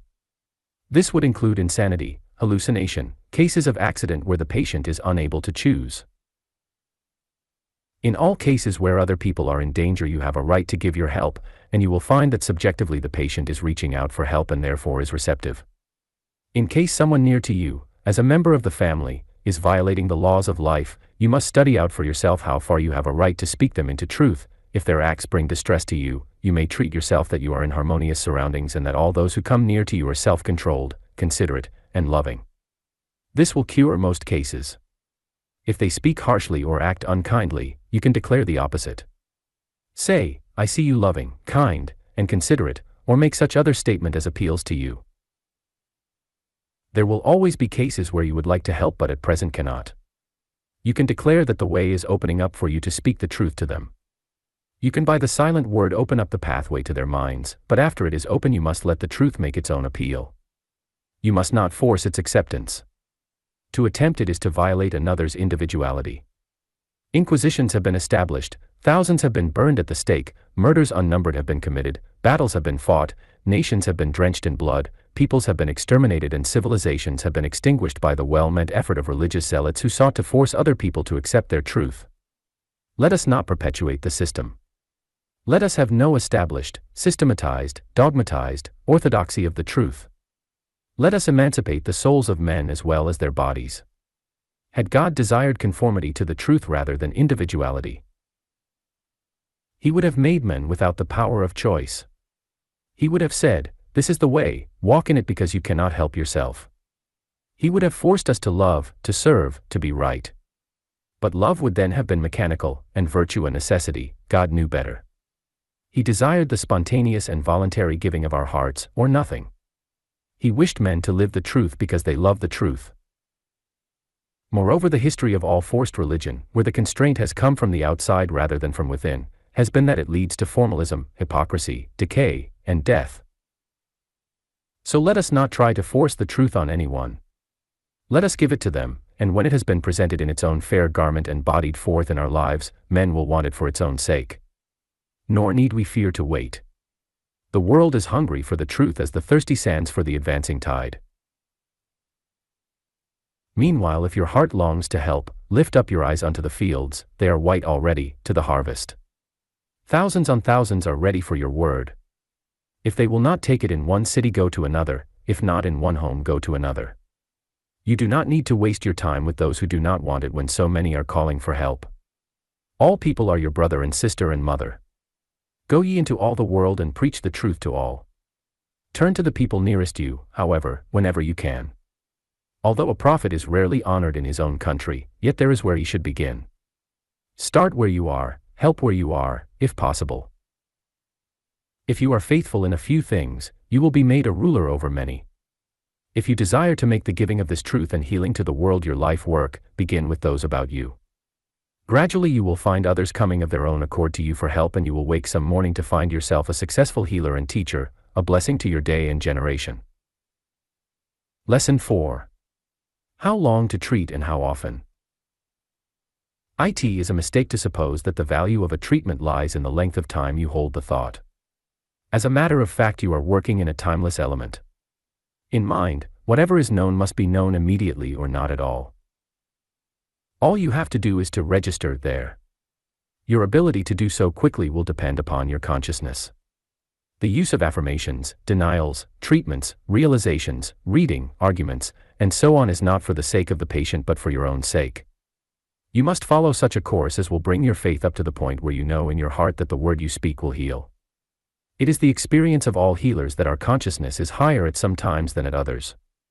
In exalted moments we speak the word and the patient is at once healed, if receptive. At other times it may require closely applied thought and argument to bring our faith up to the required intensity to register in the creative mind.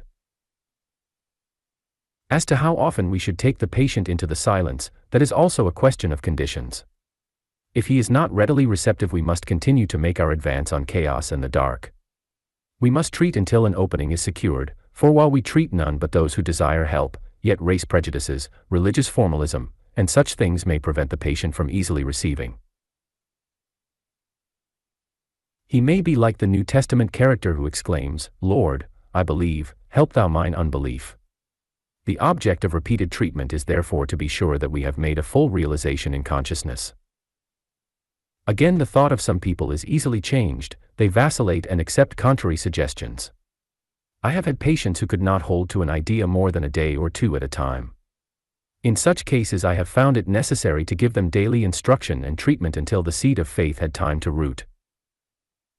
Do not be discouraged at seeming failure, you do not know when it may turn to brilliant victory. So long as the patient is depending on you, go on daily affirming the truth of being and leave the rest to God. Lesson V. What kind of case is to be treated? How inadequate are words? We do not treat anything, we neither manipulate the disease, the body, the mind of our patient, our own, nor creative mind. We simply realize the truth of being, and that does the work for us.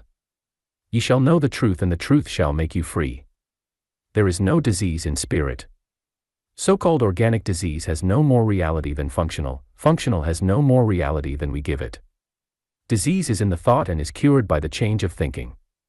Some disease thoughts appear to be more firmly rooted in the mind of the patient than others, but remember that all the power there is to be applied to every case, and you will find one class of disease as curable as another.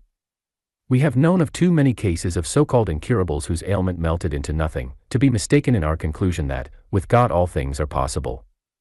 He who claims otherwise is unacquainted with the principle with which we work. God is the healer, truth is his weapon, and that weapon it is given us to use. Do not hesitate to treat any case to which your consciousness can rise. At the same time, when you take a case, be sure that you feel within yourself a sufficient elevation of consciousness. If, after meditation, you find you do not have the necessary confidence, do not hesitate to surrender the case to another healer. It is more than mental dishonesty to accept as a patient one whom you do not feel able to heal. For example, suppose the case to be total blindness, or deafness, or a broken limb. Do you think you will be able to heal it? If so, go on. It has been done, it can be done. But if you know that your consciousness will not rise to this point, then turn away the case. Be honest with yourself and others. Avoid the danger of fakerism. Do not bring this great movement into disrepute by joining the army of mere tax gatherers. You are in this work for but one great purpose, to heal. Your business is not treating patients, but healing them. At the same time, do not underrate your consciousness. If you feel that with God all things are possible and that you have faith enough to see this patient well or prosperous, then go on, for you cannot fail. God will add to you the universal plus. Give, and it shall be given unto you, good measure, pressed down and running over shall be given into your bosom. Whatever you can conceive of yourself as having or doing, you can do. Have no fear, all error will yield to truth. Special realizations. On loss by death. I am the God of Abraham, for God is not the God of the dead but of the living, for all are alive unto God. The healer will present the following thought either audibly or silently to the patient. The first necessity to comfort is to realize that death is only the name to an event in life. No one really dies. Life cannot be lost. God does not see death at all because he knows only life. See page 109. We may liken life, or the spirit of man, to a dove as it is spoken of in the Bible. When the cage in which it is confined is broken up, the dove is set free. It soars away into the sky and out of sight, and we say, I have lost the dove. But we know that somewhere it is alive, somewhere it is free and happy. It has not lost itself, and it flies in the sunlight of the same sun that shines on us. The dove is for a time lost to us, but it is not lost to itself. As God sees only life and all are alive unto him, there was no change in the life of the dove when it flew away from the box. So the dove or spirit is not lost to itself or to God. It is lost only to our conscious mind. We are the only ones who feel the change as loss. Moreover, the spirit has not lost us. Its first instinct as it leaves the body is doubtless to come to those dearest to it and bless them. As it is immaterial, and mind is immaterial, it can communicate its love to our mind. But thought and love are silent and not violent forces. Therefore the soul must be still to receive the still small voice of love. If the waters of our life are troubled, spirit cannot make an impression on it with its gentle breeze of thought. To agonize and trouble and sorrow as those who have no hope, is to cut ourselves off from the comforting presence of God and from the love of the dear one flowing back to us. It is not that we should desire to be told the mysteries of the beyond, for if one return from the dead we will not believe him, but rather that we should feel the comfort of the Spirit's all's well, as it directs its loving thought to us. It may even cause it distress, for it finds us so chaotic in thought and feeling that it can get no response from our deep inner mind, the mind in us that even now can rejoice in the mysteries of the soul. Sleep and rest are therefore earnestly to be sought, and a peaceful mind, and it is wrong to lose one's poise. Weep. Yes, if you wish, shed tears over the parting that takes place physically. Stoicism is not a vast virtue, but your tears are not the violence of fear or regret. Nor would you hold back the onward pressing soul. It has gone on to other forms of unfoldment and experience. Bless it, and let it pass. Some day for you the silver cord shall break, and you too shall pass into the newer and higher land. Meanwhile God keeps his watch care over you both, the dear one there, you here, just as the same sun shines on your friend in the east while you are in the west, or north, or south. Compose the mind of your patient, and then take the following realization. You are now conscious of the indwelling God and the God in whom you dwell. You feel that to know him is life eternal. You know that he is never-ending life, and you know that you and your dear one are children of the Father, therefore the life of both is eternal. God knows no death, and with him there is no separation, for all are alive unto God, as Jesus said. You feel peace and quiet and calm. You rest in divine peace and quiet. Now go on realizing the truth for peace, page 214, and, if the patient needs it, for sleep, page 215. Exercise deep faith, command the taut strings of mind and body to relax, and mentally order sleep to come. When it conies, use the realization of the presence, page 170, and then rest your mind in peace, or quietly leave your patient. For nerve troubles, headaches, neurasthenia, indigestion, etc. Nerve troubles are due to reaction from mental pressure of one kind or another. Many people feel hurried in their work even when no hurry is needed, they work under pressure. Others think about one thing too long, constantly dwelling on one thought, harping on one string, worrying over one thing. A severe shock to the physical system has often turned the attention of the mind to the body and brought on nervousness. Fear can often be found as the first cause. Many people say, this noise, that person, etc., get on my nerves, and then the sensitive system takes them at their word and they get discordant. Analyze the cause. Try it out before the court of reason. You are out of harmony with your world. You believe that something is wrong somewhere. Stop thinking that. The way to get things right is to think right. Get into harmony with your world. Nerve trouble is due to inharmony, and the way to be rid of it is to come once more into harmony. Make your union with men, environment, and God. If you are not right, get right. Get right mentally. If someone is out of harmony with you and that distresses you, make a statement that they are really at one with you, for you both are one at the heart of the universe. Now take the realization for peace. Hold this truth in mind for a while and say, I am at one with all people and all things. I rest in the sure confidence that beneath me are the girders of the Almighty and underneath are the everlasting arms. If you need it, realize the truth for sleep. After a while you will feel these truths to be true, and they will externalize for you the thing you desire. Conquering fear, doubt, and fault-finding. He that overcometh shall inherit all things. I have the power of truth in me, therefore I will not make mistakes. I have the power of love in me, therefore I shall keep in harmony with all things and people. I have the power of life in me, therefore I shall possess all health, today. I do now overcome all tendency to doubt, to fear, to find fault, to fall into my old mistakes. I am master of my appetites, passions, habits and, above all, my thoughts. I overcome all desire or interest in negative things and thoughts. Therefore today I do inherit the kingdom of God, the kingdom of love, joy, and peace. Accordingly all things that are good are also mine, and I am grateful to God for the beneficent law of life which gives me these things. I thank Thee, Father, for these things. Amen. Independence and freedom. Where the Spirit of the Lord is, there is liberty. In me is the Spirit of the living God. The life I live is the life of the Spirit, the love I feel and express is the love of the Spirit, the wisdom I show is the wisdom of the Spirit. The Spirit of the Lord is upon me, and I feel His presence in and through me. The Spirit of the Lord is everywhere and in everything, and I cannot get out of it if I would not if I could. Therefore am I at one with it in spirit and in truth. I welcome the thought of God, I meditate upon Thee, and am glad. There is nothing opposed to Thee, for Thou art all.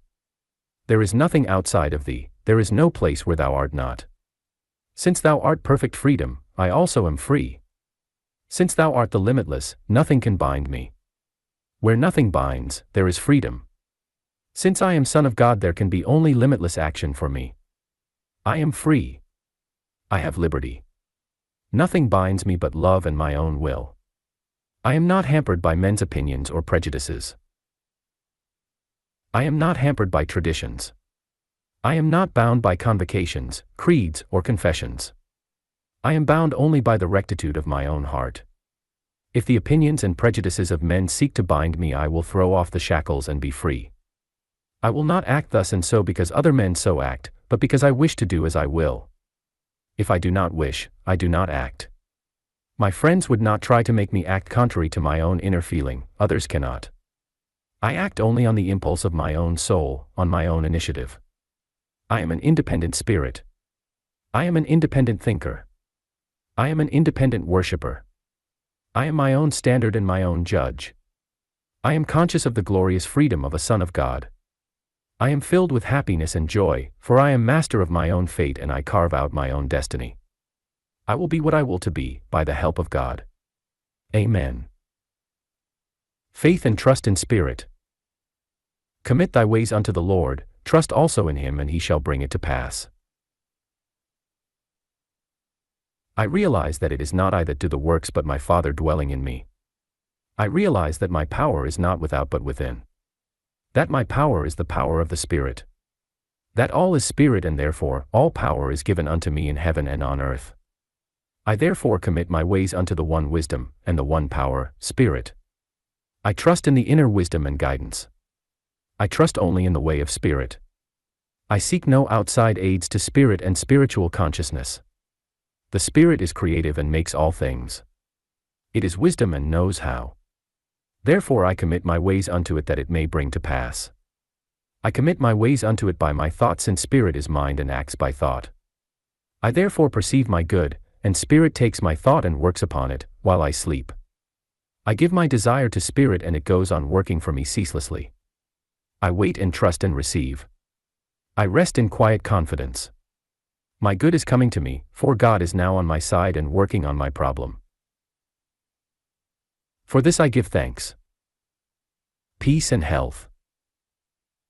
O Lord, my God, I cried unto thee and thou hast healed me. I now assume toward God an attitude of expectant faith. I now look to the law of life for my deliverance. No longer do I depend upon material things but on the law of my own inner being. Today I make my unity with good, with God, and with the law. I am at one with all the highest and best. I am at one with the universal laws. I am at one with all men in highest friendship. I am at peace with my world. I am free from sense of struggle. I am free from sense of irritation and fear. I know no friction in my life, and today I refuse to see imperfection anywhere. This is my cry unto God. I have closed my eyes to the darkness that I may see the light. I have closed my mind to evil that I may think only good. I turn my back on poverty that I may perceive my supply. I recognize only the good, the beautiful and the true. Therefore have I cried unto thee, O Lord, and declared my faith in God and good. Therefore am I sure of my healing. I am indeed made whole, for thou hast already answered my prayer, and because I have refused to recognize evil I have already found that there is nothing for me but good. I give thee thanks for all things. So be it. Sleep. When thou liest down thou shalt not be afraid, yea, thou shalt lie down and thy sleep shall be sweet. I rest in perfect confidence in God. Nothing can come to me but good, for God is good, and where he is there can be no danger or harm. I do not fear today because I trust in the protecting power of divine love and wisdom. I will not indulge my subtle fears or misgivings. I will not allow fearful thoughts to come to me. I have set my mind on high things. It is my will that my mind shall be stayed on the thoughts of faith and peace. Why should I be afraid when thou keepest me? He that keepeth me neither slumbers nor sleeps. He gives his angels charge over me to keep me while I wake or sleep. Because I have set my love upon him, he shall deliver me. I will not allow the old worries to vex my mind. I will not allow myself to be disturbed by people or things. I will not be nervous or fearful. I will not, because I cannot when my mind is stayed on thee, O Lord, my light and my salvation. The Lord is the strength of my life, of whom shall I be afraid? I am afraid of nothing. I am full of peace. Thou restorest my soul. Peace I leave with thee, my peace I give unto thee, not as the world giveth, give I unto thee. Let not your heart be troubled, neither let it be afraid. So do I rest in quiet trust and faith all day, and because my mind is at peace all day, it is also at rest and at peace at night. I give thanks for the love and watchful care that divine love keeps over me. Prosperity. With God all things are possible. I depend on no less a supply than the infinite. Here there is no limitation. There are no conditions. There are no qualifications. All things are possible. I am a child of God and share his nature and resources. Therefore all things are possible to me. I accept therefore no less than the best and the most that I need and desire. I do not fear lack or limitation. God can lift me out of all my difficulties, and he does so lift me today. I shall pass through all my present problems into the sure solution through the divine wisdom and supply. I go my way today in perfect peace and satisfaction because thou art with me, and for me, I give thee thanks, my Father. For those in trouble, he leadeth me beside the still waters. I rest in a new calm and peace today because he leadeth me. My troubled soul is still. My fears are gone. The vexing problems of life are forgotten. I am entered into the secret place of the Most High. I am at peace and at rest, today. I go my way with an untroubled spirit. Thou wilt keep him in perfect peace whose mind is stayed on thee. The things that have been troubling me are now passed away, for I feel the greater interest in the finer things of spirit. What evil can come to the heart that is at peace with thee? I fear no evil, for thou art with me. Yea, though I pass through the valley of the shadow, thou art with me. Eternal life is my portion. The broken threads shall yet be woven together. My problems shall yet find their solution. I shall again see my dear ones. I can wait and I can trust and I can rest in spirit. This pain, this grief, this problem shall pass away and I shall find my peace. So I find it today, since God is the same yesterday, today, and forever. I enter the timeless chambers of my soul. I meet with Spirit. I talk with God. I am in the throne room of Spirit and I am satisfied. Father, into thy hands I commend my spirit. There I rest today in quiet peace. Amen. Wisdom and illumination. Then shall thy light break forth as the morning, and thine health shall spring forth speedily. There is a light of understanding within me which is capable of interpreting all things. This light is the wisdom of God in my own soul. It is God's revelation of himself to me. I am more and more conscious of this inner wisdom and its power. Open my eyes, God, that newer and greater visions may appear, that I may ever grow in my capacity to think, act, and speak only those things that are real and true. My vision is growing brighter day by day. Therefore I am led to act more wisely. I am acting more and more in line with the creative will, therefore I am in harmony with the laws of the universe and they are in harmony with me. Accordingly health springs forth from my inner being. I keep the law and the law keeps me. Health wells up within me as from hidden springs. Life fills me to overflowing. Joy thrills through my soul today, for I have made my at-one-ment with the life of the universe, and the Father and I are one. I give thanks for the unspeakable gift of spiritual understanding. Prosperity. In the days of prosperity, be joyful. I will not forget to give thanks for my prosperity. Therefore I will give thanks now, for all supply is mine now and the wealth of the world is at the command of my faith. Before they call, I will answer them, therefore the good I seek is mine now. When ye pray, believe ye have received and ye shall receive. I believe that in the realm of spirit where all things first exist as thought, my good has already been born and has begun to grow for me. Therefore I believe that in the divine mind I have already received. Accordingly I know that I shall receive in an objective way, since every thought must pass out into form. I can and do give thanks in this confidence. Therefore I am filled with joy now in my prosperity, I am filled with great joy, for I not only have the prosperity I seek, but I have that greater thing, the power to conceive and the power to accept a larger measure of good from the giver of every good and perfect gift. I rest in divine satisfaction and infinite peace. I render thanks for the light, the life, and the supply that are mine. Forgiveness and healing. Who forgiveth all thine iniquities, who healeth all thy disease. Today I am conscious of the forgiving love of Spirit. God is my Father, full of infinite love and tenderness. I therefore know that all my mistakes are not held in divine mind. I alone have not forgiven myself. I alone have indulged the negative thought of weakness. God forgives all my mistakes and I will therefore forgive myself. If I have done ill to another, I will right it. I will be square with all men. I will overcome my fault. I will rise above my weakness. Therefore do I now forgive myself. I do not sympathize with myself or my fault, but I shall make it a thing of naught by rising so high in consciousness that this desire or temptation cannot again mar my joy in my own perfect selfhood. Therefore I am free from sense of guilt and fault. I rise to new heights. I go on in a new and conscious freedom. I am full of joy and peace. Therefore I am made whole and my whole body is full of light and health, I am full of thanksgiving. Guidance in affairs. I am now entered into the mind that knows all. In the deep silence of my mind I am in touch with all wisdom. Here is where every thought begins. I am conscious that this mind in me knows just what to do under these circumstances. While I, the objective mind, do not know just how to act, yet this mind in me does know and knows now. I therefore charge you, my inner self, to choose out the best course for me to follow in this enterprise. You will then put it into the form of thought and thought in turn will become the act.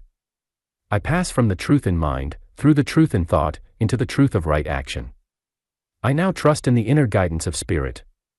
Let all my affairs be made smooth and harmonious. Let all my business arrangements fall into line with prosperity. Let me now act wisely. I now know that the thoughts that come to me along this line will be right and I shall do the right thing at the right time. I may not be conscious at the time that I am acting under the guidance of my intuitions, but I will so act. For I am now committing my ways unto the Lord, I am trusting in Him and He shall bring it to pass. All my affairs shall now go well. My business plans shall carry through. I shall succeed in this enterprise and I shall not lose heart or courage. It is now done already, in the creative mind. It is accomplished and I am glad to give thanks. Letting down. To relieve the sense of tension and pressure, it is necessary to realize the threefold basis of feeling. We perceive. Nor soul helps flesh more now than flesh helps soul. The physical organism needs to be made quiet and reposeful. A good method to follow for those under special tension is to sit or lie down and begin the process of relaxation. Go to each part of your body in turn and give your orders. Arm, relax. Leg, relax. Muscles of the throat, relax. You will find that you have been under tension. Perhaps the shoulders or the back will be found bracing up against the weight of care. Or the abdomen has been held in and needs to be unchecked. Whatever it is, it will respond to your will, and even the involuntary muscles and nerves will respond to your orders. Rest and quiet will seize upon you, and you will feel singularly free. Now you must see to it that the moral feelings are under control. It is impossible to make your unity with the all-good if you feel yourself to be wrong somewhere, and as this sense of unity is absolutely essential, you must seek to make yourself right in thought and act with others, yourself, and the infinite law of life. To have clean hands and a pure heart, and a conscience devoid of offense to God and men, is to find relief at once. Remember that the law is not out of harmony with you but only you with it. Before they call, I will answer them. Therefore forgive yourself for your mistakes, for you are a son of man, and the Son of Man hath power on earth to forgive sins. In treating others, mentally declare that their sins are forgiven and that thus there is no sense of separation from God in their minds. Jesus seems invariably to have forgiven sin before healing. Son, thy sins are forgiven thee, now rise, take up thy bed and walk. Next you must unlimber the mind. It will be a surprise to you to find how much you have been worrying. You have been afraid of your work or the opinion of others. You have feared failure. You have wanted too much. Your mind has been at tension all the time. Day and night your tired brain has gone on toiling, puzzling, anticipating. You find it hard to give this all up. But it can be done. There are many ways. First of all, there is the determination to change, to have a new set of interests and stick to them. Conversion means a change of mind, and the reason why religious experience, which we call a rebirth, is of value, is that the whole course of thought is changed. The interests of life are altered. The old is found discordant, the new attractive. Turn your mind to consider what wonderful things growth and self-development are. Desire earnestly the better things. Forget your old worries and problems by engaging in new interests. Learn to take more concern for others. This will help. Get away from yourself. You are too important to yourself. You do not bulk so large as you think. Be more modest. You are not Atlas carrying the world on your shoulders. Carry on a little argument with yourself. My work is getting on all right. I will forget it now. I will thus feel fresher for it tomorrow. Better things are coming. It will come out all right. The future has many wonderful things in store. Life is good. I am enjoying my rest or recreation now. I feel no resentment against anyone. I fear nothing nor anyone. I am carefree. I am bound to be happy, now. Burdens will slip the mind. Care will fly away as it should. A sense of lightness and of warmth will pervade the mind.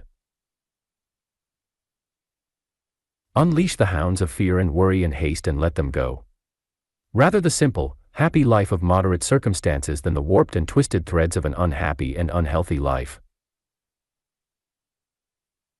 Thus may the seeker for truth become the great finder, for he who seeks shall find, he who knocks at the portal of wisdom shall have it opened unto him, and this shall be the nature of his marvelous discovery. I and the Father are one. To know that spirit passes through us into expression, that creative energy is a servant waiting the command of thought, and that we are the thinkers of that thought, is to give us a sense of power and mastery. The master key to life is unity. All the ills of life are due to inharmony. Inharmony is due to a sense of separation and lack of unity. But when we have once more made our unity with all good, we become bondservants no more to the law, but rather the law becomes our servant while we pass into the glorious freedom of the sons of God. Receive therefore the Spirit of truth, rise to the conscious union wherein you may say, I and the Father are one, and enter your kingdom in the conscious recognition of the Christ in you, the hope of glory. My good night prayer. Now let me sleep. In peace I lay me down as draws the day to close, good day or ill, no more it vexes thought than when at mom I rose. Now on the breast of night once more I lie as when a child I lay close in the warm embrace of mother love, worn with the hours of play. I rest and breathe a prayer to God tonight and feel His presence near. Whose power is great, whose wings o'ershadow me and guard my heart from fear. Dark though the night, I closer press to God, He sees beyond the dark and knows the good that yonder lies for me, He hears the morning lark. So let me sink to rest in dreamless sleep, flee, cares, to shadows dim. My soul shall find its peace in God and wake from sleep to joy in Him. F. L. H.